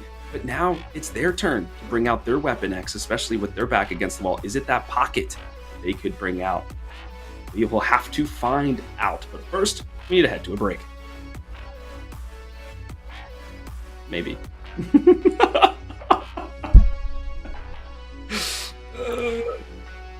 Well, we're looking at the scoreboard. Okay, we didn't do that do. last game. My bad. You and me, you know. Okay, Fred, looking at the scoreboard, and I almost am tasting Skittles because I'm seeing the rainbow here just about for the Mace Dog. Yeah, that's the scoreline that you want to see from a carry like this. I'm sad to not see the McGinnis to get top objective damage, but Mace Dog was also putting in the work. A fantastic performance from him. He was really the turner in a lot of these team fights. The one big one that we saw Friends of Humanity lose was because Mace Dog was picked relatively early. Mm-hmm. So when he was in those team fights, he was just so strong. The Infernus not losing a whole lot of ground from the recent patch. So topping everything except the assists, and that was Dalt with a good performance on the Paradox as well, initiating a lot of those big fights for Toxic Positivity. Maku 11-2 and Not the White 10-3, both with excellent performances, but just not quite enough. I feel like it was really the Abrams and the Ivy. We didn't see enough from them that game. They weren't able to have a big impact, and you see that reflected in the deaths as well, 10 and 8 respectively for the Abrams and the Ivy. Just the targets of so many of these picks that were so costly, and really the game plan for Friends of Humanity. It went a bit later than I expected Humanity would allow it, but they were able to pull it out in the end. Absolutely, and I think it's because they were caught unawares, basically. Like, that lane was up against McGinnis, right? So they lost a lot of their early game prowess with their scalability because of that. And when Abrams is behind, it doesn't feel good. And then you're just like, well, can I seismic impact in here? Maybe I gotta try. And then you do, and then you did. So very tough there in the end for these squads. We do have a replay, which is created by Metal, which I love to see here. You and me, our producer on the back end, popping this one up for us. Soren, was there a play or a battle or a fight that you most enjoyed in this match? Because there were sure a ton of them. I mean, I loved seeing the Paige McGinnis lane just because I know how euphoric that feels as the McGinnis player. But there wasn't really one crucial fight to this entire game. You know, it was long enough that there were multiple good ones for each team. It was just Humanity constantly playing better around the rotations. Their macro game was superb this time. You know, they knew when to go for these walkers, when to split push effectively, when one player would be caught out in the jungle while the rest of Toxic Positivity was elsewhere. I said in the draft that they were playing for this sort of pick style, and they played it really well. Toxic Positivity maybe need to just be a little more vocal in the comms, figure out where the enemy are on the map, and make sure that you're rotating to the weak players for game 2. Fair enough. Okay, now my eye in the sky, he's telling me we could go to a break. Get your food, get your snacks, get your water, stay hydrated. We'll see you on the other side.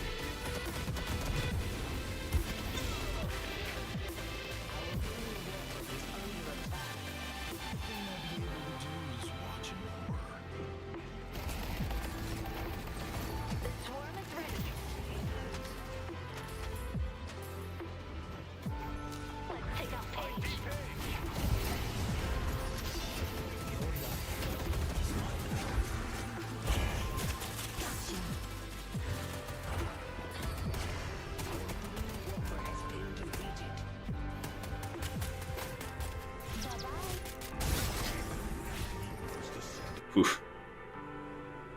Oh, hello! Welcome back, Deadlock fans. It's HD Philly B, it's Soren Markov, and we are here in the Death Slam League NA Season 2 Division 2 lower bracket finals.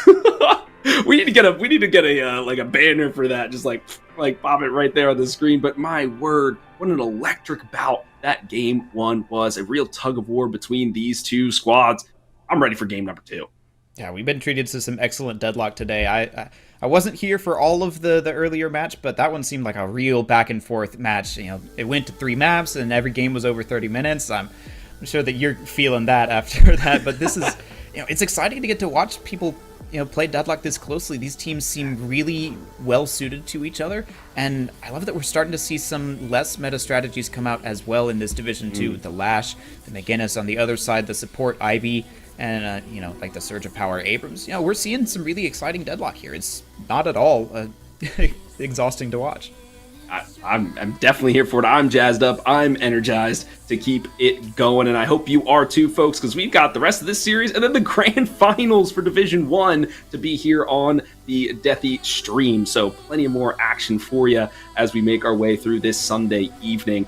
Soren, I mean, you talked about it, a little bit of unorthodox composition from Friends of Gumanity. So if you're toxic positivity in this huddle in between games, you're like, what do we ban? Do we go for the same bans? Like, what do you think they're even talking about there in order to get ready for game 2? You could definitely think about panning out the McGinnis, but it's kind of questionable if that's even worth it. We know that Pear likes that hero and is more comfortable on it than a lot of other things, and there's always this debate of like, at what level does it become worth it to ban the meta versus banning comfort heroes? And I think Toxic Positivity could learn a bit from that and just kind of go for heroes that, they're good on. We saw them pick some pretty meta stock standard heroes, but then maybe just not the most comfortable performance out of something like the Abrams or the Ivy. So I think they could learn a bit from Friends of Humanity and come back and just play their own game, play what you're used to. So does Comfort win championships? Does CC win championships? I mean, there's so many different takes from that regard. It might be a little bit of mixture of both. If your character has CC and you're comfortable on it, then you're an X-tier winner. Like, I love to see it. Well, I'm hearing from the eye in the sky that the draft is ready. Time for those P's and B's we love so very, very much. This time, Toxic Positivity will be the ones to first ban. I believe Yamato was the first off the board last time. Will it be the assassin once again? Nope, it's the Cal. Well, this is what they banned out last time. Last time they were the second bans, and Friends of Humanity forced them to ban the Kelvin pretty much. But as you were saying, there's so much complexity that goes into these drafts, and it just depends what level you're on. At the very highest level of play, where everyone can play every hero pretty much, you're thinking a lot about what the generic strongest heroes are. But as good as these players are, and as good as the show as we're getting treated to here, this is not the professional players. These are people who, go to work 40 hours a week and have to come back and sit down and play some Deadlock with their friends. So these people don't have infinite time in the world. They will have characters that they're more comfortable on than others. And Humanity, despite having such a good performance on it, will ban out the Infernus here. So no first pick for Toxic Positivity there. I've been waiting for this. I've been waiting for that because this bartender has just been too good. Also, I think his ultimate should be called the Concussive Cocktail instead of Concussion Combustion. 1, because that's harder to say, and 2, I like it. He's a bartender. Let's make a cocktail, right? Whatever. That's a different point. Toxic Positivity open up with the Mina once again. I mean, Makura was getting a lot of kills on there, but it didn't seem like they were just like one-off picks and stuff like that. But I don't know. A good mixture. How are you with that opening? Yeah, that's the difference between someone like a Mina and the Infernus. The Infernus will have continuing value as the fight goes on, not reliant on any one cooldown, but Mina, has to use that ult a lot of the time. And while she's got decent poke with the bats and the Love Bite procs, once she's used that ultimate, that's kind of her big engagement down. So it did work out very well for Toxic Positivity. He had a great game, but just not able to close out a lot of these close team fights. And Humanity are going to first pick the Abrams, which is an interesting one. Toxic Positivity had it last game, but it seems Humanity want to bring it back on their side. I love it. Super cringe. I'm an Abrams fan. I like Abrams. I like Moan Krill. I'm like the support tank initiator guy. Like, that's because I die too easy, so I need the guys with a little bit more beef to help me because I'm bad. But I like Abrams. Blame me, chat. I don't care. It's about how they're going to pair it now. I know yesterday I was watching, there's tons of deadlock happening all over the scene. And I'm seeing a lot of Vindicta actually come back. And that's one of my favorite pairings in the game. But right now we're seeing Age paired up here. So still some question marks for Friends of Humanity. If you're Toxic Positivity, what are you looking for now? I gotta think that this is Gumanity taking the advice that I just said, right? That Paige Abrams is not a typical start that you'd see from a lot of teams, but, we saw a pretty good performance from Musi on the Paige. A couple of unnecessary deaths, but plenty of times where they were really contributing in these fights and letting their carries pop off. So Toxic Positivity now can respond really however they'd like. A lot of the meta picks are still available to them, so whatever they're comfortable with in the meta is still available. And they think that that's the Mo and Krill, so a bit of a swap of tanks here, where Mo and Krill has a bit more pick potential. Abrams has more utility in a team fight with the amount of CC that he has available to him. I'd love to see this paired with something that can stay relevant a bit later in the game for Toxic Positivity. Pocket, still available here, a hero we highlighted earlier that didn't get picked. Someone we could maybe see like a Paradox still come in here. Of course, had a good performance on that last game. Or just a more supportive character. But we're going to see the Lash this time. That's two sort of first half picks for the Lash showing up in this game so far. Very, very interesting. I'm trying to check my notes here to see if there's any, Lash player on really either of these teams. Not really too much. So, okay, this is another kind of sneaky pick here for Toxic Positivity, an initiator kind of guy. So that means the bans are really open. Okay, they respond with the holiday, so another type of initiator, snatch and grab. But now it's about, okay, the bans. What are you looking for? Do we ban out another support? Do we ban out a carry? I mean, maybe the Friends of Humanity ban out a support because Toxic Positivity doesn't really have too many. No, but there's not a whole lot of heroes who are really good, like, hard supports in the game right now. It's really just the Paige and Kelvin, and with both those off the board, you could look for someone who's got a bit more utility, but you could also go for the Mirage, which we saw Toxic Positivity do so well with last game. And, you want to make sure that your ban has impact and not ban away something that they weren't going to pick at the first place. But, yeah, Pocket's still available here. And, honestly, that would probably be my go-to if I'm Gumanity here. Okay, well, they go with the Warden. I like that, too. Warden, very capable. A lot of people know how to play him. The ultimate is very good. We saw how impactful that was in a lot of those mid-boss fights in that previous game. So, makes sense. But now, Toxic Positivity, they have the chance to ban the Pocket. If Pocket is not banned, chat, somebody's got to pick him. I need to see him at least once in one of these games. Please let me see the Pocket. I need it. It is the McGinnis. So they fall into the trap here, Soren, banning out the Engineer. Yeah, that's... it's mixed feelings there, because you've banned out one of your comfort heroes for pair, but it's also they're not using that on a stronger hero like the Pocket. So still... plenty of options available to you for Humanity. I'd love to see where they're going with this draft, because once again, like before, they don't really have someone who does a lot of damage in this draft, but this time they don't even have the Infernus, who really was their crutch for all of the late game damage here. So it looks like that's going to be the Wraith this time, probably the second best option in the game right now. Not picked last time, but as a replacement for the Infernus, that's about the best you'll get. And that's what I was going to say. I think that's probably what you'll do, but on Toxic Positivity side now, the carry is kind of been dwindled down. I mean, you have the Mirage, you have the 7, potentially. Do I dare say Vindicta, right?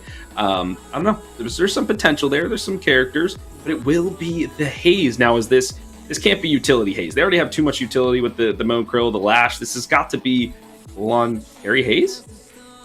It's possible. I'm not sure that I would like going that route. I think that this Haze, we've seen her paired a lot with the Mo and Krill as sort of a roaming pick duo, and I think that's where she performs best right now. If you can get a Sleep Dagger, then it's a free Mo combo, and Haze has the damage to be able to finish you off, so I like that as a good answer to what Humanity were doing, getting active in the jungle. This is just, something to keep you on your toes if you're trying to do that again.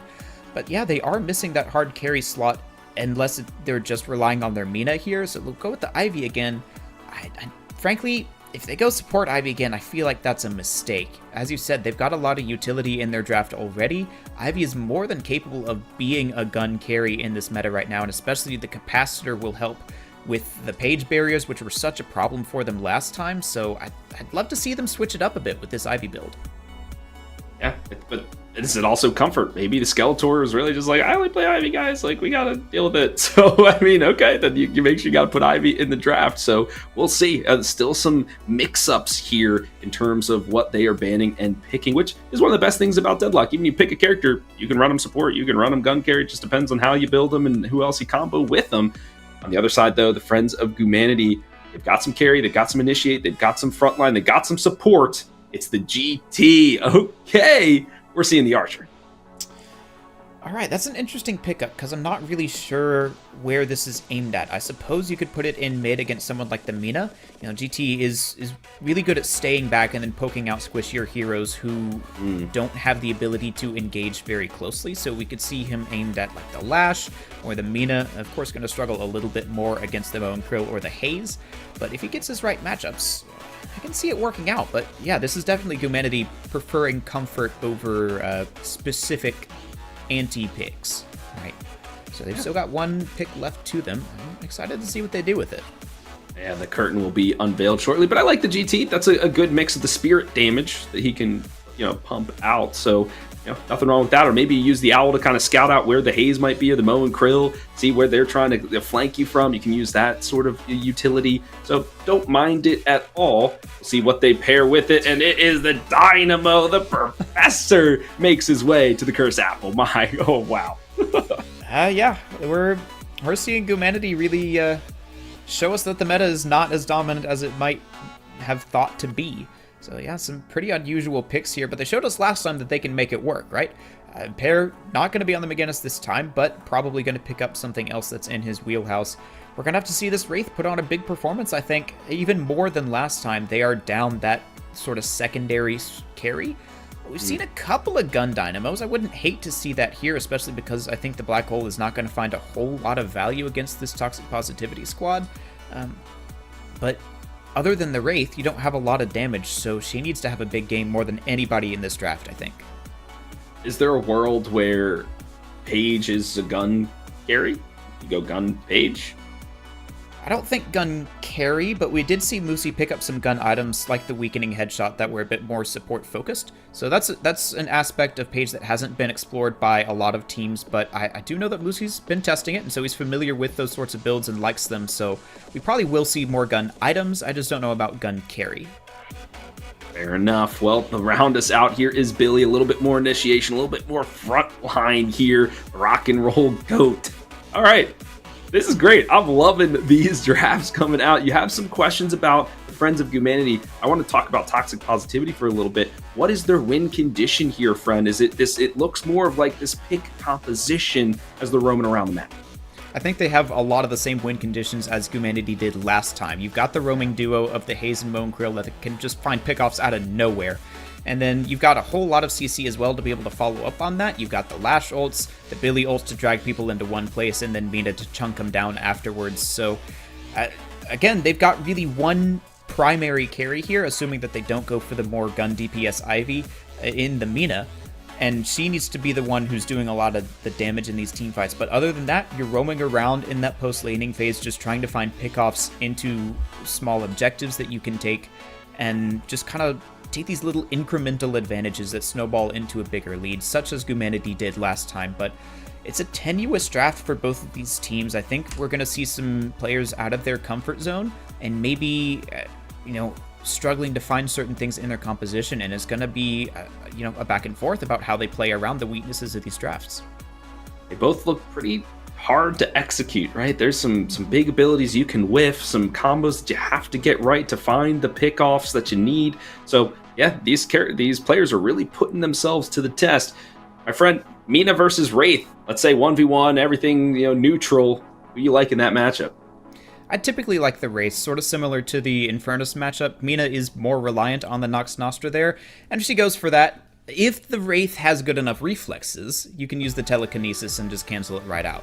Otherwise, Mina could have a shot there, but Wraith just with the more consistent damage, as well as, in my opinion, having better farm potential means that she'll probably be further ahead unless this Mina can have really explosive fights like we saw last game. But, of course, we did see that last game, and so it's not entirely out of the question that we see Mina just kind of snowball off of kills and not let the Wraith farm to infinity, especially because they have those roaming duos who can just roam around and find the Wraith out of position. So in the 1v1, I would favor the Wraith, but of course, this is a MOBA. There's more to consider than just that, so we'll have to see how it works out for both these teams. You're a man of technicalities, my friend, and I love that, but I'm a man of imagination, and I just wanted to know. Basically, it's like, guys, I don't really like Mina that much, and so whether she's super good or super not, just like, there's probably somebody better out there. Please pick that instead. Whatever, it doesn't matter. This is a game. We're all here to have fun and enjoy it. Friend, I think it's time. I think we're ready to get into the Cursed Apple. I'm very curious to see how this shakes out, what the lane matchups are. You and me, send us down, and away we go. Pairs in the chat. It's gonna be pair. Okay, we do have some quirks with how the system works behind the scenes. It might not be finalized names, but that's right. That's pair on the Wraith, and that'll be interesting to see how it goes. These lanes, I think, are gonna be kind of a struggle for both these teams. Not a lot of strong laners picked by either side here. Notably, the Paradox is missing. No Yamato in this draft, so. Yeah. None of these lanes look incredibly strong. The Page Wraith on the right side with Musi and Pear is going to be much the same as the McGinnis last time. The fire rate and the barriers onto what would normally be a squishy hero is going to mean that Wraith can really just walk in without fear. But against the Mina and the Billy, that is a better lane matchup than you had last game. So I think that these lanes could go any way in any lane. And what a way to have our lower bracket final here in Division 2. If your back's against the wall, throw something weird out there and see if the other team can handle it. Okay, this is what we're looking for. I'm interested to see how this Lash and Haze kind of match up here, friend. We were thinking that maybe the Mo and Krill would go together. That might be post-laning phase, but then they have to make sure that they're both okay to do that. I mean, there's a lot of things that need to feel like match up for these two. But looks like they're pushing in well so far. Yeah, it's toxic positivity with the pressure in 2 out of 3 of these lanes. The Lash Haze is something we don't see as often just because those two heroes aren't always good in the draft, but their laning together is fine. You have the Haze Sleep Dagger, and then Lash can just get in and combo people to oblivion as he wills. And you're up against a pretty squishy comp here with the GT and the Dynamo. The trouble is going to be, when can you find these engages? That one misses there.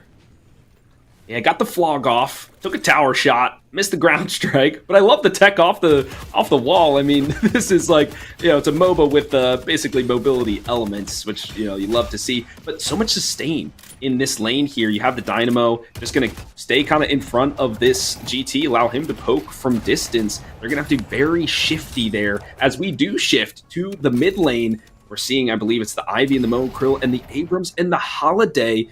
Holiday you see in the mid lane a lot. Abrams, maybe not so much. Yeah, but where you really want this Abrams, if he does go mid, is in the enemy's side veil.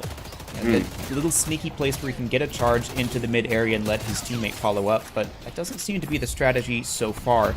But yeah, not something you would normally see in the mid lane, and that's because, again, neither of these teams has drafted particularly heavy laners. Okay, so they just got to make do with what they got then. And yeah, this is, once again, it's for fun. These aren't professionals. These are weekend warriors, so they're just playing with what they've got. And that makes for good deadlock, friend, because sometimes if it's just always the meta, this is what you got to pick, this is what you got to play, then it makes it boring. It's a game. Let's see some different stuff. That gives us wrinkles in the brain, different calls, different strategies, and that makes it fun for us to think about, okay, how are these things actually going to work as we see them play out? So do love what is going on here as we're kind of just reaching that neutral zone as the lanes are fighting out. We know we're looking for that 3.4k mark before the fireworks start to explode. Yeah, but there's a second benchmark before that where a lot of these heroes start to get 2 points into an ability. You see Deathy talking about this a lot. That's where a lot of heroes just naturally find their power spikes, so that should be coming up soon here as we see an engage. The Wraith trying to get something working onto the Mina. That Page barrier had to be used on the Page, though. Who's that? The Billy must have forced that out from her, and now Wraith's in trouble. Yeah, forcing out the cooldowns, and there it goes. Pear is sliced up once again. First blood goes to the Billy. You're right. There's that 2-point power spike, as you mentioned. Deathy, please coach me. I'm so bad. But yeah, okay, you'll love to see it. The charge comes through, the slam as well. That'll do the damage needed. But can they get anything off of it? They've already been winning that lane. Yeah, there's just not been the tempo that you want to see from the Wraith and the Page, so they're kind of struggling to get this lane going, and that death, of course, won't be helping things either, but called it out earlier, we're starting to reach that 3.4k mark, and I feel like, in particular, this left lane is going to explode when we do get that, between the really 3 super impactful ultimates, and then, of course, the Bird able to clean up anything that the Dynamo starts. Yeah, I'm waiting for that one. We've got a tussle in the mid lane there. Some exchange of health bars, exchange of punches. The Ivy just swinging the bat. The stone form squishes them into the turret. But there's no combo available. Will be red ball. There it is. It's now available. The Abrams has to get out of it to charge away to save himself. Leaves his laner, though, in the dust. Yep, and as soon as they come up, it gets, somehow a melee fight starts, and in the middle of it, Mo and Krill finds out that he can do more with his hands than just punch. And so that's a nice little exchange there for Toxic Positivity. They go super deep chasing down Macedog here on this Dynamo. I think he was on the zipline trying to get away, but they've left the wave pretty far away here. They could miss out on some souls because of that. Yeah, very interesting. We see the Haze kind of taking these off angles, right? Trying to set up the kills for their squad, but GT, he's wary to it. He knows what the assassin is trying to do. There, he's sending the owl out to the mid lane, trying to scope out. Maybe he can find an exit frag. Doesn't look like anybody's at that low health bar, but if he sets up a kill, that would be good. So far, the owl does not find any purchase, my friend. Finds a hit. Nothing much after that. I was really looking for those executes, but it doesn't come in. Let's see if Lash can get the executes. Big slam here, but the Dynamo, he uses the black hole, but it only catches out the Haze. Lash was careful enough to slam away from that, and so that's a clean kill here for Toxic Positivity. A second death for Macedog, and I like to say that that black hole is worth about as much as 1 kill, so 3 effectively deaths, but that means Mo and Krill, also in this mid lane, has gone down too, so Friends of Humanity will trade it out in another lane. Man, I see what you're doing with the ult. I mean, I guess you can't be targeted while you're doing it, or if somebody slams or the follow-up, you can kind of try to stop it, right? But maybe in the lane like that, you save it? I feel like it was kind of wasted, you know? So a tough look there for Macedog, but he'll get it back in due time. As we're taking a look at the items here, friend, anything of note, it seems to me just to be standard business here in the Cursed Apple. Yeah, it's still a little early to be calling out big builds here. The Dynamo does look to be building more of a supportive role rather than the gun, so unlikely that we'll see Friends of Humanity go with that unconventional sort of DPS style. We have seen a couple of Rusted Barrels picked up, so that item is starting to gain some traction, especially against high fire rate heroes like that Haze, who really relies on those fixation stacks to be built up to do any damage. But yeah, as you said, this is mostly standard stuff here. Abrams will miss out on his chance to get a kill onto the Mo. I love that, dude. The Ivy picking up the Mo and Grill, just they're flying away together. That should be like a cartoon or a video game in and of itself. Those three working together. Looking for the kills, though, now, ladies and gentlemen. It's been kind of a quiet affair so far here in this laning phase. I mean, it is a lower bracket final, so people maybe not trying to be as risky as they might in some other situations this holiday. Taking some strays, but not falling down just yet. I'm looking across the map at the Guardians here. Some folks taking some chip damage, some, a little damage here and there, but nothing to write home about, friend. It's kind of stalling out here. No, the one side that really would have impressive push towards those Guardians is right here with the Page and the Wraith, who are finally starting to get something done onto this Billy, but they've been so behind in this lane that they haven't been able to push so far. But now with just the Mina here to stall things out, and that knocks Nostragon down, she does find the Page, so yeah, it's kind of back to nothing here. Yeah, Page for Billy, that's your kind of like your supporter in lane. Okay, you'll take that as long as your carry is still able to get the farm they need, but this Mina is still hunting down the Gambler, does not want the mob boss to find any firm footing in that lane. Seeing some of the ultimates come online, I'm seeing mainly this Death Slam here. I'm looking for that biggin to find some purchase, along with the Haze, the Bullet Dance, that two in combination can do some work. Okay. Another Rusted Barrel, like you mentioned, just uses the Kinetic Pulse to push some people away.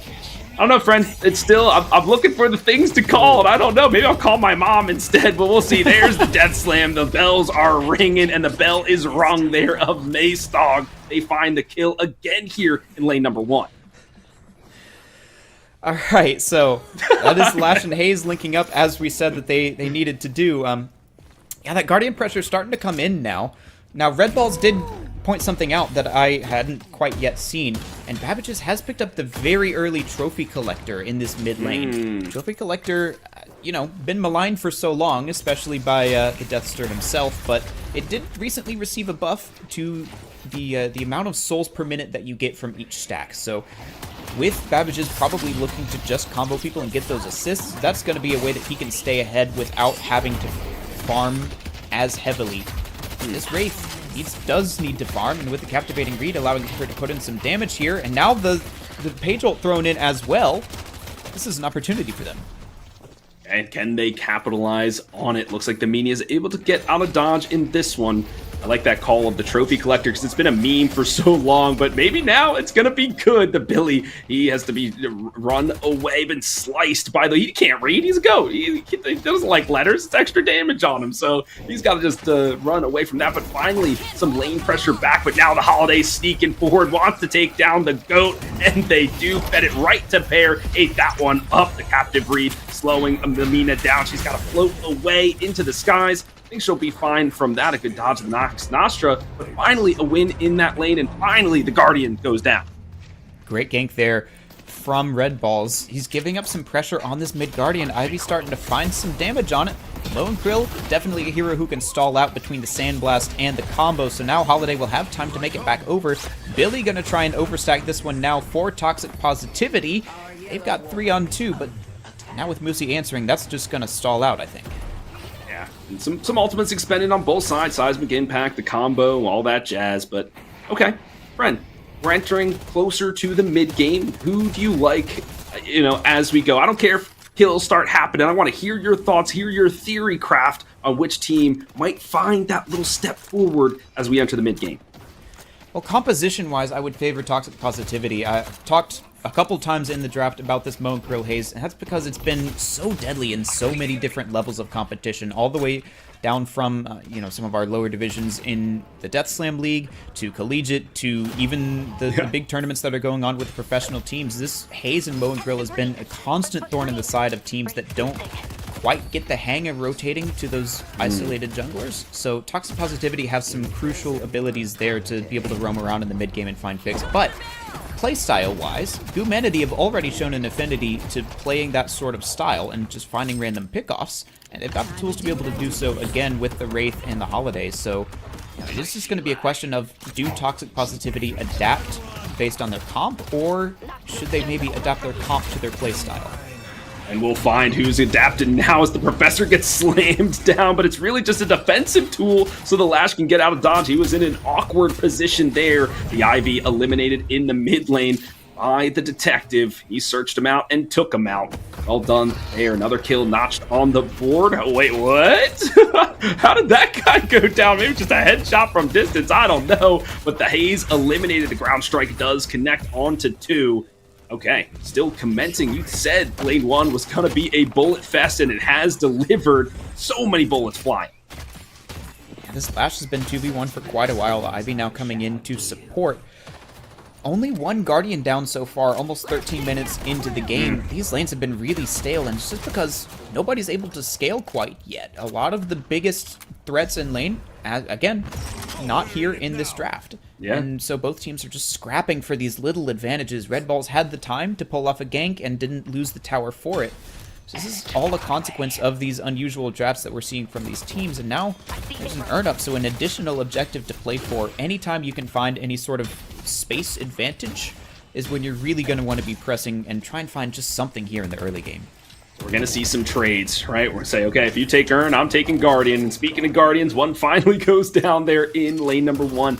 But you bring up such a good point, my friend, about how a lot of these heroes that are quote-unquote meta or whatever is because they're so strong in the early game that they can take these Guardians, unlock flex slots, unlock map positioning, etc. And when you don't have that, it really does stall out a little bit, which makes for a completely different game. Doesn't mean it's bad, doesn't mean it's anything. It's just a different way to play. And I love that we're showcasing it here right now. The Mo is showing a different way to play, and it's to run away from the bullets. But I think he sacrifices himself to Pear, takes a card to the face. And not able to escape there as there's 3 on that right side. Pear now roaming around trying to find jungle and picks where he can. This mid lane is now the only one with 2 Guardians in it. Both the ones on the left side fell in quick succession here. The Abrams able to get out. this one is going to be now the focus for both these teams. You're just kind of leaving the Wraith to her own devices on the right side as you try and push for this mid Guardian here for Toxic Positivity.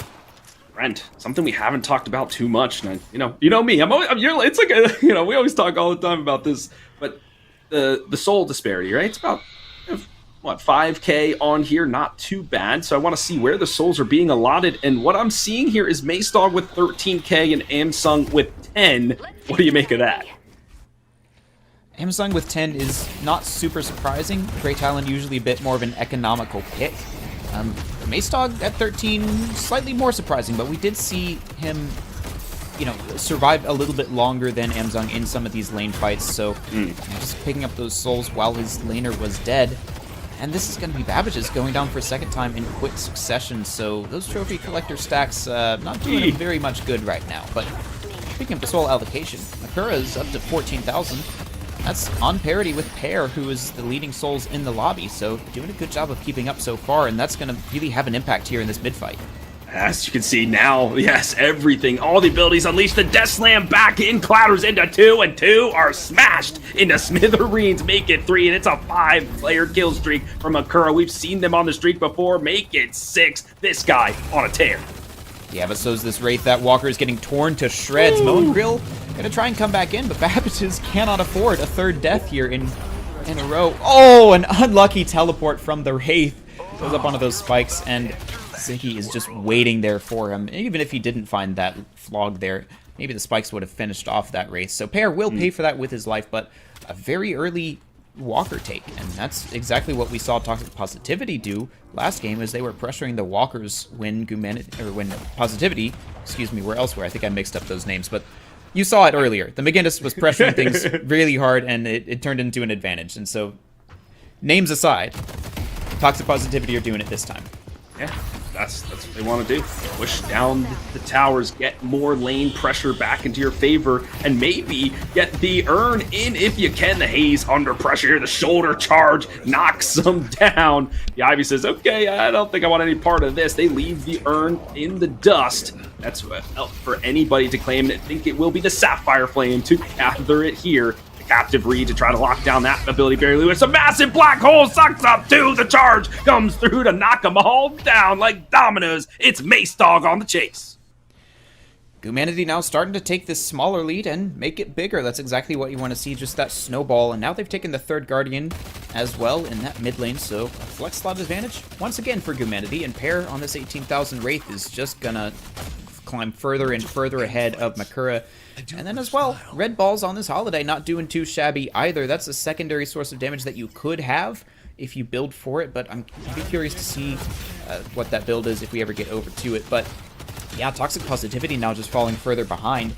It was about a 5,000 soul lead, and that's not a whole lot for 17 minutes, but now blossoming into 12,000 is dangerous territory for Positivity. You need to at least try and be setting up these picks with your comp. Play a little proactive, be the ones to initiate rather than letting Humanity do whatever they like. And this was going to be the question that I posed to you as we take a look at this trophy collector. Not maybe doing too much here for the Mo and Krill. He's got to really get those stacks. Only one on there so far. Thank you and me, for showing that. But it's this Billy for me, my friend. What is his role in this? What is he going to do? Is he trying to dive onto the GT in the backline? Is he supposed to, batter against the Abrams? Like, what is he trying to get done in these fights? I think he's mostly being used as setup with the amount of displacement from the bash as well as the ultimate, the chain gang. Yeah. But there's just so much escapability from that for Friends of Humanity. While you are locked out of movement options like the Dynamo Quantum Entanglement, if you get caught in it, you're not likely to group up in the first place for Humanity. So you might catch like the Abrams, maybe the Page, but that's about all you'll find. Really, Talon and Dynamo aren't likely to be caught in those sorts of things, and they can come in and try and help their teammates out. So it is going to be a tough job for Wires here on this Billy. But we saw him make it work with the Warden earlier against a comp that was not as likely to group up. So he's faced these sorts of challenges before. Okay, well there you have it, folks. This Billy, it's not a throw pick as I maybe originally thought. There is some opportunity, but it has to be the right opportunity. Target prioritization in MOBAs is such a critical thing. You can't just expend your ults willy-nilly. They have to be at the right time. But look at this build, my friend. He's going for a lot of gun damage and a superior duration probably for the chain gang. But that's an interesting, you think usually it's like vitality. You really want to scale him up so he can frontline. What do you make of this build? The escalating resilience, I think, is kind of the key focus there. It is a gun item, yes, but it's also just really good for sustain. So he is building kind of the gun vitality that you would expect to see from a Billy. It's just that, the colors don't always line up. The superior duration will help with the blasted, I think, primarily, because that'll mean that he has basically even more sustain in these fights with those punches, getting him more health and less damage from the enemies, which is another form of sustain. So, yeah, it's a incomplete build is all that it is right now. Fair enough, and there's still plenty of time left in this one. The Noxtra, though, let loose from the Vampiress. Clatters into a couple, but nobody's really worse for wear because of it. Now it's about what structures are we looking for as we kind of parse out the map. The urn is available. The mid-boss has spawned. Bridge buffs have been contested. Seeing the waves pushed up here in lane number 3. The Moan Krill is responding to that. G&T and Hayes just content to farm it up there in lane number 1. Looks like a fight in the mid is about to break out. Billy to try to start us off here, but maybe to escape the fly drop, or the airdrop rather, has to get him out of dodge. No fight ends up happening in the mid lane. Yeah, I think that's a good decision from both these teams. A lot of the times where we see them go wrong is they just take a fight over nothing, and so both those teams recognize that the fight there kind of pointless unless you get a clean team wipe out of it. And that's not likely to happen with some of these scrappier team comps. So both teams backing off, taking their farm, of which there's not a whole lot left. So these teams have been pretty efficient. Pair, 24,000. Again, we're keeping an eye on that because that is the main source of damage for Friends of Humanity. That's their win button. And so if Pair can get off to a an even bigger lead, then it's going to be really deadly here, but the combo will catch out the Abrams as he tried to get away with the ultimate.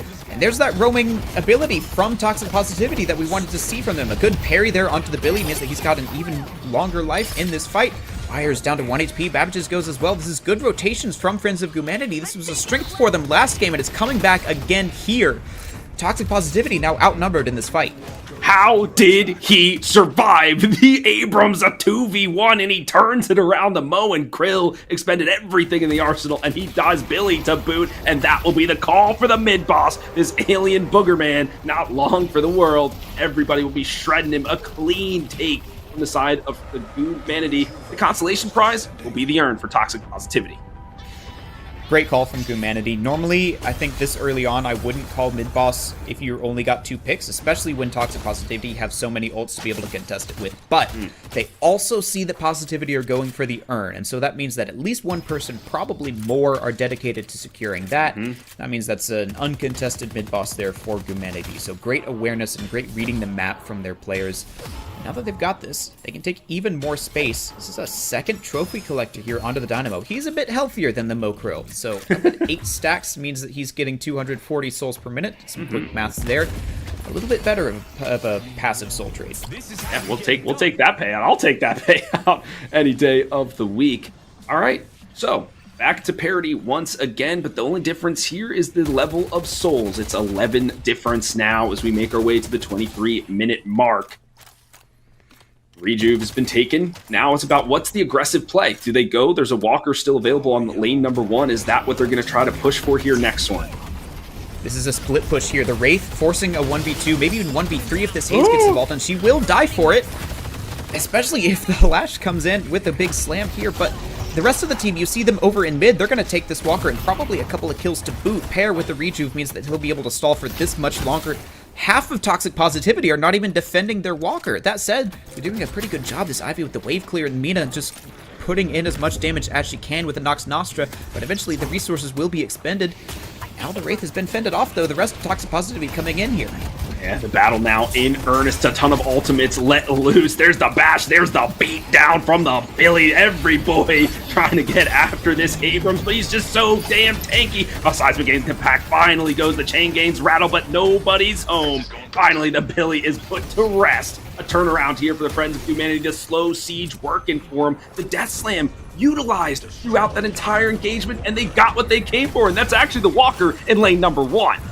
Yep, they didn't kill the Wraith a second time, so Pear just comes right back in, scoops that one up, looking for base Guardians as well. Toxic Positivity have to answer every single lane at once, and this is the power of the Rejuve. You can just commit to an objective, and the enemy team has to commit so many more resources than you do. Look at this! Nut is already down to 1 HP against this Wraith. She's so fed, and with almost 6k souls in the bank. Alright, she will go down, and that's for good this time, for at least 55 seconds, but Friends of Humanity have got more than they needed out of this. Yeah, they certainly did, but don't give up too much. Like we saw in the series number 1, if you dive too deep, unlock the bullrog of the other team, and they can come streaming forward. That's the next objective. Get those extra, the final flex slot available for you. You can go back, spend your hard-earned souls, and go, on your way, clear some jungle camps, etc. But okay, a good utilization of this Rejuve Crystal, and my friend, are they going for more? They're taking out the shrines. They said no services here. That's gotta go. They're moving on to the other set, or will they retreat? It looks like maybe the call is split. A few members are going for this final shrine. Could be a misplay. Well, only time will tell. I'm very concerned here. They sacrifice a Rejuve to get this shrine. Now the retreat horns are sound. Yeah, they're a little deep without their carry here. Pear would be the one to normally tear up these objectives, but he's not in the fight, and so they're just kind of at the mercy of Toxic Positivity. They do make it out with 1 Rejuve Crystal, so they've got the buffs for another 30 seconds, but they need to take the bridge buffs and not get caught on the way out. Toxic Positivity are given a good chase. Yeah, and that's what you gotta weigh those options, the cost benefit. Do we stay a little bit longer? Do we go on the map? And right now they're reaping all the costs as down goes the detective. Abrams eliminated on the retreat. Do they look for more here? Toxic Positivity? No, they gotta defend the base. Yeah, Makura almost died as well. The Grey Talon arrows popping in against those squishy heroes means that they can only stay for so long, but it's still continuing here. Humanity have not retreated yet. The GT, he's hunting the people on his checklist. The arrows, not another one into the chest of the Lash. Okay, but now, my friend, I'm looking at the map. Everybody's backing off. The urn is where they're going next. Yep, and the Wraith just picked up that gun buff as well, so 32,000 plus the extra ammo and fire rate from that buff means that she's pretty strong right now. She's going to be looking for a fight as soon as possible, and that's why Musi is going to pick up this urn, and I imagine that they're going to try and deliver it, even though it is on the Toxic Positivity side. And you see the crippling headshot here from Musi. Not an item that we see very often, but despite the books from Paige not being able to actually headshot themselves, they can proc those headshot items. Bit of a weird interaction, but we see it with a couple other things in the game as well. So Musi definitely looking to leverage that in this urn fight. Okay, Musi, post that build, homie. Let's see what it is. I want to try it out myself, and that's the best thing about Deadlock, is you can share your build with the rest of the community. We're seeing now, this is the time where folks gotta scale up to the next portions of the map. I'm expecting the true engagements really maybe around the 30-minute mark, as that's where people are probably gonna get to the next echelon of souls. But look at the disparity. You said we're gonna keep track of this Wraith here, friend. 34k. Mina only at 28.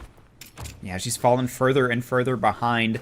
No space means no ability to take farm, and so these greedy heroes from Toxic Positivity, well, I say that, it's mainly just the Mina, but she's not been able to find the farm that she needs to keep up with Friends of Humanity. Of course, the space game, just such a strong point for this Humanity squad. And yeah, also the flex slots. Like, there are all 3 walkers up for Friends of Humanity, so even the souls that Makura does have aren't able to be used as efficiently as Pear, who you see has every flex slot, every advantage in the world for them. Even some tier 1s just kind of hanging in there because they haven't had to sell yet, but that's how this fight shaped out. The Dynamo goes in for a 3-man ult and gets slept right as the black hole expands. And we're going to take a look at this replay presented by Metal just to see just that. I mean, that could have been the game. If that ultimate lands, that's a whole team wipe. They're storming the base in earnest because they already got most of the shrines in there. That would have been the nail in the coffin. Sorry to cut you off on your analysis there, but man, that was a game-defining moment to keep Toxic Positivity in this one. No, that's a great call. I completely missed that. So great job on our observers and you and me on the production as well to take us back to that one, make sure we called it out. But you're starting to see some unstoppables get picked up here for Toxic Positivity. Ziggy on the Lash picked one up earlier. Now you see Nut the White on the Haze picking one up too. So that's going to be pretty important here against the Black Hole, against the CC of the Abrams. There's just so much from Gumanity that this will try and help stop. You know, every single character has a stun of some kind. Really, GT's the lowest CC member on Gumanity. But speaking of CC, Abrams now locked up, but so comes the Holiday Lasso. This is turning into a big brawl here with 4 members of Gumanity missing. Mo and Krill hog-tied there behind the Sheriff, and now every ultimate expended. The Death Slam utilized as well, but I'm not seeing anybody on the gray screen. A massive black hole! It's huge to get down 4, but Face Dog gets down his life. Oh no, the turnaround is big for Toxic Positivity, but they need to get more. 2 is not enough. The Haze, not the White, is nothing no more. That high five, an explosive array of abilities. The teams, they're backing off. Maze Dog, I think there was no chance that he killed 4 people in the black hole by himself. The rest of Friends of Gumanity was not there. I think it was just to stall, and it worked. They were able to come in and even things up, and they're considering going mid here.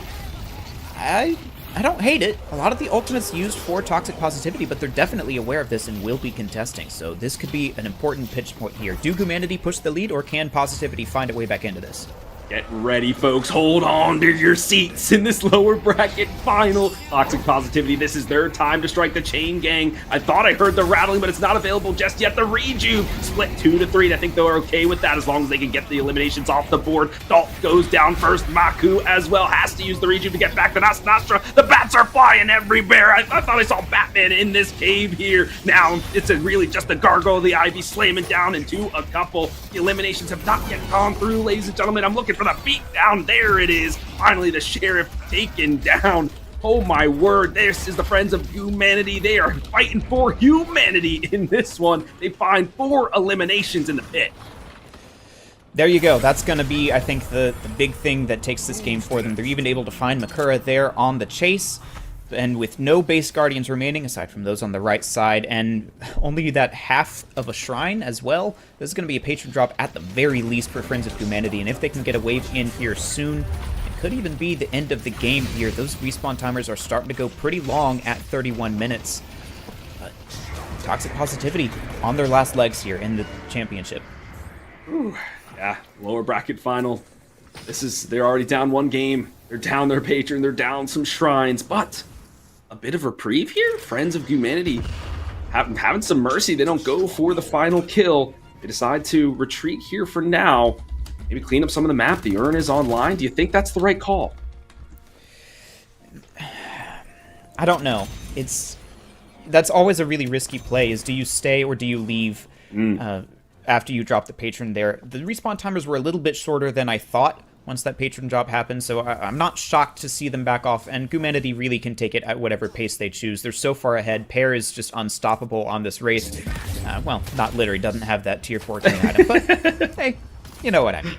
And so Gumanity are really hard to stop now. They need this mode to find something, but Gumanity, rotations have been a strength for them. Toxic Positivity have to be really careful not to get caught out. And it's like you have to out-rotate the rotate that they're rotating. Everybody's spinning in circles.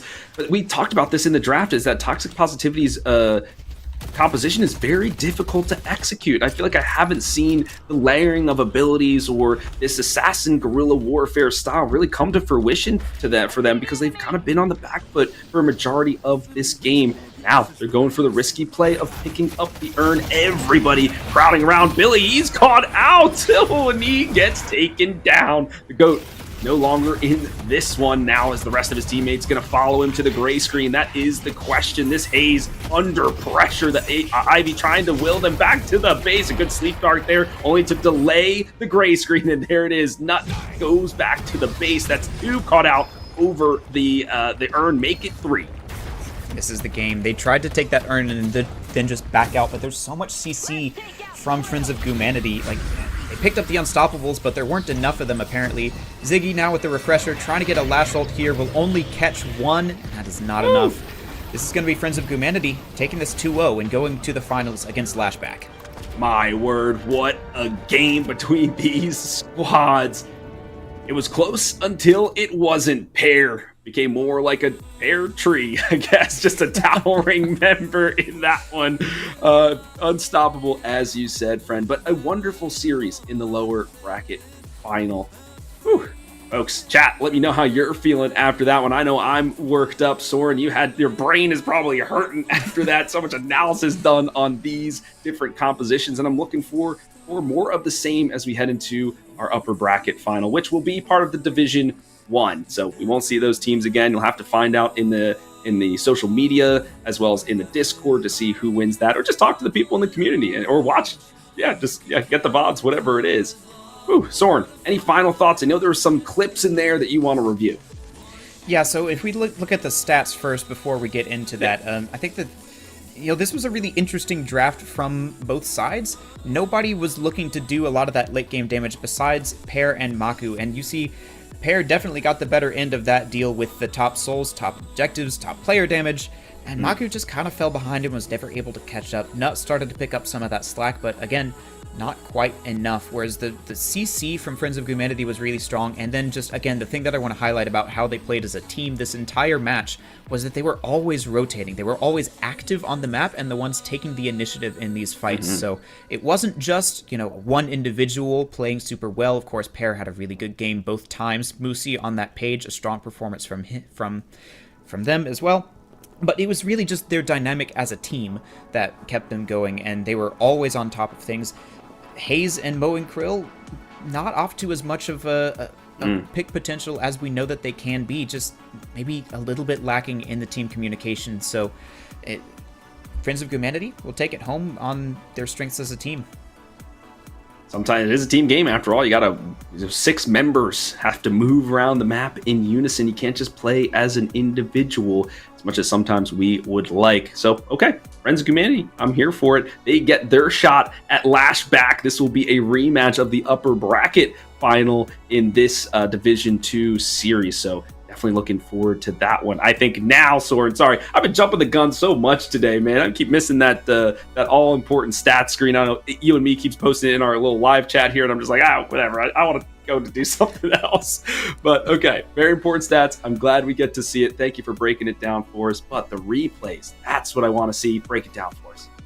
Yeah, so this second rejuve here was, I think, really important because something really interesting happens as soon as this crystal drops. All of the ultimates come in and all of the unstops and all of the stuns get used, but Humanity all go in for parries here and no punches, whereas Toxic Positivity pop their unstoppables and don't really do a whole lot of anything with them. All the parries expire, and that lets Lash get in a free punch, but if they'd had just one person there to parry Toxic Positivity, they would have had all 3 crystals completely to themselves. All of Humanity, maybe just not enough coordination about who would punch, who would parry, so an opportunity there, but Positivity not with the members enough to be able to capitalize, and then the team fight afterwards just goes the way of Humanity because they've got that extra rejuve and the stats from it, as well as a bunch of crucial ultimates thrown in. So again, just another opportunity, a slight small area for these teams to improve in on how they approach the rejuve.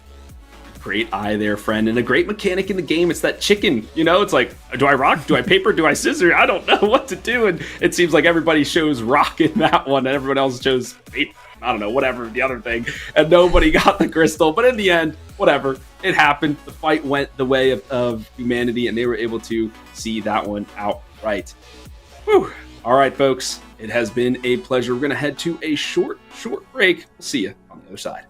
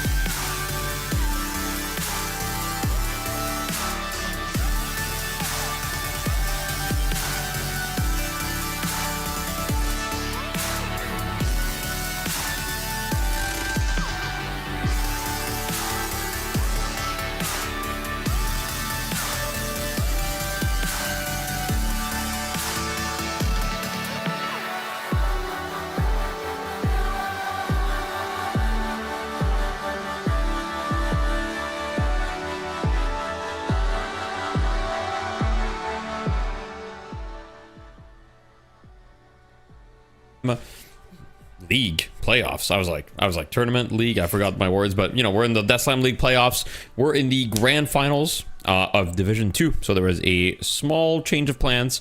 Unfortunately, Division 1 is still going on right now in the lower bracket finals, and so we would have had to wait for that. And while we think it's likely going to be a 2-0, there was the possibility of a game 3, and which would have added potentially a long delay as well. And in order to not risk a break and give you guys the content, we decided, hey, we'll just cover Division 2 Grand Finals, give you guys something to look at. And so we've got a rematch where we have, I believe it is Friends of Gumanity versus Lashback. And for those that weren't watching, or actually I'm not sure if it was covered on stream, can't remember. But Lashback won 2-0 previously in the upper bracket semifinals. So now we've got the rematch in the Grand Finals, and I am joined with Soren and Orbital. Thanks for coming on, guys.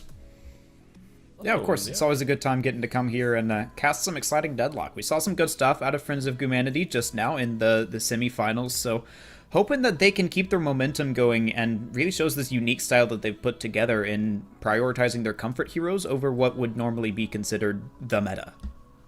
Yeah. And then, of course, it's also matched up against the Lashback, of course, right? With a little bit more of the meta tuned in there, so I'm very excited to see if it does come down to, as you said, the comfort versus meta standard. But I mean, Lashback, they took a 2-0 last time, so I'm excited to see it. There is going to be a little bit of pushback, maybe a 3 games here. Indeed. And before we get into the nitty gritty of all the things that could potentially happen or not, we'll see. We do have the Corsair giveaway. So if you type !giveaway in the chat, hopefully that command's working properly, but it should be. Then you can, enter a giveaway of Corsair in order to win one of 3 items. There is a mouse, a keyboard, and a headset. I forget all the names of them, but if you click !giveaway, all the details are entered there. And basically 3 people will be selected at the end of broadcasts. So I would highly encourage you to join. I mean, it's free, it's easy to do, and thank you for thank you to Corsair for sponsoring the segment, as well as Metal for helping make everything happen, as well as not only this league but other Death Slam events. But without further ado, I do want to pick your brains a little bit. So Orbital, let's say that you're the team that just you just lost 2-0. What's your kind of approach to this in the grand finals? Ooh, the first approach is to still hold respect, but a little tempered aggression in there. Reason being is I always talk about when it comes down to facing an opponent that you faced off before, especially in a 2-0, you still have to come into this saying, I can win. A 2-0, whenever you get beat like that, is demoralizing, no matter what you take from it. But you also take into the fact, you just beat your opponent 2-0 to get here. You have wins under your belt. You deserve to be here. Balancing that out without the free abandon of I'm going up against gods and I need to just do whatever I can, you still need to be set in reality. So for me, it's the balancing act that I really hope that Friends of Gumanity are able to hold on to and say, coming into this as the challengers, I know we got beat very badly in the upper bracket semifinals. We can do this and we're going to give it our best. Those are great points. And on the other hand, Soren, let's say that you're the person that just won 2-0, right? In this case, Lashback, who won 2-0 in the previous place. First of all, I have 2 questions for you. 1, do you pick McGinnis? And 2 is, do you what's your kind of strategy? Do you just stick to what works? Is there any reason to kind of switch it up, right? You give him the fun questions, by the way. That's not fair. I got some fun questions for you. Just you wait. Uh-oh. Well, if you're asking me, then I always pick the McGinnis, but right. it really does come down to comfort for whatever Lashback can do. I'm not as familiar with their roster as I know Friends of Gumanity. I don't know if they have someone who's proficient on McGinnis, but I know that as a community of McGinnis mains, we tend to be pretty monogamistic towards our girls. So if you don't have someone who's got a lot of hours on McGinnis, you're probably not going to be able to do quite as well as we just saw from them. And frankly, if you're not very good on the hero, then it's not going to do well right now because she doesn't have the strength to just be able to keep up no matter what you do. So banning away the McGinnis, especially in the second round of bans, is definitely a strategy that we could see Lashback go for. But as for whether you change it up or keep it the same, I think, there's a bit of both. You just had the time to be able to sit down and watch that game while, sitting back and maybe eating some supper. So you've got time to do the review and figure out what Gumanity are trying to do. There was a very clear strategy we saw them outline in their draft and then in their gameplay. So you've had the time to review that now, and you can change what things you think they might try and adapt to. But also, you did just win, so you don't have to change up too much. Just keep what works and know that you're going against the same team that you've now had all additional time to review, and just, pick up what you think might be a good idea from having done that review. All right. Well, thank you for that well thought out response. A lot of good stuff there, and I don't think they're listening to the stream, so unfortunately they will not be able to use those nuggets of wisdom, but we do have the draft ready for you guys, so we'll be able to get into it in just a short second. What are we kind of predicting, Orbital, for the first bans here? Any predictions? Ooh, I am hoping for a Kelvin ban, personally. I will say, just in a general aspect, I think it is a little bit too discomforting, no matter if it's left up on either the Amber or the Sapphire side. And especially if you're going comfort, unless you have a pure Kelvin main, I really do think that you just ban it away. You just don't deal with it. In the good hands, it denies so much. It is the one ticket access of, I can pause a fight or I can force a fight for about 3 seconds if I use my ultimate, right? If I use my Ice Stone properly, it is the go-to. You can single-handedly do these things. So I think, take it away, don't deal with it. I think that has to be on the table for either of these squads. Afterwards, though, I am unsure. Again, when it comes to comfort, it tosses bans into such an awkward position because you have specific heroes that you don't want to deal with.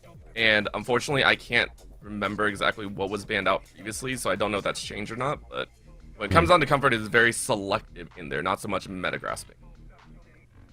And Soren, you've been honestly closer to this than I have in many, aspects. So what about you? What do you think we're going to see for this early draft strategy? I think Orbital's going to get his wish in terms of a Kelvin ban. That seems pretty widespread. We've seen it get by a couple of times. I know that in the first best of 3 of today, it got through, I think it was twice, but the other bans have been a little bit more team-specific. Like, we saw the Infernus come out in this last match. A popular one has been the Pocket, but then, of course, there's sometimes where we see Pocket go through an entire draft. So it really is just going to be down to what the strategy of probably Lashback is. I imagine that it'll be the Amber Hand picking what they want and then forcing Gumanity to ban the Kelvin. So, Lashback, having done the review, will say that we don't want to deal with Moosey's page.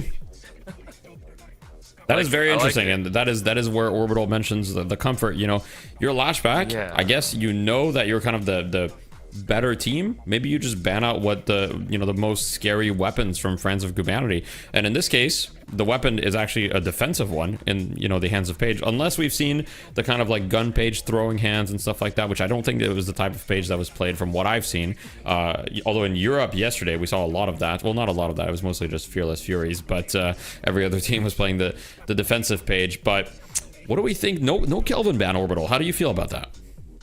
I think it's going to be a force out on the Sapphire side. I think that's actually what Lashback are aiming for, because it's either Lashback already has shown that they can win very handily if they want 2-0. They're kind of fresh here, and you're also on the Amber side to start. So you're saying, okay, I can go ahead and force this to be a personal pick. Yeah, and you go ahead, and that's one of the strategies. I come from League of Legends, which this is a major point of being on that starting side of the draft. You get the power pick. Right now, Kelvin just tops out, in my opinion. So Lashback definitely played that favor and said it's okay. We saw the beginning of the Furnace. We get the Kelvin easy. Done. We know how this starts. Yeah, and on your side, Soren, if you're Friends of Humanity, how do they respond to this? Well, I guess they've already got the Pocket with a little bit of anti-heal, but how do they round that out with the power of the second pick? I think you got to go with something that's capable of surviving the dome. We've seen the Victor be an answer to this sometimes. Gumanity, I think that's not such a comfort pick for them. We didn't see it get picked at all in the last matchup, but clearly if you're Gumanity, you're comfortable letting the Kelvin through because you have a plan for it. Like, if you just hadn't scrimmed against it at all and weren't prepared for it, you would have just banned it outright. So clearly they've got something going on here. I'm going to let them cook and see what they do here. I do like the Pocket, though, because they've taken it, but ooh, the Lash against the already picked Kelvin is a bold choice. Okay, guys, look, I'm a little excited because Lash top 3, I was talking about it in chat earlier, and people were saying, oh my god, top 3 Lash, what the hell? And I gotta agree with them, but at the same time, it's aura. You pick it, you select it, and it's like, everyone knows it's not a good top 3 pick, but it just shows from Friends of Humanity, they're not afraid to go outside of the meta and just like, hey, we know what we can do with Lash, even into Kelvin, which is traditionally a Lash kind of counter pick, because Dome counters Lash ult. They're like, hey, we don't care. You can have the counter pick. We're still going to make the Lash work. We're that confident. And it also maybe shows that they might have been afraid of a Lash, like either Lashback picking it or banning it second phase. And then we've got the Wraith response extremely early in the draft, which I'm a bit surprised about. That. Why do you think that is, Orbital? I think it's because you already see the Infernus band, and you can almost figure out that, hey, I might not get a lot of my DPS value coming into the second round, so let's go ahead and draft that up. They already showed their hand with a lot of safety. Well, I don't say safety, but more the survivability fact in the Lash and the Pocket. We've seen Lashes out-survive a lot of these moments, and with the Pocket behind, you have a pretty nice rounded basis, a foundation for a team fight. So go ahead, draft some damage. I wouldn't be surprised if we see a secondary behind on the Wraith. Well, I say that, but I still want to see a primary damage source. And you round it out with a 1-2 setup with the Kelvin, Wraith, and another DPS. You go into the next ban phase, and you focus fire maybe a little bit more safety value, a little bit of that utility. I know Bebop has been seen as a priority for some teams. I don't think Friends of Humanity ran it heavily. Or you go for the Abrams, which we've also seen be a solid frontliner, a little bit of damage in there if you wish, but primarily that engager at the end of the day. But I also like the Wraith pickup here for Lashback because what we saw from Friends of Humanity last series was they had that one primary focus. It was the Infernus first game and then the Wraith second game, where that person was just allowed to take off and take over the game. Lashback now, seeing that Humanity banned out the Infernus, take the Wraith, and now they're forcing Humanity onto at least their third pick for primary DPS, so they're really starving them at the opportunity here. So I love the Wraith pickup. And it's definitely an interesting one, and I think it secures kind of a guaranteed value, especially if you feel confident on the Wraith. On the side of Friends of Humanity, you know, you've got a lot of spirit damage so far, but that's pretty much it in your draft, right? You've got big team fight ults, you've got a lot of spirit damage, but you don't have a carry, you don't have a front line, you don't have reliable CC, right? Lash ult is not what I would consider. Oh my, okay. All right. I mean, let's just throw out all strategy out of the window. Let's third pick McGinnis. It doesn't fix any of the issues of the draft, but you know what it does have? It has turrets. It has a gun. It's a minigun. I mean, that's pretty cool. I like that. I'm a turret hater, so I wish they would give her another ability, but that's okay. Soren, what type of McGinnis build are you running here? I think it's just what we're going to see in Game 1 from last series. I think you called out accurately that they have a lot of spirit damage, and hey, I don't expect this McGinnis to be further into that. I think we're going to see the gun build that we did last time, and that's going to be... It's going to be tough against Wraith Kelvin, but... You know, it's a strategy that they're comfortable with, and they really didn't want it getting banned in the second phase, like I said, would probably happen. So, Humanity really prioritizing comfort here. I feel like they're really going to struggle, but, I mean, we saw them come out with an off-meta draft before and come out on top. I want to pick your brain a little bit more. Now, I don't want to steal the floor away from Orbital, but you are the McGinnis player, so it's your time to shine. And, you know, I don't know, have you played a lot of McGinnis since the change? Which change specifically? Well, the most recent one, the linger, the heal linger change. Friday? I think I've played like 1 or 2 games. It's been a busy weekend for me. But what do you think about that change? Like, how do you feel about it? I think this is one that I would need to test a bit, but I've seen some other people do it, including you as well in your most recent video. I do watch you, but silent plug. Help, well, not so silent, but we like it. Yeah. I don't think it's gonna single-handedly push her up into being viable, right? It gives you a little bit more freedom in how you chase around certain objects. I know that it's pretty common for any other hero in the 1v1 to try and displace her out of the Spectre, and now that's not quite as viable, but I think it's a help, but it doesn't really push her up more than about 1 or 2 placements on the tier list. Okay.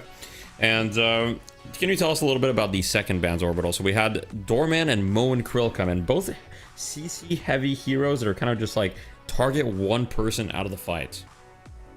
Yeah, so I expected this from Lashback, and I pointed it out before. I like the fact that you identified that for Friends of Humanity, they're setting up a foundation, a little bit more safety, a little bit more ability to kind of take control of a fight if it does occur. The Mo and Krill, I think, has been utilized to solo out individuals, especially if you're running something. Like, if Lashback decide to take the Wraith and say that's our primary DPS, it makes sense. The Doorman is just another CC chain on the backside to help out with the Abrams, and we've seen Doormans be so flexible and versatile on how they want to affect the game. We've seen gun build ones, maybe not so effective. We've seen the hard CC to come out as well with a little bit of spirit, a little bit of safety, so it's a very flexible pick. I like the band. The fact that you went with the Mina as well means you understand that there might be some tank shredding to come out. Mina has great utility, and keeping a little bit of a value target you can do with sustained damage output, but in terms of the bands, it makes sense that you're targeting a lot of that utility on the back end as we are seeing those DPS sources come out in this secondary phase. Okay, I mean, here I have to point out the kind of like key differences of, on the side of Lashback, I feel like you have a solid front to back. You know, you've got the front line in Abrams Yamato, you have the Dome for the team fight, you've got Wraith for the carry DPS, and then on the side of Friends of Humanity, you've basically just got all damage. So how do you feel about that, Soren? Like, how do you fix this Friends of Humanity draft, or what are the kind of conditions that they need to win? The one hero that I think would serve them the best right now is probably Shiv. That's something we haven't seen a whole lot of today, but you don't want to let the Kelvin team have that, and also it's good against the triple tank that you've got going on with Kelvin, Abrams, Yamato, so Shiv pickup here would be pretty good, but he's another hero kind of similar to Pocket, where if you don't have someone who plays him a good bit, it could fall pretty flat, so again, just down to comfort here. Great Talon. Okay, I mean, okay, Great Talon for those at home is actually an insane pick here. Now, I want to talk about it a little bit. It's incredible value against Mina and Pocket, who are both heroes that have negative spirit resistance. Now, you are picking it into the Lash, which is a threat to you for sure, but Mina and Pocket both just get deleted by this hero. So if you're going not only in lane, but in the mid game against this hero, it's going to be really, really tough. And Lashback already have like a decent amount of peel for him, and I really, really like this pick, but is that Visca's going to be enough to help them in those team fights, Orbital? What do you think? No, I don't think so. I will be very upfront about that. I really don't think so. Not only that, I wanted to tack on to what you were talking about, Deathy. Yes, the Great Talon is amazing into the Mina Pocket, but there's a simpler fact to it. If you just go back to the game that we just watched, I believe on stream, Lashback had quite literally picked away, I think, three heroes. Wow, I said champs. I can't believe that. 3 heroes directly from Friends of Humanity that they ran in their previous game victory. So it's just like a straight up also, we want to take it away, but there's that safety behind, a little bit more sustain. The Viscous isn't enough, but when it comes to sustained battle, Friends of Humanity are saying we're going to give individual prowess a little bit of a heightened ability. When we see only the Viscous as a safety, it's fend for yourself everywhere and pray you have enough hero sustain built into the kit to survive a battle and give us time to get to you, which is why that Victor came out at the end. Yeah. Last pick, Ivy. Maybe for the macro. I mean, we've got Victor as well on the other end, so Friends of Humanity kind of rounded out their draft. Now, Soren, will McGinnis win? Will she win? I so hope so, but looking at this draft from Lashback, it just seems unstoppable. Like, the Great Talon is the on paper weakest one, but as you said, I like its matchups into Mina, Lash, Pocket. I mean, Lash with the ground strike is a threat, of course, but if you can just snipe him from long range. McGinnis has a good matchup into him, at least. If you can get that lane, that's going to go positive, but otherwise, I think Lashback just overall have a much better game plan going on here on paper, and that is an important qualifier, because Humanity don't necessarily care about theory. I mean, I am reading in the chat that Pear is allegedly a, quote, McGinnis god, and he is, quote, basically a one-trick, but he's really good on it. So I don't know if that resonates with anybody on this panel, but you know, anyway, we're gonna get to see what Friends of Humanity can do in this game 1 of the grand finals of Division 2. So very, very exciting. I'm gonna do predictions in the chat in just a second, so you guys can, you know, decide where to put your channel points. Personally, I'm betting the house on Friends of Humanity because I mean, you know, the heart is just there. You know what I mean? Like, they might not have the better draft on paper, but they've got the Lash, the McGinnis, they've got Comfort, Victor into the Kelvin. I mean, you know, I think it's got potential for sure. But without further ado, take it away, Soren and Orbital. I'll be watching from the sidelines. Hey, thank you, Deathy. It's a treat to be here, of course. As you said, it is the Deathy Death Slam League, a grand finals for Division 2. And I'm excited. As we mentioned before, it is a treat to see a rematch between Lashback and Friends of Humanity. And for me specifically, it's my first time getting to see these two actually face off on screen, which means we get to see exactly how Lashback were able to take away Friends of Humanity's hopes in the upper bracket. Yeah, I'm excited to see this one as well. Didn't catch the first matchup between these two, but I know that Humanity are an exciting team to watch because I was just watching them, so yeah. I can't confirm what the chatter said. I am a connoisseur of McGinnis gameplay, and Pear was doing some pretty fine stuff on her just now, so excited to keep an eye on that lane, which is with the Mina, so a lot of damage there for them, and it's a nice front-back duo where McGinnis can really be up front and use the walls to pressure the objectives while Mina pressures the heroes, and same thing on the opposite side. They're going against the Wraith and the Abrams. Mid lane, a lot of spirit poke both ways. GT Ivy versus the Pocket Viscous, so both teams just gonna have to play their cover really well. That leans into what I like to consider a very safe early game. And I say safe when I mean absolutely deadly, as Musi decides to take a 1v2, do some extra damage, and see what they can get away with, especially against Morphe, who is on the Yamato, which I feel is one of the squishier carries in these lane matchups, all the way there on the side. And maybe you can take advantage of that fact. Right now, though, a lot of pumpkins being broken, as Musi says, thank you very much. Let's gather what little extra bonuses and boons that we can. Yeah, this right side lane with the Lash Victor versus Yamato Kelvin, you gotta imagine that favors Lashback, right? There's both deadly laners against, you know, two heroes who are a bit less used to stomping lane so hard, so Himsung and Musi here are gonna have to do a really good job of just sustaining and not letting the wave crash against their tower. Would love to see monster rounds. I keep talking about this item. I think it's just like the best item in the game early on. I'm sure that if Deathy were still here, he would curse me for saying that, but it's just really good if you're either needing to press the tempo or keep it away from your towers. So we're seeing it picked up by a couple heroes here, and it's going to let you shove that wave that much better. I like it. You go ahead and get some of that early DPS down, and you say, hey, I can put a fry down on a lot of these minions. You're not going to get that favor.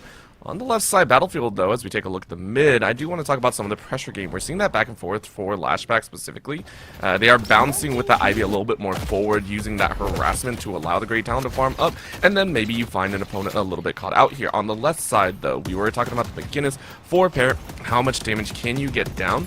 It has been fairly even between everyone, which you have to give credit for, except Tamuji is having some struggles there on the Kelvin. Wall goes up, though, as you are sectioning out, making sure you get a little bit of room to angle off to that right side, making sure Mana doesn't get a free damage source. Yeah, Rusted Barrel, an item we talked a bit about last time, being picked up here for pair, so that'll help against the Wraith, but a lot of smacks coming in from this Abrams here from Asterisk. He's doing a great job of just making sure that pair does not have a good time and is not able to push up for free. I like it, though. You go ahead and say, hey, you have to be very careful of your positioning. We talked about positioning as well. When you give over some extra damage in a lot of these lane matchups, it can be very, very dangerous, and you have to respect that fact. I have to give credit, though, to Muji, somehow staying alive for a very, very long time. It's just now kind of backing off that right side lane.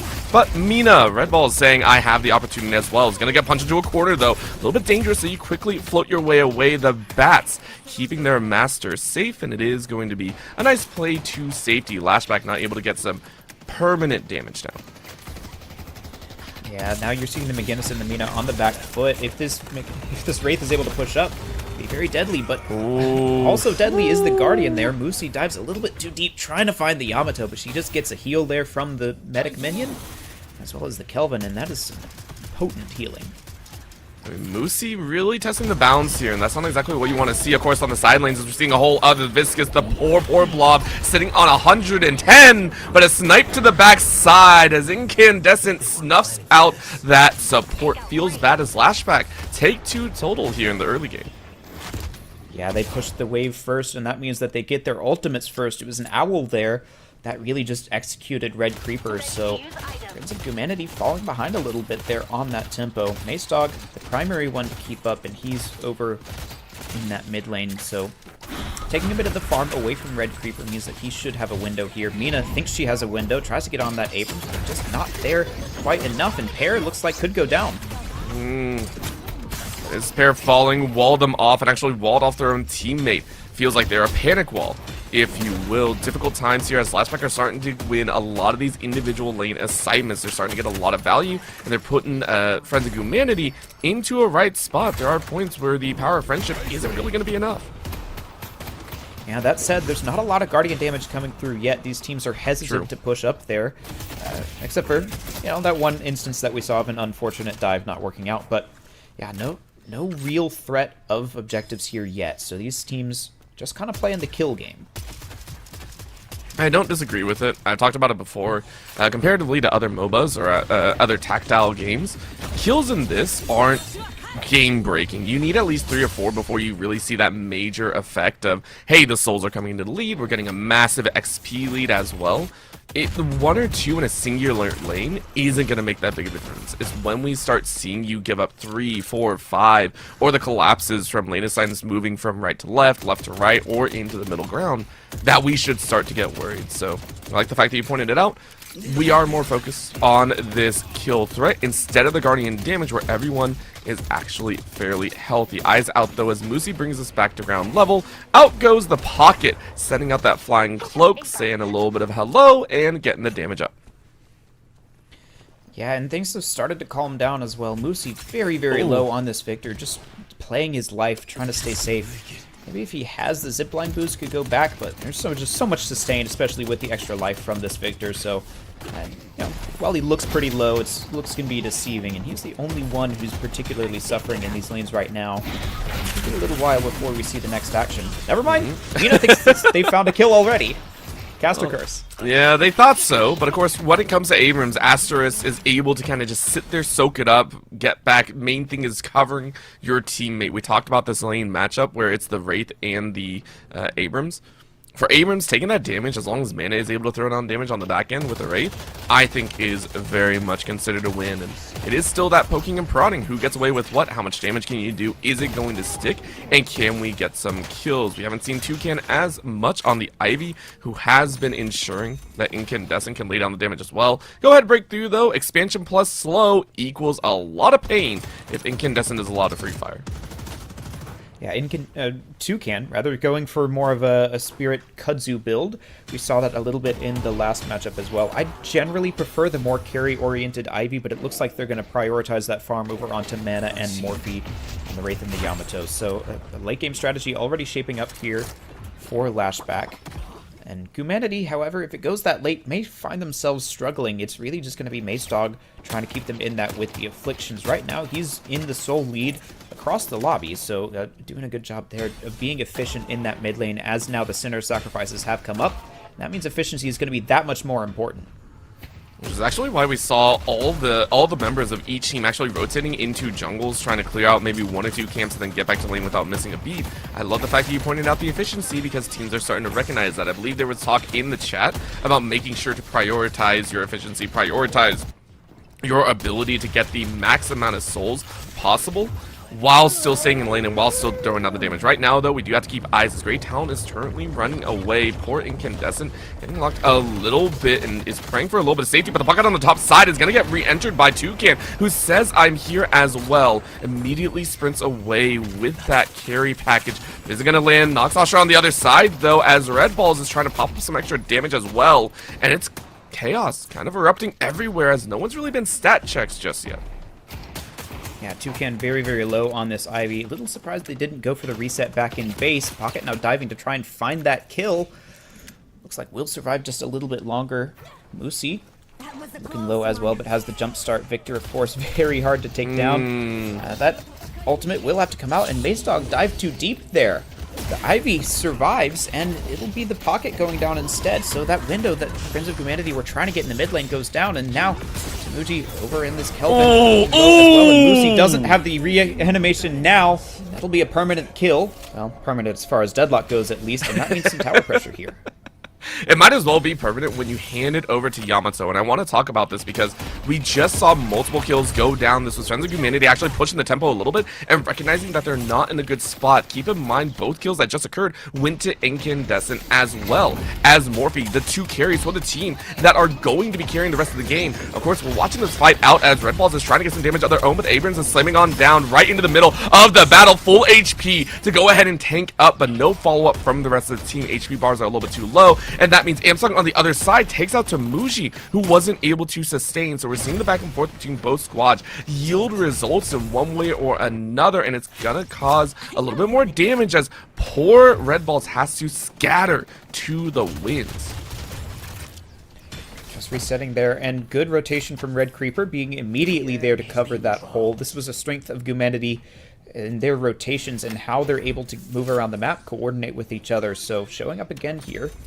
Looks like it will be a swap of lanes, potentially. They're moving pretty fast over there.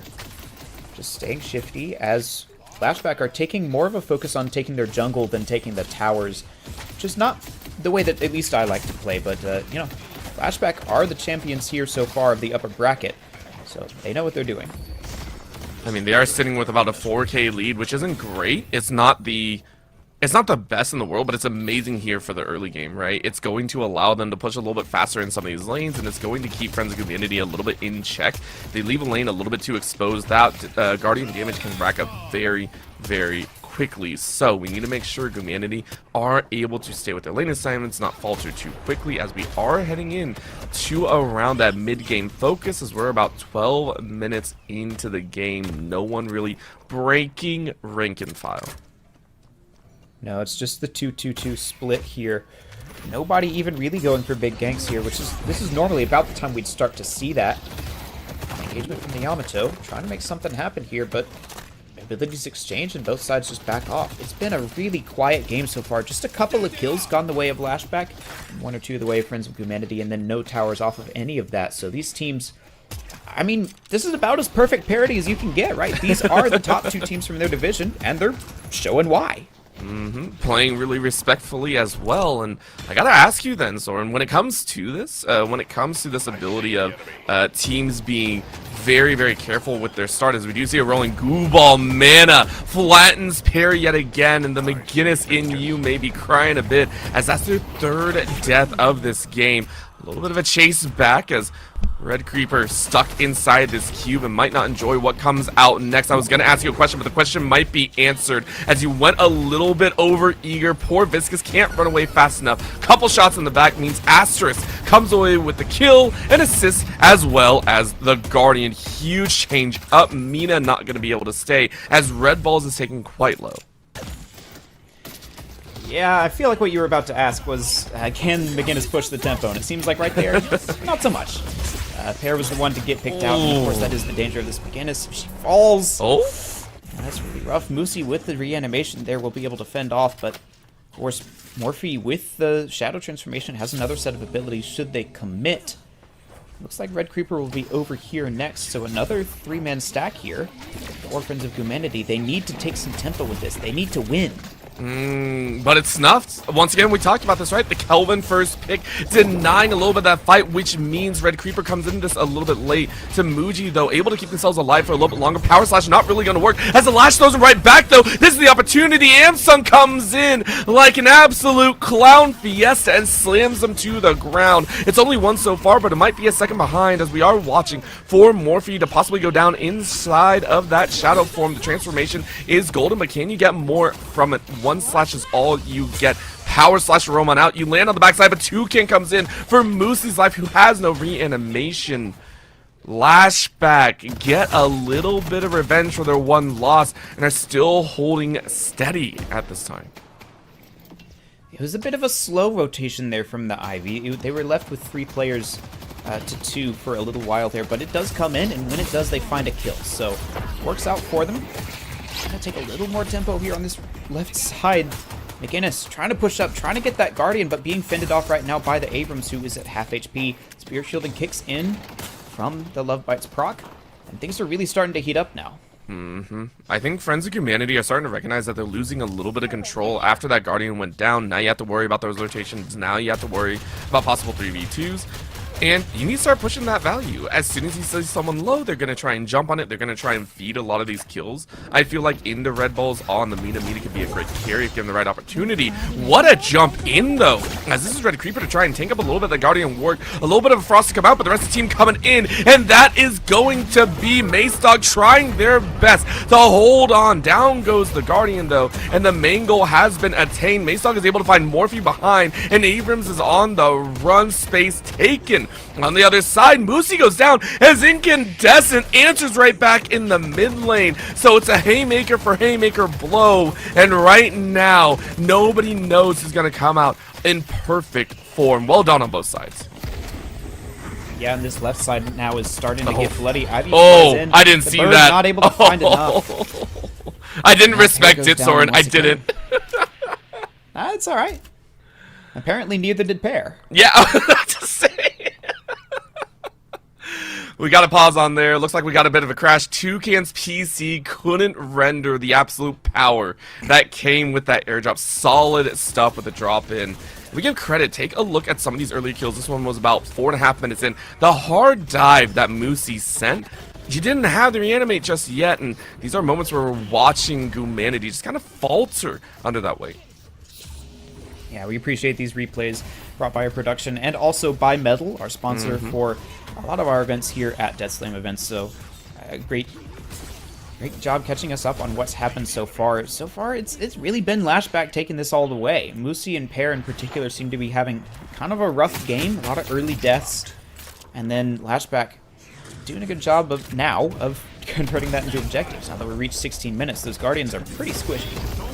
Yeah, it's a little bit dangerous, of course, on the drop side is a drop into that dome, and we mentioned this before, a Kelvin is one of the best single driving forces to, you are going to fight whether you like it or not. The pocket trying to go into the pocket dimension, but it ain't gonna work. Maesog is down. Tamuji actually gets a little bit of revenge. Ice Path to get away to safety. On the flip side, Last Guardian goes down, and Lashback are completely open with a forward momentum play. In goes Morphe, though, saying, I can try a 1v2 right now. It might not be perfect, but you're gonna try and get some extra parries off. Is it gonna work? No. Good drop down. The Lash in your face, a good powered up power slash, but it's not gonna really be enough. Once again, Amsung has been one of the sung heroes so far. Mana's gonna fall on the flip side as that's a pickup. Quick slam on the back end once again, and the damage breaks out even further. I will say for Morphe though, you are doing this so dang well in the dance to stay alive. Yeah, a lot of stall there means that Humanity fall elsewhere. Red Balls Mina going down, and now an earned fight about to kick off. And it's Friends of Humanity. We're trying to push the tempo here. They're pushed back nearly to their own walker. I mean, they're also trying to run the earn. You take a look at that. Right now, Moosey has it almost cross field and is still in battle with the pocket on the other end. So you are praying that this diversion, you're trying to give up a kill. The Kelvin is racing behind, but it's already done. Well played by Friends of Humanity. You capture, bring yourself within 4K, and you force now a battle. Take a look at where Lashback currently at. The cube is going to slow it down for a little bit longer. Rest of the team looking to collapse on it. Is it going to be enough? Down goes Maesog, but can Friends of Humanity do anything else? Can they get revenge? Pear pushing on the far end. That is almost all Guardians down on that side as well. Lashback though, keep everyone safe and bring everyone out so they stay in the lead. Lashback right now are just dominating on an individual level. Each of their players is winning their trades, and so that converts into a big team advantage here. Only 4,000 in the souls, but it seems like every single engagement is going their way. You pointed out how this pocket got trapped by the Kelvin Gnome earlier. Kelvin deprived of a lot of his usual suspects of pairings, but, you know, Ivy Kudzu still going to go pretty well in that dome. Amanda was picked there by Amsung's last. He seems to be having a really good game. Red Balls will be traded out in turn, though. That was mean. That was mean. I want to point that out. Toucan baited poor Red Balls into that opening, and Asterisk was waiting on the far end. Just smacked him against the wall, and it's really, really well played. Because right now, forward Lashback, you're starting to recognize that you can get anyone outside of Amsung. Amsung, so far, I believe, has about 5 kills to their name, has the highest for the team, and is becoming a danger threat. So for Lashback, it's about playing away from that lash and be able to take more damage into the opposing team, build up your econ of the souls then, and then you can work out, because you've lost that advantage about 4 to 5k. The Guardians and Walkers on that enemy side are getting worked through. For Lashback, you don't have a significant lead, and that's what you want to hang on to. Spirit Snare right now hanging on to poor Maesog, who's trying to teleport away, but it ain't gonna work. The wall is up though to save for a moment. Poor Kelvin has to run away now as Lashback recognize that they're in a weird spot, but Toucan takes down Maesog inside, and you ask for a carry sword, and it looks like it might be here. The savior becomes a saved, and the saved becomes the savior as Lashback take one and walk away with no scars. Oh, another shot. Okay, swapping over to Amsung. Amsung saying, I can play this, but you're not going to chase. I'm on my own. And this is why Kelvin is not only good in lane, not only with an amazing team fight, not only with decent damage, but he's also got the escape. The Ice Path gets him out of there safely despite the stun. And Red Balls with an attempt at a cheeky little teleport play. Will be chased down by Asterisk, though. Oh, okay. This Looney Tunes chase. A little bit too much fun in there. A little bit too much fun. Poor Mina, though. I will say Red Bulls has had a really difficult time. Earlier on, Gumanity was trying to give a lot of pressure and a lot of space over to Red Bulls to actually carry on, and right now it's getting sold out. Amsung, though, I mentioned it before, well picked on that kill again. Incandescent falling. Let's see if there's more to play. Right now, the Earn Run is being placed into Morphe's hand as the rest of the team runs interference around that Earn placement. Airdrop coming in on the side. Who are you looking to find right now? Doesn't look like to be anyone in the vicinity, so you kind of let it fall. You can dance on the wall a bit more. And Lashback holding that Earn in mid. Yeah, they don't have the numbers there to quite be able to push. You got the Abrams shoving up that left side, and I think now they might start to rotate over. Now that Mina's being forced to answer the wave pair as well. At some point, Lashback were able to push that mid walker down to about 2/3 health, so a little bit of pressure going for them, and now they seem to be collapsing for the Earn. Let's see if it works out right now. This is where the big battle occurs. This is where things can be I don't know, because right now the dome is made. That's going to be the solidifier for the Earn retrieval. And it's a Kelvin to just say, you wanted to fight, you get none. Guided Owl slamming down just to slow everyone else. Pair, though, doing their job, pushing for forever, getting a lot of those souls, but the battle on the other side might be a big jumpstart being used here as Moosey is trying to run away down to about 100. You do have to reanimate, so you got a little bit more time to play with, but is the rest of the team here to help out? Yes, they are. Good tag on the back end, flying forward is Toucan as Incandescent gets a snipe by Red Creeper. The Viscous is gone, so your safety net has faltered in that mid lane. It's Wraith on McGinnis action. Unfortunately, you can see Pair not really willing to duke it out one-on-one. However, you get a lot of healing. You can stay for a while. Wall is out, and now the Wraith has to run. What a time to be alive. Amsung takes Toucan out on the other side, and Pair with a 1v1 win. McGinnis OP, they say. Unfortunately, Maystock says pocket, not so OP, as your right side is falling for Gumanity, and the Walker is about to space out as well. Moosey falls on the far lines, and at this point, it is a rush and a half. How much can Lashback get before their own base falls?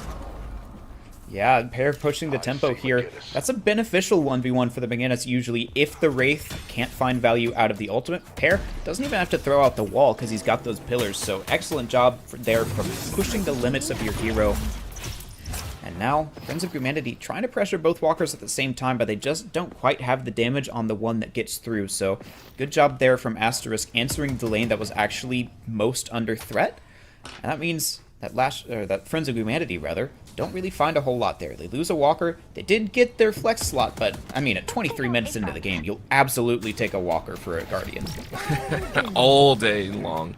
That is the penultimate, and considering that for Lashback, they also had the mid-walker down to about 66%.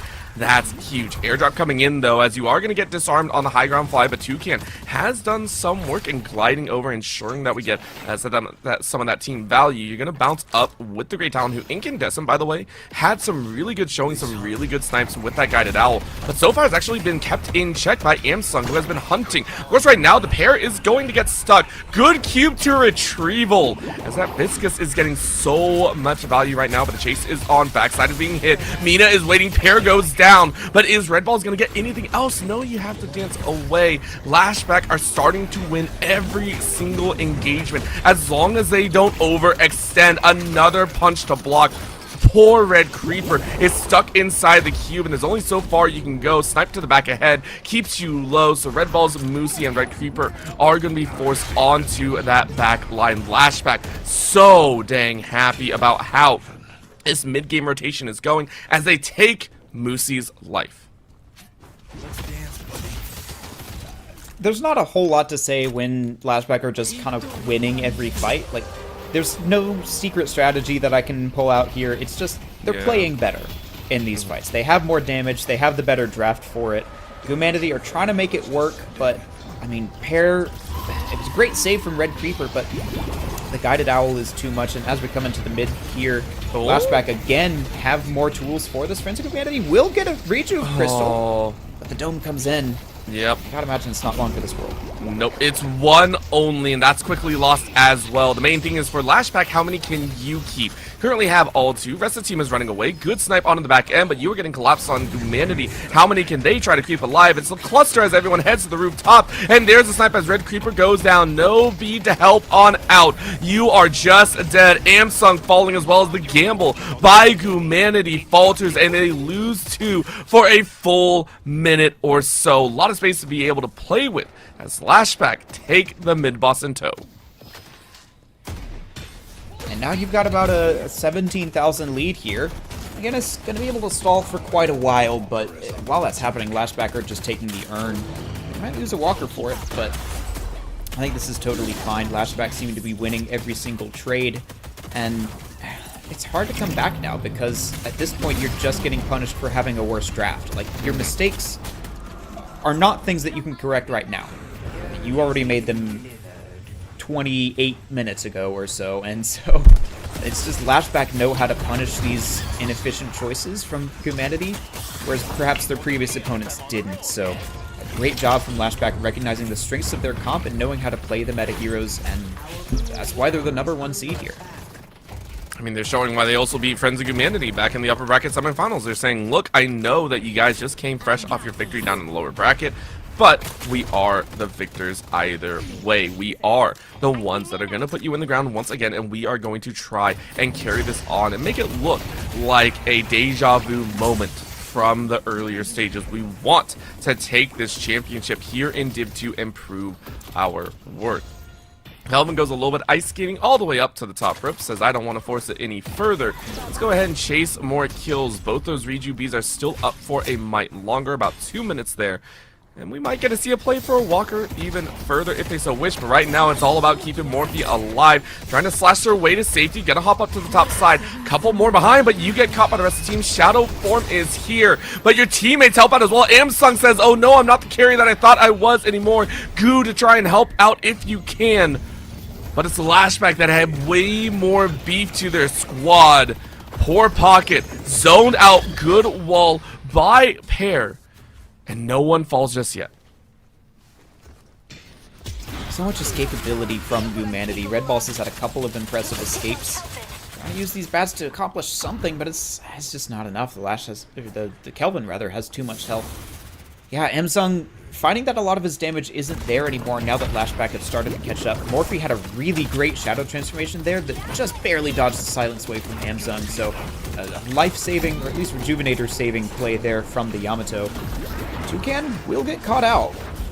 And this Victor's starting to put in some work from Musi. He's got the Ethereal Shift online, starting to put in the damage, but it's just a rejuve trade, and might even have to give up a walker for it.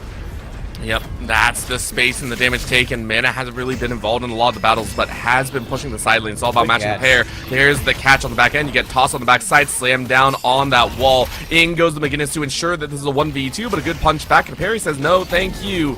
Your HP bar is not long for this world. Rejuve is popped. That's the last beat that they currently have. Can anyone else come to help out? It is a dog pile on top of the solo DPS that was stolen away from Humanity. What you need if you're Humanity. You catch out the Wraith.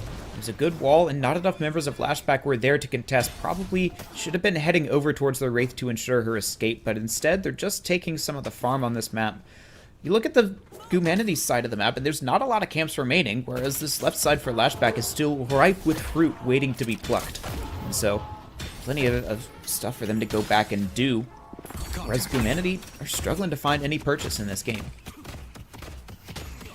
I think for them it's also just I like the way that you said it. In composition wise, Humanity went for aura farming and comfort over meta standard, and if you can play to a high degree, if you had the skills, the individual skills to back it up, we would sit there and say there's a possibility. However, when it came to it, Lashback checked you at every corner, individual duels as well as the macro rotations.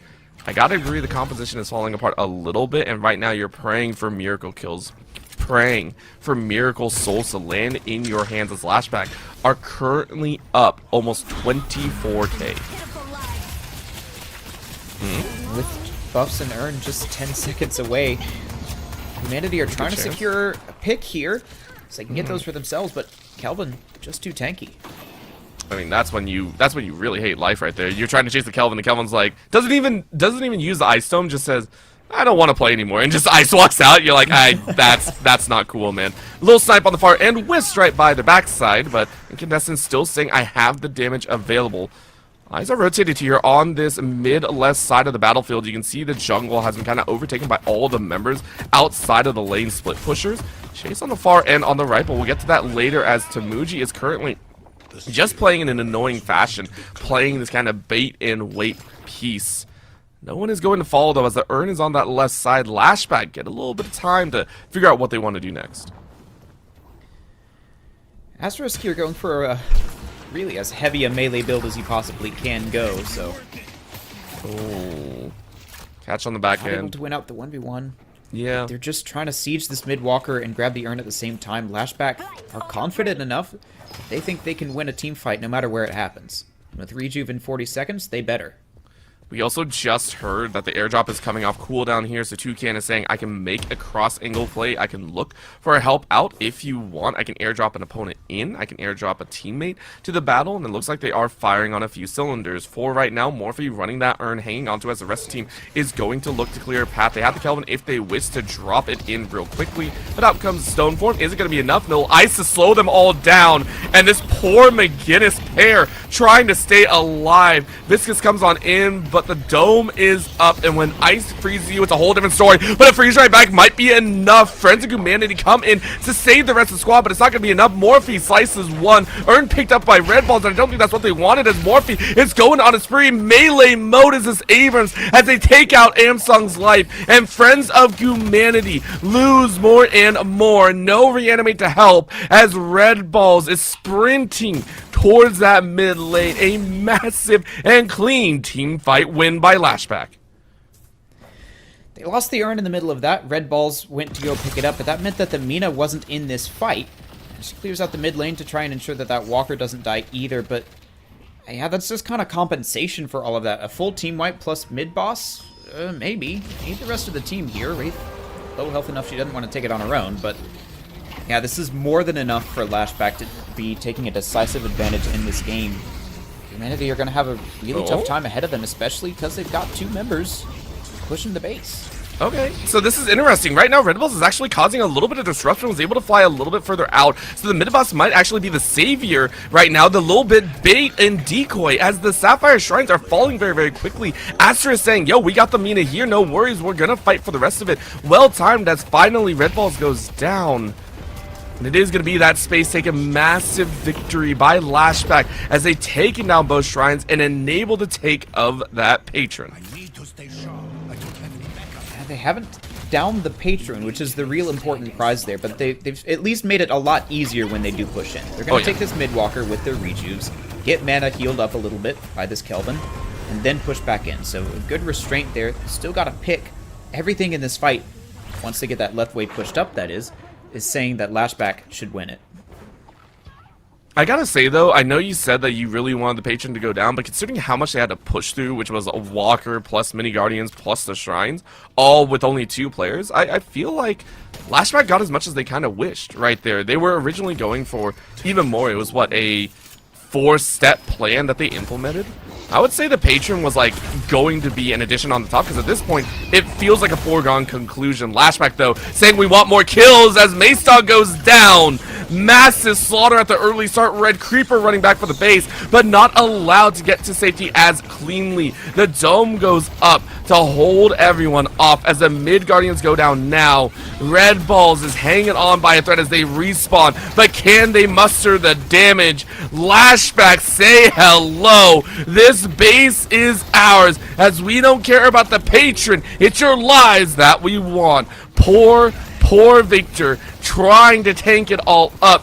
Patron fired off on the back end. Mace Dog up in 20. But Lashback have held their ground, said we started this with a well-placed lead, and we're going to end it as such. Friends of Humanity forced to stay in their own base and watch the weakened patron fall. Incandescent slams one more on top. There's a Lash Ascend 3 though. I don't know if that's going to be enough at the end of the day as Friends of Humanity falter and Lashback take game 1. a valiant effort from Friends of Humanity. It was so even for so long, but Lashback just with the slow and consistent approach of taking as much farm as they can, being efficient, and then the individual prowess to win all of these fights and really leverage the weaknesses of Friends of Humanity's comp.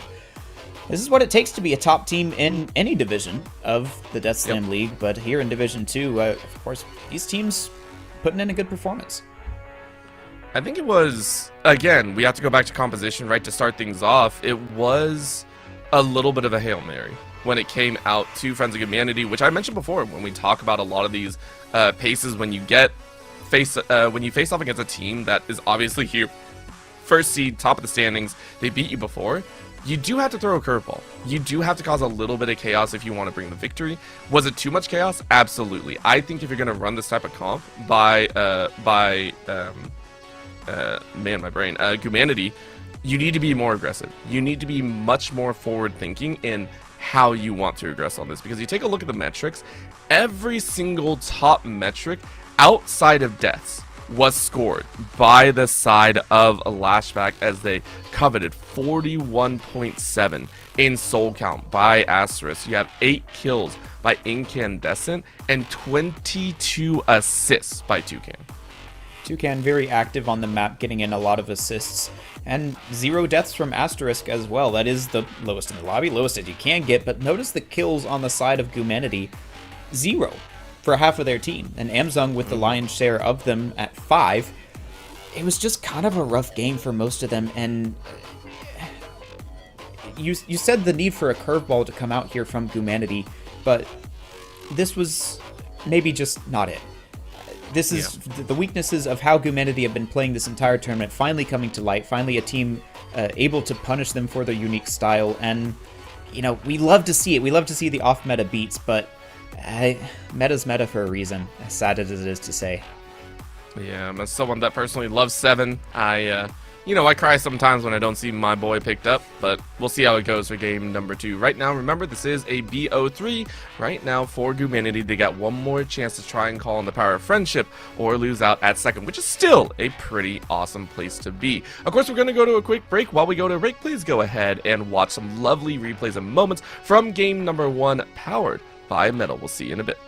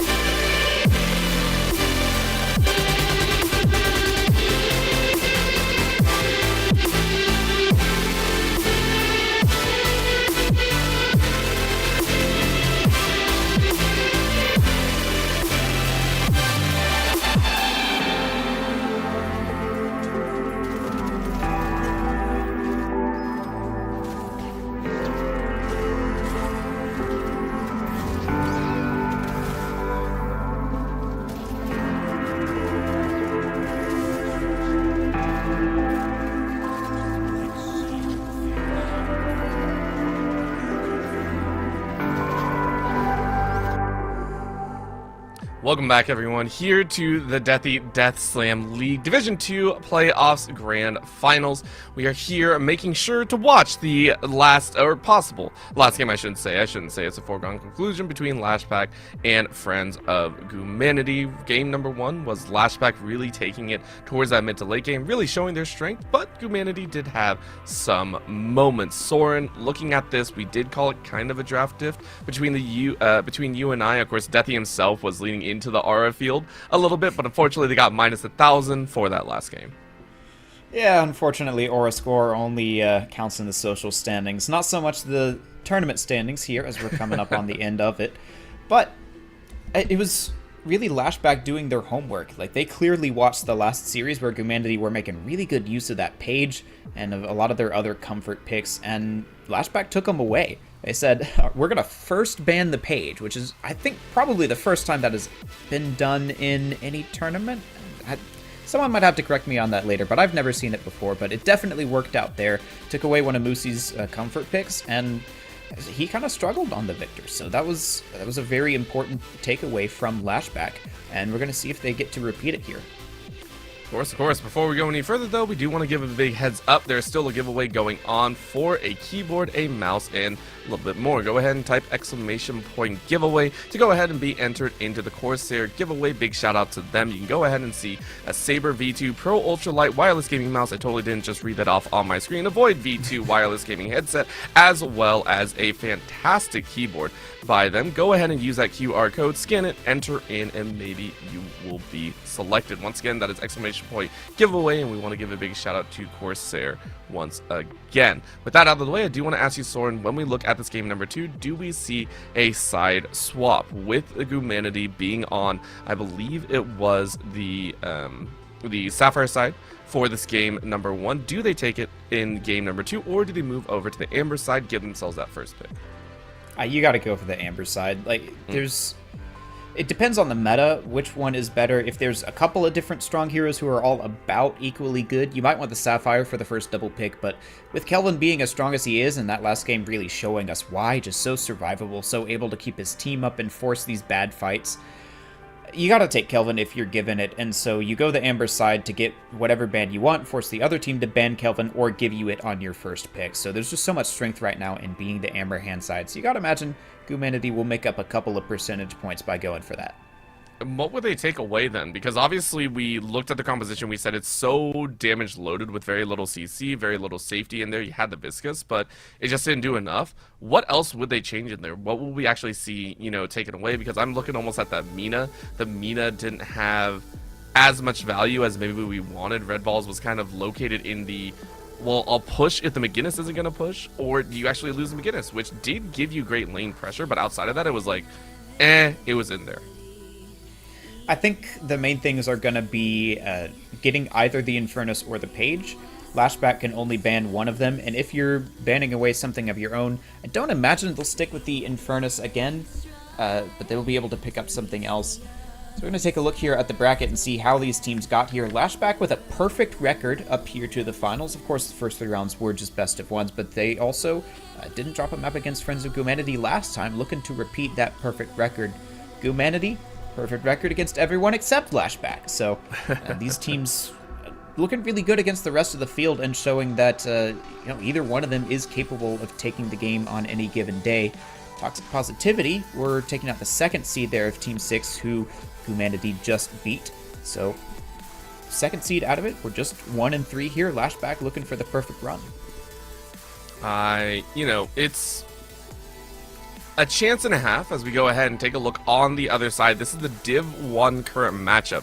I believe Buffs in 10 was able to win out in the winners finals over there. CCU later, though, making their run known from the winners quarter finals, has gone ahead and taken it over Twin Omen down there in the lower bracket finals. So that, I'm sure, is a treat right now. We'll get updates on that scoreline as we go along, I believe. And listen, if they go to a game 3, there might be a small chance that we take a peek in, depending on how the end of our series here today goes. Yeah, if this goes to 3, I imagine we probably won't. It's getting to be a bit late if that happens. But Flashback, hoping to not have that happen. You know, they're going to be likely on the Sapphire side of this one, and so we'll see if they're able to keep up such a dominant strategy. But the strength so far from them seems to be that they have really good flexibility in their team, or maybe the meta just lines up to be completely in their favor, and that's why they're doing so well as they are. But with them being the number 1 seed, that means that they were the team that performed the best throughout the season most previously. So that means to me that they've survived through multiple metas, and that means flexing onto a lot of different heroes. So the flexibility really being the key factor here for Lashback, it seems. Well, we'll go ahead and see if that flexibility comes into play as we are headed into draft for game number 2. Once again, it is going to be a swap up as we kind of called Humanity over there on the Amber side. Kick things off and hopefully be able to give us a treat, and they ban the Kelvin. Okay, so we talked about this. If you don't have a Kelvin main and you're not comfortable with it, just ban it away. It always feels bad though, especially since Lashback essentially get a freebie there, and now they get a focus fire whatever they want. Yeah, I wouldn't be surprised to see the page ban run back here. Humanity, if they really don't have a Kelvin player, then that is unfortunate, because you really are giving up that all-important first ban. And yeah, it's the page comeback here for Lashback, and that's an important tool of Humanity in their victory to get to this spot, now taken away from them. Lucy, again, forced onto something a little less comfortable. So we'll have to see how Humanity adapt to that, and if they really want to keep with this Victor, if they can, play a little more safe, let that character scale a little better. I could see that, but of course for Humanity, you are really worried about the other side of, well, we banned the Infernus last time, we didn't do it this time, so do we take the Infernus? Do we have someone comfortable enough on it? And we can take it away from Lashback, considering what Lashback just did to them, stealing away a lot of those heroes. And it is going to be that call. Humanity are going to try and take a page out of Lashback's book. Problem is, I'm sure Lashback have an answer for this pick. Infernus locked in first for Humanity. Yeah, they played this in game 1 in the previous matchup versus Toxic Positivity, and that was their carry that led into the late game and really just kind of took over. As we did have the McGinnis as well scaling up at that point, but it was really the Infernus doing all of the damage in those late game fights. So we know that Humanity are good at this sort of late game carry strategy. With the Kelvin taken away, that means that there's not going to be a whole lot in his way, but Lashback definitely have the tools to be able to answer here. They're going to take the other biggest farm prio hero in the meta right now in the Wraith, and I imagine they'll probably stick with either the Pocket or the Yamato. Yamato, not with the most flashy game before, but still a very strong hero in the meta and putting in enough work to get the job done. Yeah, I think the Yamato also, when it got to that late game, we did see a lot of that power slash coming out, dealing a lot of damage on the back end. You almost forget about it, and then it just rounds out on your death on the back end. I think specifically it was Moosey that felt that blade one too many times. You pop out of the reanimate and you're like, well, can't do much. This is what I like though. Hey, look, Pocket was over there for Humanity, but the Lash Amsung did have an amazing game. We didn't touch on it before, but Amsung was a reason that I think it was so close in the early to mid in that game. You take away their Lash and you say you got to play something else. Yep, that's Lashback saying we're going to force you to be a little less comfortable. We know that your team thrives on this unique style of having to play unusual heroes, and so they're going to take the Lash. It's very fitting for both their team and the tournament theming as a whole. Humanity are going to strike back with a Yamato, not a hero we've seen them play tonight, but evidently they've got someone in mind for that hero. Well, we say that, and at the same time, it could just be pure spite coming out. Lashback did really well with the comp, and I mean, if we get to see, okay, it is, okay, look, I'm done trying to analyze. This is quite literally just animosity and absolute spite. Look, we saw you win with these heroes before. We just don't want to see you play it. Like, that's all. Lashback are probably going to take that in stride and be like, okay, we'll take your challenge up.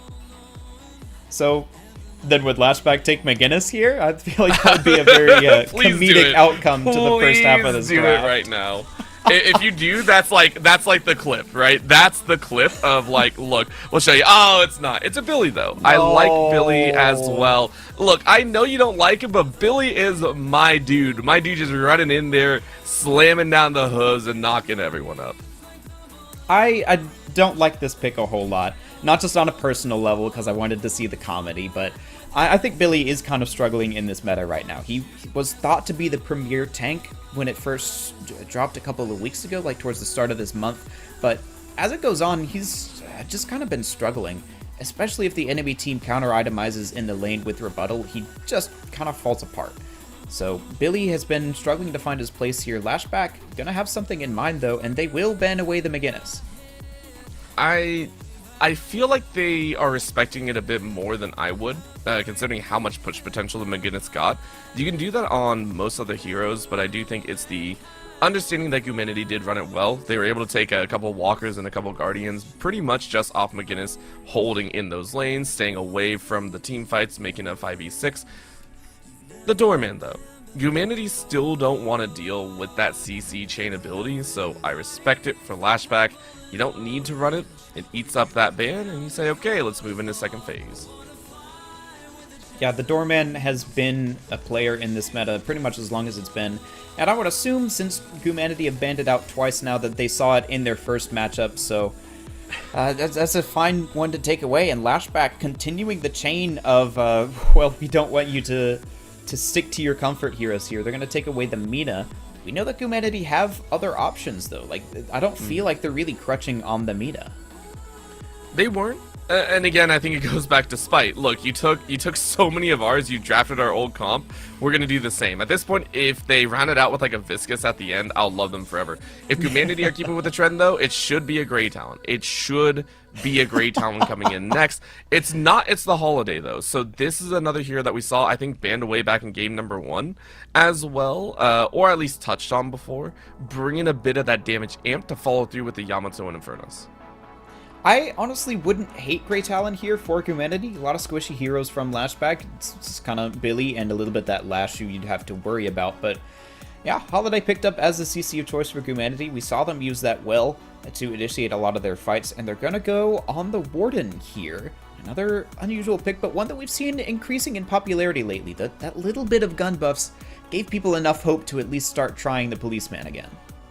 And especially with how many members on the other side you can kind of see running into you, especially with a pocket to get away, the Warden is more looking at the Lash, at the Billy, maybe getting a little bit close range with the Wraith. Not bad of a choice. Keep everyone locked down. It's still the fact that Lashback, I feel, are going a little bit disrespectful by gathering so many cards from before and saying, this is how you play this hand. Yeah, I do like Humanity's draft better here. The question is just if they're as comfortable on these heroes or if they did feel like they had to conform to the meta a little bit. Lashback now picking up the Geist. The late pocket pick is kind of crazy that it didn't get picked up earlier, to be honest. But, you know, can't fault them for taking it when they did. At least it didn't fall later, you know. But Geist is well going to be another damage dealer here on the Lashback side. They've got a pretty well-rounded comp, maybe a little lacking in the pick department, but that's why you got the Lash. And then Humanity on the other side going to pick up Sinclair. There's a number of notable ults that you can copy. There are, but it requires you to have pretty good understandings of what you need at what time.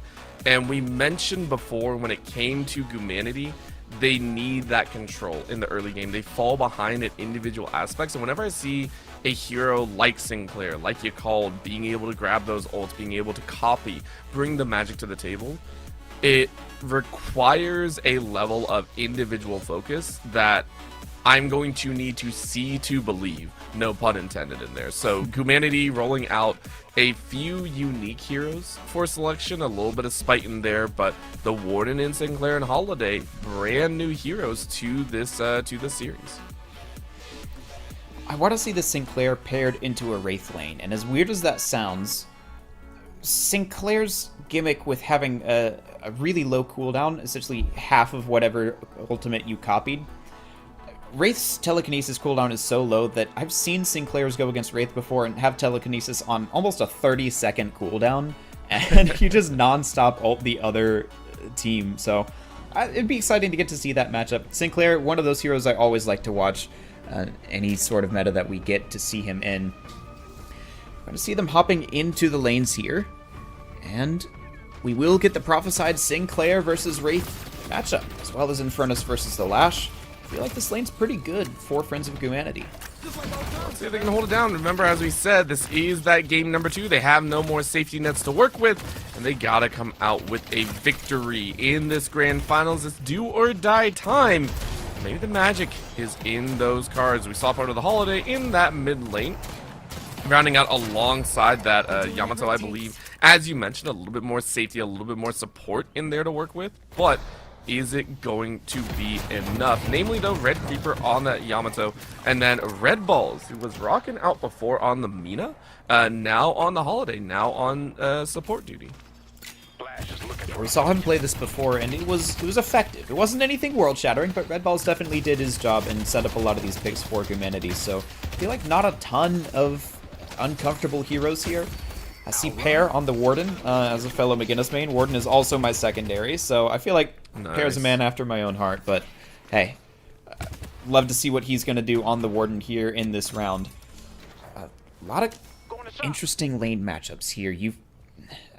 It feels like any of these 3 lanes could go any way. The only one that really has a decisive advantage to me is Humanity in that right side lane. So I'm really hoping for them to get an advantage there and then take that to the other lanes. Lashback gonna have to fight a little bit harder. And you do see an enemy. Very much so, I agree with that. There is an enemy there. We like when teams good, clear, concise callouts. We do take a look at Tamuji, who is now rocking out on this lady, guys. Tamuji actually in game number 1 got picked on a little bit when they were playing the Kelvin, had some struggles here and there. But this time around might be given a little bit more freedom to work with, a little bit more sustain in there. Locked into a corner though, Humanity trying to take away some of their camps and actually taking a little bit more damage than maybe they were liking at the end of the day right there. Yeah, they're getting some good pressure for it though. Our Lashback pushing into this tower, just starting to chip away at it, something we didn't see a whole lot of last game. A bit of a brawl here going on in the small camp for Humanity, and Italy Red Balls who falls there. Taking I love it. Damage, but so is Tamuji. Yeah, it was well played. Lashback actually tried that on that right and left side, but you catch him off guard at a camp and you take him down. Well played. Humanity lose out once again, and it's nothing earth-shattering. It's not an individual loss. It's just the, dang, we lost out. That feels bad. We lost a kill. Humanity have to rock back and say, okay, they got 1. Is it going to be more, though? That's always the question. How many more do you give over? Shots ring out, though. His HP bars are healing on Moosey, though. Taking a little bit low, sitting at about 300 in there. Yeah, Sinclair now going to have to play safe, but it's something that Sinclair is used to doing. You can't always just fall back and sit on top of the building, throw out vexing bolts anytime you please. Violent engagement starting to come in here with the 2 melee characters. Abrams gets a nice shove there. The Warden Cage doesn't quite connect with the Billy, who's falling very low. Nina, still at full health, having to play interception here. And I like it. Very, very nicely done. A little bit of a chomp taken out of that left side flank, but is it going to be enough? Healing up to come through. Incandescent, last time on the Great Talon, was able to find some snipes, but the Mina needs a bit more. So it's not going to happen. Now we go ahead and swap over to Maze Dog, who last time as well was having a couple struggles on the back end, but this time on the Infernus has a bit more ramping power to work with. See the Lash go high, though. You don't want damage on the back end, so I don't know if that's a pathway you want him to take. Yeah, Toucan now behind the enemy Guardian and low. Will be able to take his escape, as Moosey was unfortunately busy back at the shop, but Infernus, yeah, you just peek for that little bit too long and you can really take some damage there, especially when you got the Guardian as well. Amazon going really low in this mid lane. He's gonna have to back off. Lashback again trying to take the tempo here in this left side with the Mina. I like it. Go ahead and just try and get some advantages, and this is kind of playing out exactly like we saw before. Remember when we talked about it, it was very low kill count, very low Guardian damage as well, until we see the breakaway from Lashback. At the current moment though, we're only about 5 minutes in, and it's a safe cover for the moment. Good heals to come out though, as Lash is set to kind of keep themselves healthy. Toucan trying to do so. Eyes out in the jungle spacing though. A little bit of a coverage as we can see the rotations coming in here. 1v1 is the call. Nice stun though. The parry is there. Can you open up? There's the shot. Morphe gets away with a little bit of a robbery. 40 HP to end. Yeah, maybe should have gone for those heavy melees if your Red Balls do slightly more DPS, but Yeah, just caught out there. The bridge buffs came up, and that was a source of a little bit of action as both the teams tried to rotate for it. Now a lot of ultimates coming online, some of them already used. Moosey and Red Ball the only ones not yet with them. Sinclair will come up to it. And now an engagement here onto the ward. Toucan watching this all go down, but for Amsung and more, it's all about holding him steady, and they find it. Incandescent denied their life. The Vampire is sure to fall on the far end, though. Asterisk puts one in the pocket. Amsung goes down, but Red Balls is able to answer back, give wings to Tamuji. Falters on the back end. Ultimate wasn't able to save you. Eyes on the lash, slammed down, running back to safety, is able to hold him down, but the Infernus stands a little bit too close, misses out on the ramp up ultimate, which means Asterisk comes back with yet another finish. And that is Maysog trying to run for the hills. No finisher at the end. So an overall victory for Lashback, but bloody on both sides. Yeah, these ultimates are starting a lot of conflicts here. All 12 of them used.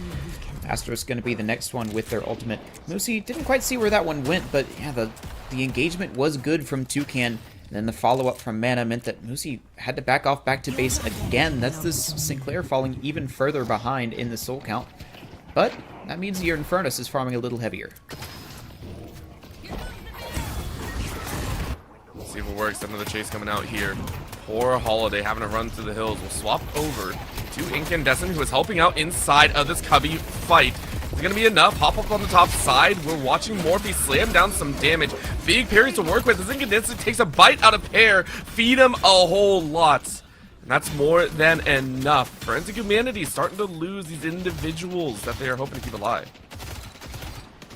Yeah, it's just Lashback being better in these fights once again. We saw them winning a lot of those lane matchups before. Just individual fight understanding seems to be better for Lashback, and that's how the snowball started for them last game. Humanity need to find a way to come back into this. This tower already looking pretty low. Yeah, we talked about it before. The Guardian damage, I think, wasn't really that high before. If I remember before, it took about 12.5 minutes before we really saw that punch go in. This time we're looking closer to about 8, so Lashback are actually pushing the envelope here with a composition that's been pretty steady. Asterisk now coming back in, and considering for Lashback, they really don't want one of their primary carries right now to lose out on that pace of play. Asterisk with 3 kills so far in this game. Well, the teams already will come back into this. We see this Guardian fall immediately. We're going to try and get some kills here on the back of it, but Red Creeper's already gone so low here. Seems like he'll be the one getting got on. Nice shoulder charge. Keeps him alive for a bit, but the reactive barriers for this Billy are clutch. And they won't even get the Mina either. That's a brutal, brutal loss, though. That was one of Forensic Humanity's first attempts at an actual aggressive battle right there, and they get rebuked. I could be willing to really take that chance one more time a little bit later on down that field. So, well done by Lash, and Morphe is starting to get that ramp up. And we know what happens when a Billy gets fed. They're allowed to play a lot more Deadlock than we are. Yeah, it's not a good day when you get chained up and aren't allowed to use movement abilities, especially if you're some of these heroes who need to escape, like the Sinclair or the Infernus. So a couple opportunities there for Morphe to get some good ultimates, but that'll have to come later on, as right now we're seeing an engagement on this right side here. Moosey playing their life, trying to get away. I like how Toucan has been playing this kind of dip out, in and out type of beat. It's not the big carry one, but we're watching right now as a snipe from Amsung. We talked about this before. A little bit of a charge up in power below to the back. Asterisk is going to go down. Same with Tamuji. As Red Balls is able to find that 1v1, all of a sudden things are looking way more useful for Guminity, as they also take a Guardian on the right side, or I believe actually on the left. Both Guardians down on that left battlefield. Humanity sticking in this one for now. Lashback earlier were able to take a lead. Chain, unfortunately, there should have broken. They was through the wall, but they get the pull into the Guardian, into the Infernus ult. There's 3 members here from Lashback, though, and so they'll be the ones actually taking charge. The Lash comes in, Spectral Assistant for Moosey to get him out of there. And this is an overload on this right side that you're not taking advantage of from Humanity. They're not finding the kills. They're going to try and stack into this mid lane. Might be a little bit late, though. Right now, it's all about just kind of that dance back and forth, but poor Morphe waiting around the wings, tries to take a swing and misses, so Mace Dog is able to finish it off. Ultimates didn't do enough. The combustion was close enough, but it's still death beyond death, so Morphe losing their life. Now Eyes on the other side, as you mentioned. We're starting to see that fluctuation of moments. Barrage being brought out as Asterisk is just trying to lay down cover fire. We did see another death in there. Humanity lost one on the other side of the battlefield as well. Amsung was caught out. So these moments, these opportunities are starting to go back and forth between teams as amping up a lot faster than they did in game one. Yeah, more action, but Humanity, again, with the defense there, they hold on to both Guardians, and that means that they're going to be slightly better, at least, in this post-laning phase than they were last time. Last time we saw them down a couple thousand souls. This time, things kicking off here again in the mid lane with the Mina versus the Pocket. Now the Yamato trying to come in and do some damage. I think, quite honestly, this is Humanity starting to recognize that they're falling a little bit further behind again, and they really don't want to be here. And the enemy of good, concise play is that feeling of desperation, that feeling of things are going to get out of control, and we have to make a move. You start getting shoddy with your plays, which are necessary, but it might not be perfect, and that's what we hope to see. A little bit of a pinch off on the left side, 2v1 position, mid lane. We're also seeing that run in as Humanity are starting to hunt for those kill opportunities. They're not really finding much on the back end. We go ahead and take a look. This is, I believe, a poor member all the way in the back side as Lashback are able to keep their duo alive on that far end. We are seeing a bit of a soul disparity within the team of Lashback. You've got 3 members now crossing the 10,000 soul threshold, and the other 3 not even up to 9. So you can kind of see where the focus is for Lashback, but mana on that Wraith is falling behind. Gonna have to come back in the mid game, but now the urn's been picked up for Humanity. They're gonna try and push the tempo here. This could be a distraction play to try and get mid Guardian, but it seems like Lashback aren't falling for it. They've got 2 there, they've got 3 towards the urn. This is a good split.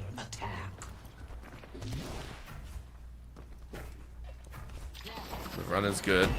However, in comes the rest of the team. Quick lash grab and toss. You slam him right back down in the mix. Quick punch out though, thanks to the combustion, as it is Humanity to try and fight back. The damage doesn't really stick to Muji, sitting on low HP.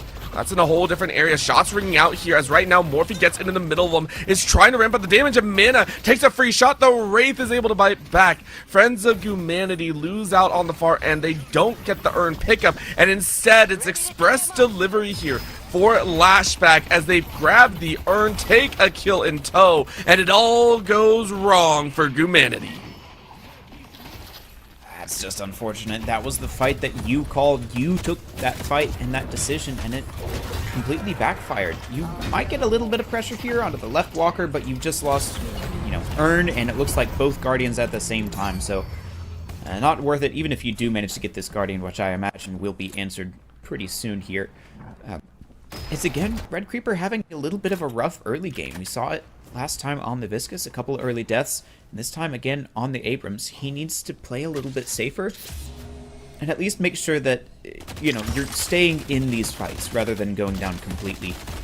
And that might mean that the rest of the team has to help him out a little bit. He is kind of isolated on these front lines. So if the rest of the team can give him some support, perhaps he'll be able to stick in there and be that sort of threatening brawler with the CC that Abrams can be. Well, space might be given with that Guardian take in the mid. With that being completed, all the Guardians are down. Now the big one that we're watching for, left side, give props. Pair was able to push up a little bit further, so the Walker is a little bit lower than maybe Lashback would like. Eyes out though, as we are watching Red Creeper dancing into the middle of battle. Are you going to get any sort of punch? You get knocked back into the air. You're going to slam on down, but Tamuji already took 1 kill. You're left all alone, or at least with a teammate behind. But you got to scatter to those wins. The warning comes out to play, but the final stand ain't going to get too much. So for Lashback, you get the kill, and that's all you want. Humanity's strength is in their rotation, so they come over very quickly to help, but yeah, Lucy down, and Lashback just kite, and they're able to find Pair there on the exit. The Warden last stand being a big siren about where he is as well, so not able to run and hide as effectively as the members of Lashback were able to do. So Lashback now starting to take the lead that we saw last game, 10,000, and Humanity are struggling to keep in this one again. I think it comes down to, again, them just trying different things out, maybe not so much their comfort, and just seeing what sticks. Great twist, though, as a grab of the Lady Guy's ult actually keeps Moosey alive for a little bit longer. I think they were expecting. Of course, Asterix was there to clean it up, and the pocket play is huge right now. The staggering kills into major boon collections are so good for Lashback and squad. Yeah, Humanity just kind of randomly running into opponents and dying. It's not where you want to be in these fights. It's, you know, it's tough because now that they're behind, they're trying to take the space that they had in some of these other games and getting punished for it, because we saw their space control be a really important factor against toxic positivity, but now that they don't have it, they're struggling to figure out how to move around in the map. They do find a kill there onto Tamuji, so that's a temporary advantage for them. Could try and use this to pressure that right side Guardian, the only ones left standing on the map. But they've also got the Holiday Lasso here. Could look for another pick onto this Billy. See how it works. Go ahead and see this poor Billy getting a little bit stuck, but the chains are out and the gang is ready to play. Good slam down on 3. You're going to try and hang on for the rest of the squad, but you're at 700 HP. Getting healed up on the back end, though, as the rest of the team is here to keep you safe. But are you going to get turned around? What a snipe. Red Ball says, not today. Taste the rainbow. That's Incandescent to walk away now as well. It took 4, though. It took 4 for Humanity to take out Morphe. Are you going to get more combustion? Not going to be good. Mana slams down a win, and the Wraith is off to the races here. Another stun on the back end, and you're going to get the punch up on the back side. How many shots are you going to get? Poor Red Creeper can't get away fast enough. Quick teleport on the back end. You reach their backside. Reload number 1, and it's Mana to be on a 3-kill streak. You needed to get that Mina kill there for Humanity. You needed to be able to kill both the people there and pressure the Walker. Flashback, instead, despite the early death, are able to leverage a good fight and take a win there on the right side. And you don't even get the Guardian for Friends of Humanity, so no victories to be found there. And now Lashback have the urn. Everything is just going their way this game. I mean, they have been so good at this pacing. The fact that you're using the last stand just to try and cruise through a Guardian as your team is faltering on the other side is kind of showing where their priorities lie. Humanity are just like, dude, we got to get something right now. As Incandescent takes out Moosey's life, the urn is dropped, though, as the last throw comes down, and it might be the last-ditch effort once again. Cold Front being utilized. Slow down the battle. But it's already won by Lashback. It's only one member standing in front. Amsung is dropped where they stand. Mace Dog getting chased, and Red Creeper is out of there. As Lashback hold on dearly and win out in the Souls division, now at a 15,000 lead. Souls still popping from that urn. That'll extend to about 19,000 here. Lashback under a little bit of pressure on that right side, but Pear not able to push into Mana. Pear starting to take off here with 18,000. The Warden getting some good farm, and Mace Dog as well, keeping up with the members of Lashback, but those are really the only 2.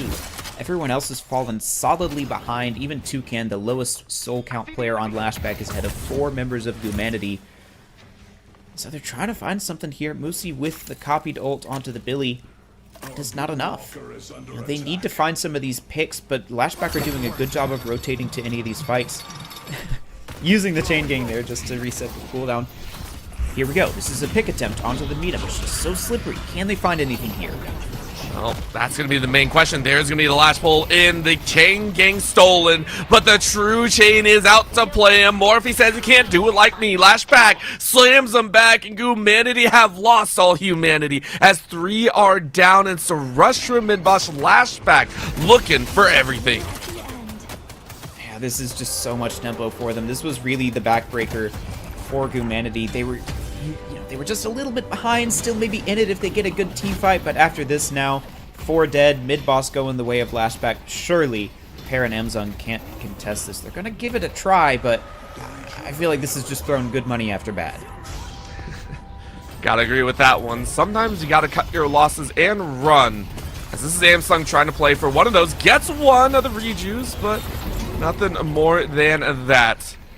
It's a revive coming out as Samsung says, yep, I tried my best. I'll see y'all later. And Pear, I'll be honest, you don't want to stay here. You're going to climb right back up that ladder and get right back to your base. Man, the itsy bitsy spider ended up spout again. Well, Saw the Pear waters does from the make it rain that is the souls of Lashback. Did not want any of that. unfortunately, this rain does not stop.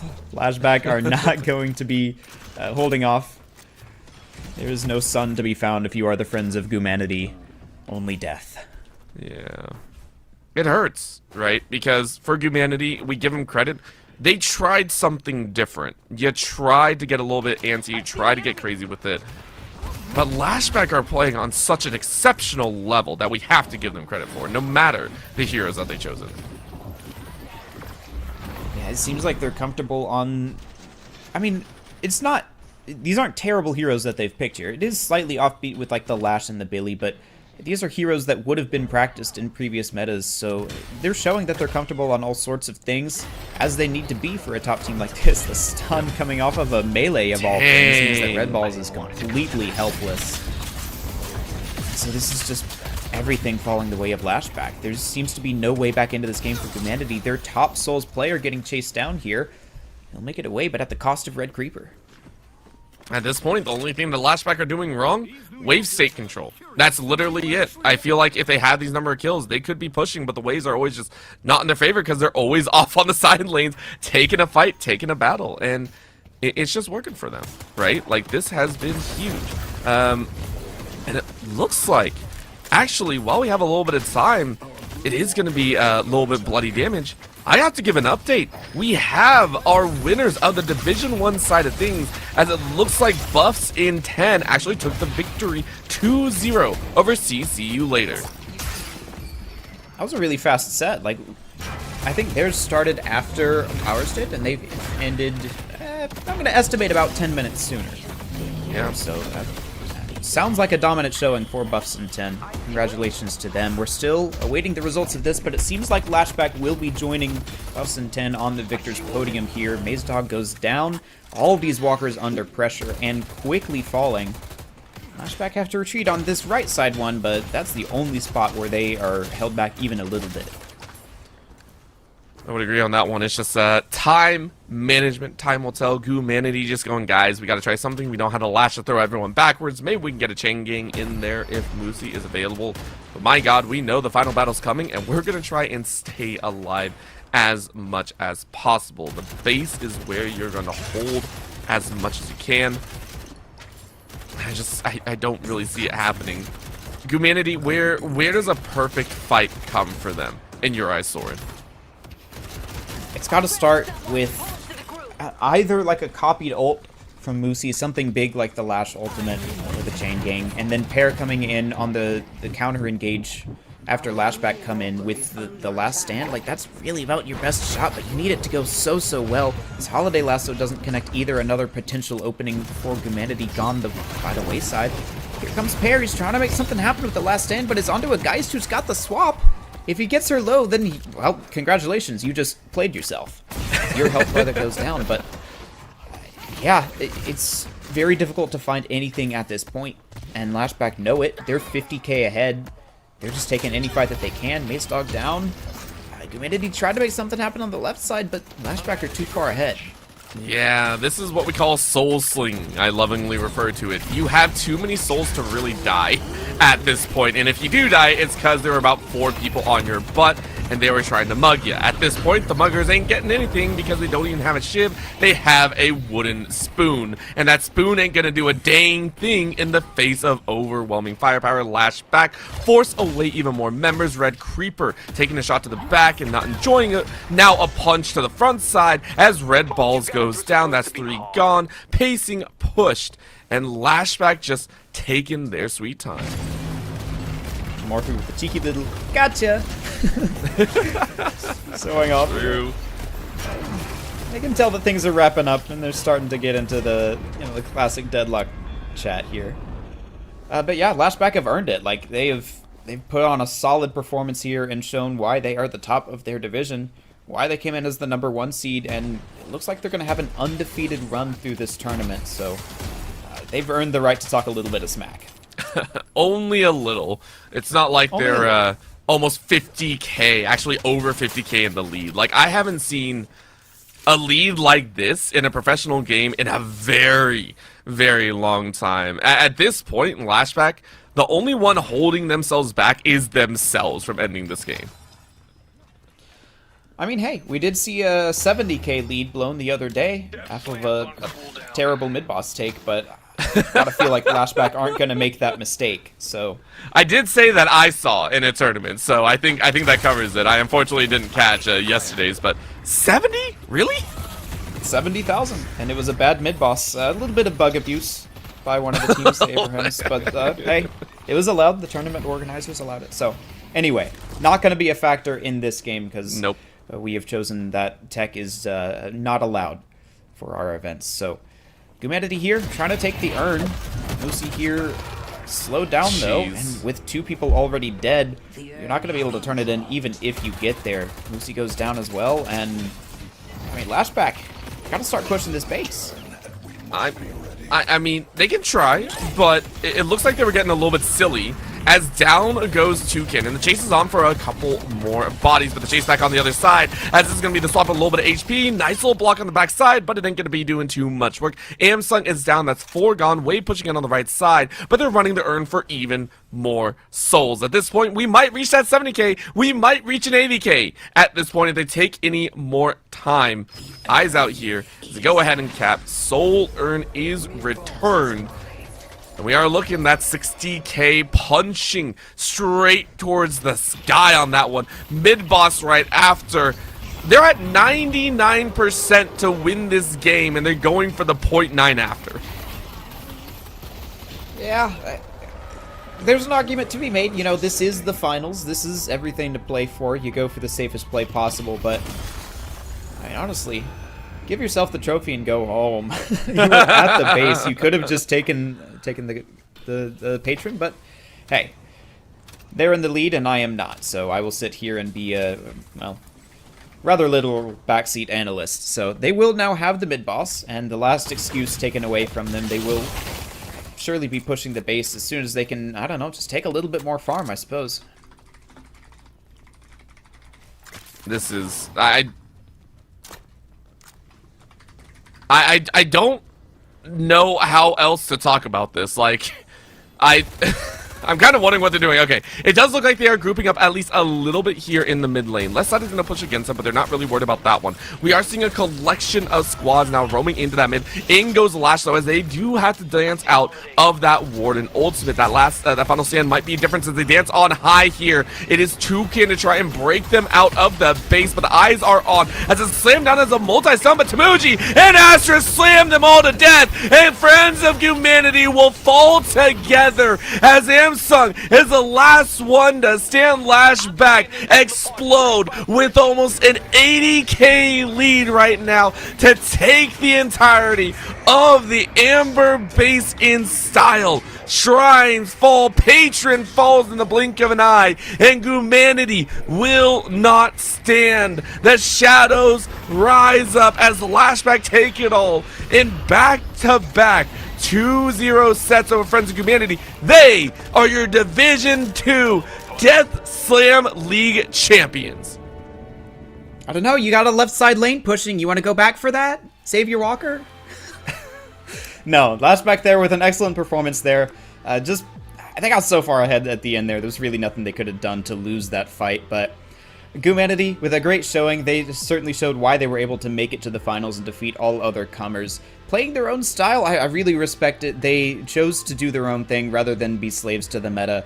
And it worked out for them in a lot of cases. It meant that teams weren't as prepared to go against them, but Lashback had the advantage of not having to go through that lower bracket, and so they were able to watch up, study some film, recognize the things that they needed to take away, and they were able to play whatever heroes they needed to get the job done as well. So a great showing from Lashback. Congratulations to them as our champions.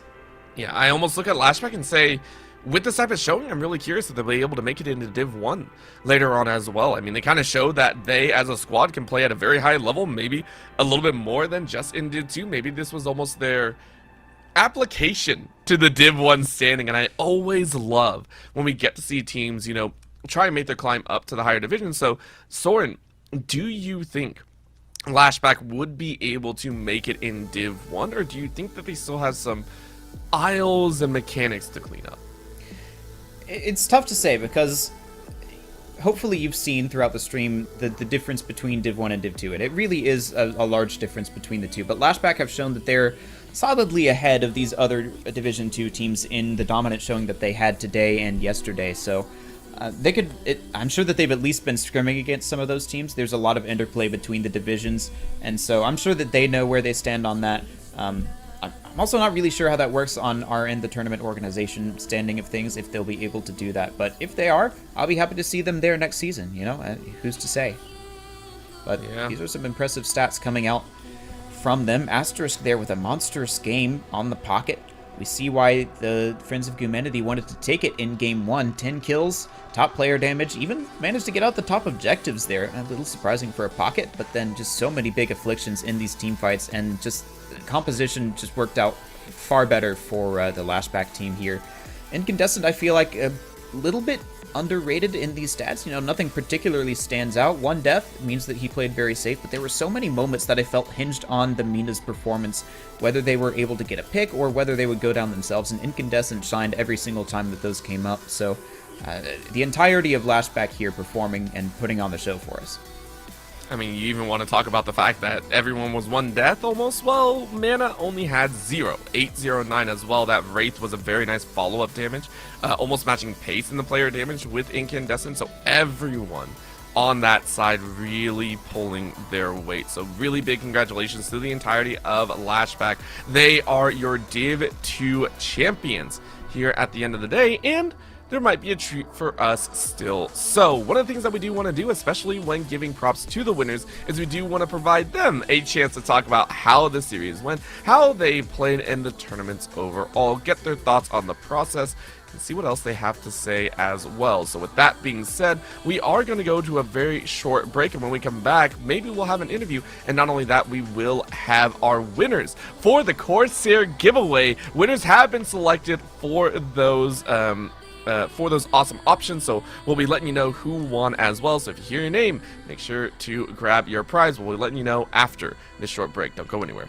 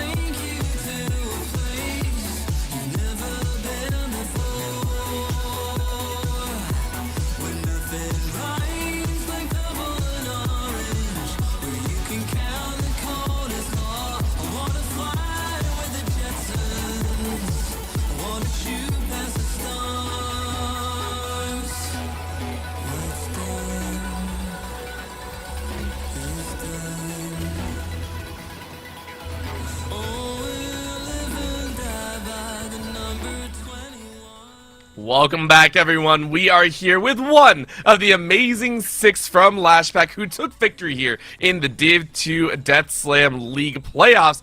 We have Asterisk, the pocket from game number 2, and the all-around styling, what I think is the MVP of the series. Asterisk, welcome to the Deaths. How do you feel after taking back-to-back victory over Gumanity as well as the Grand Finals? Oh, Uh-oh. Asterisk, can you hear us? I don't know if Asterisk is actually able to hear us. He can see my mouth moving. He knows I'm asking a question. He can see it. We see you, Asterisk. We There see you are. you. We There see you are. Oh, wait. Oh, we can't hear. Hold on. I might be able to hear Asterisk now. Give me 1 second. Asterisk, can you hear us now, please? From the void. I can. Hello, everybody. I can. Okay, We so can't hear I cannot you. hear him. Oh, are you there? I am there. Hello, hello. Okay, I can't hear, unfortunately. So, I cannot hear you, Asterisk, but please go ahead. Hey, okay, Asterisk, one more time. We know we're satelliting in and everything. Can you hear us as our perennial amazing Yes, pocket player I and the can. amazing one of sorts? Awesome. So go ahead and let us know, how did you feel coming into the series? I mean, you guys obviously 2-0'd Gumanity back in the winners finals of this division. Coming into this grand finals, were you guys worried or were you guys just straight up like, we're going to take victory? We did. I won't lie. Their draft, that second game, had us a little bit worried. They really threw us off our footing, taking all of our favorite heroes. But I'm so proud of our team. The way our hero pools have progressed from when our team started to when we've finished out is nothing short of incredible. I think we all added 3 or 4 heroes to our roster each from the start of this league, and as well as ranking up a ton in the meantime. Just some incredible players. And yeah, it gave us that flexibility to be able to adapt, overcome. And yeah, we got there in the end, playing our own comp against us. So yeah, I actually wanted to ask about that because that was something I felt was a strength for y'all. You were able to play the meta heroes and seemed very comfortable on all of them, whereas Gumanity perhaps were having to play a little bit off style to be able to play heroes that they preferred. What can you tell us about like how you guys approached that? Were there specific heroes where you said, hey, I think that you should learn this as part of your role, or was it more just, let's all learn a couple new heroes and how it works out? I mean, the meta's going to shift how the meta's going to shift. Literally a day before playoffs started, I was typing in the team chat, guys, all of our heroes are good. This is going to be the easiest tournament ever. And then a day later, a patch drops, nerfs E-shift into the ground. We're all freaking out. But we just, we figured out how to adapt, move around it, and just having such a wide hero pool, some of your heroes are going to be good every patch. So that's really how we got around that.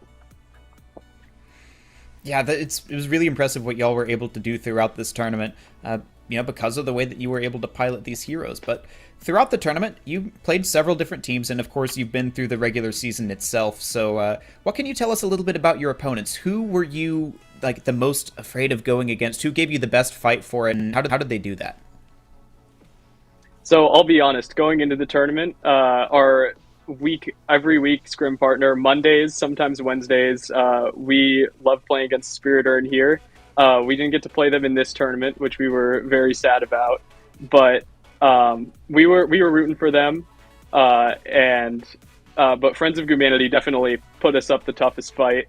They battled it back, rematched us in the finals, and yeah, like I said, that second game really had us scared with that comp. But overall, all of these teams are incredible, and yeah, I'm just so happy to have played some good games of Deadlock with this really fun draft system with these really coordinated people, and I'm really thankful for that.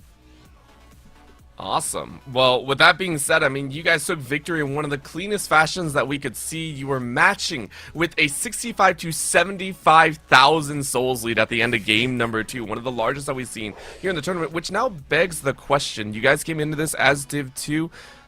if you and your squad are to stay together, would you want to shoot for Div 1 at all? After, seeing some of the matches earlier on stream, do you think you could hang with the Div 1 squads? Now, I don't want to sound cocky, but we have set our sights on Div 1. Before the tournament, we were like, we're ready to move up. Let's prove it today and tomorrow. Yeah. I love that. Yes, I wanted to hear that, Soren. I think you were too, right? I would love to hear some healthy arrogance come out. You guys have proved that at least you're the top of Div 2, so where else can you really go? Yeah. All right. Nowhere to go but up, Soren. With that being said, yes, that's what we like. Asterisk, you played fantastic. Your entire squad rolled out with multiple 2-0s, didn't drop a single game. So with that comes new star power. You guys, I'm sure, have gained a lot of fans. So do you have any final words to say to your audience, to your opponents, or even those that have supported you along the way? Remember, donate to our charity, Lashback, our charity for children who kind of suck. You know what? We'll give it to you. We'll give it to you. That's awesome. I love that so much.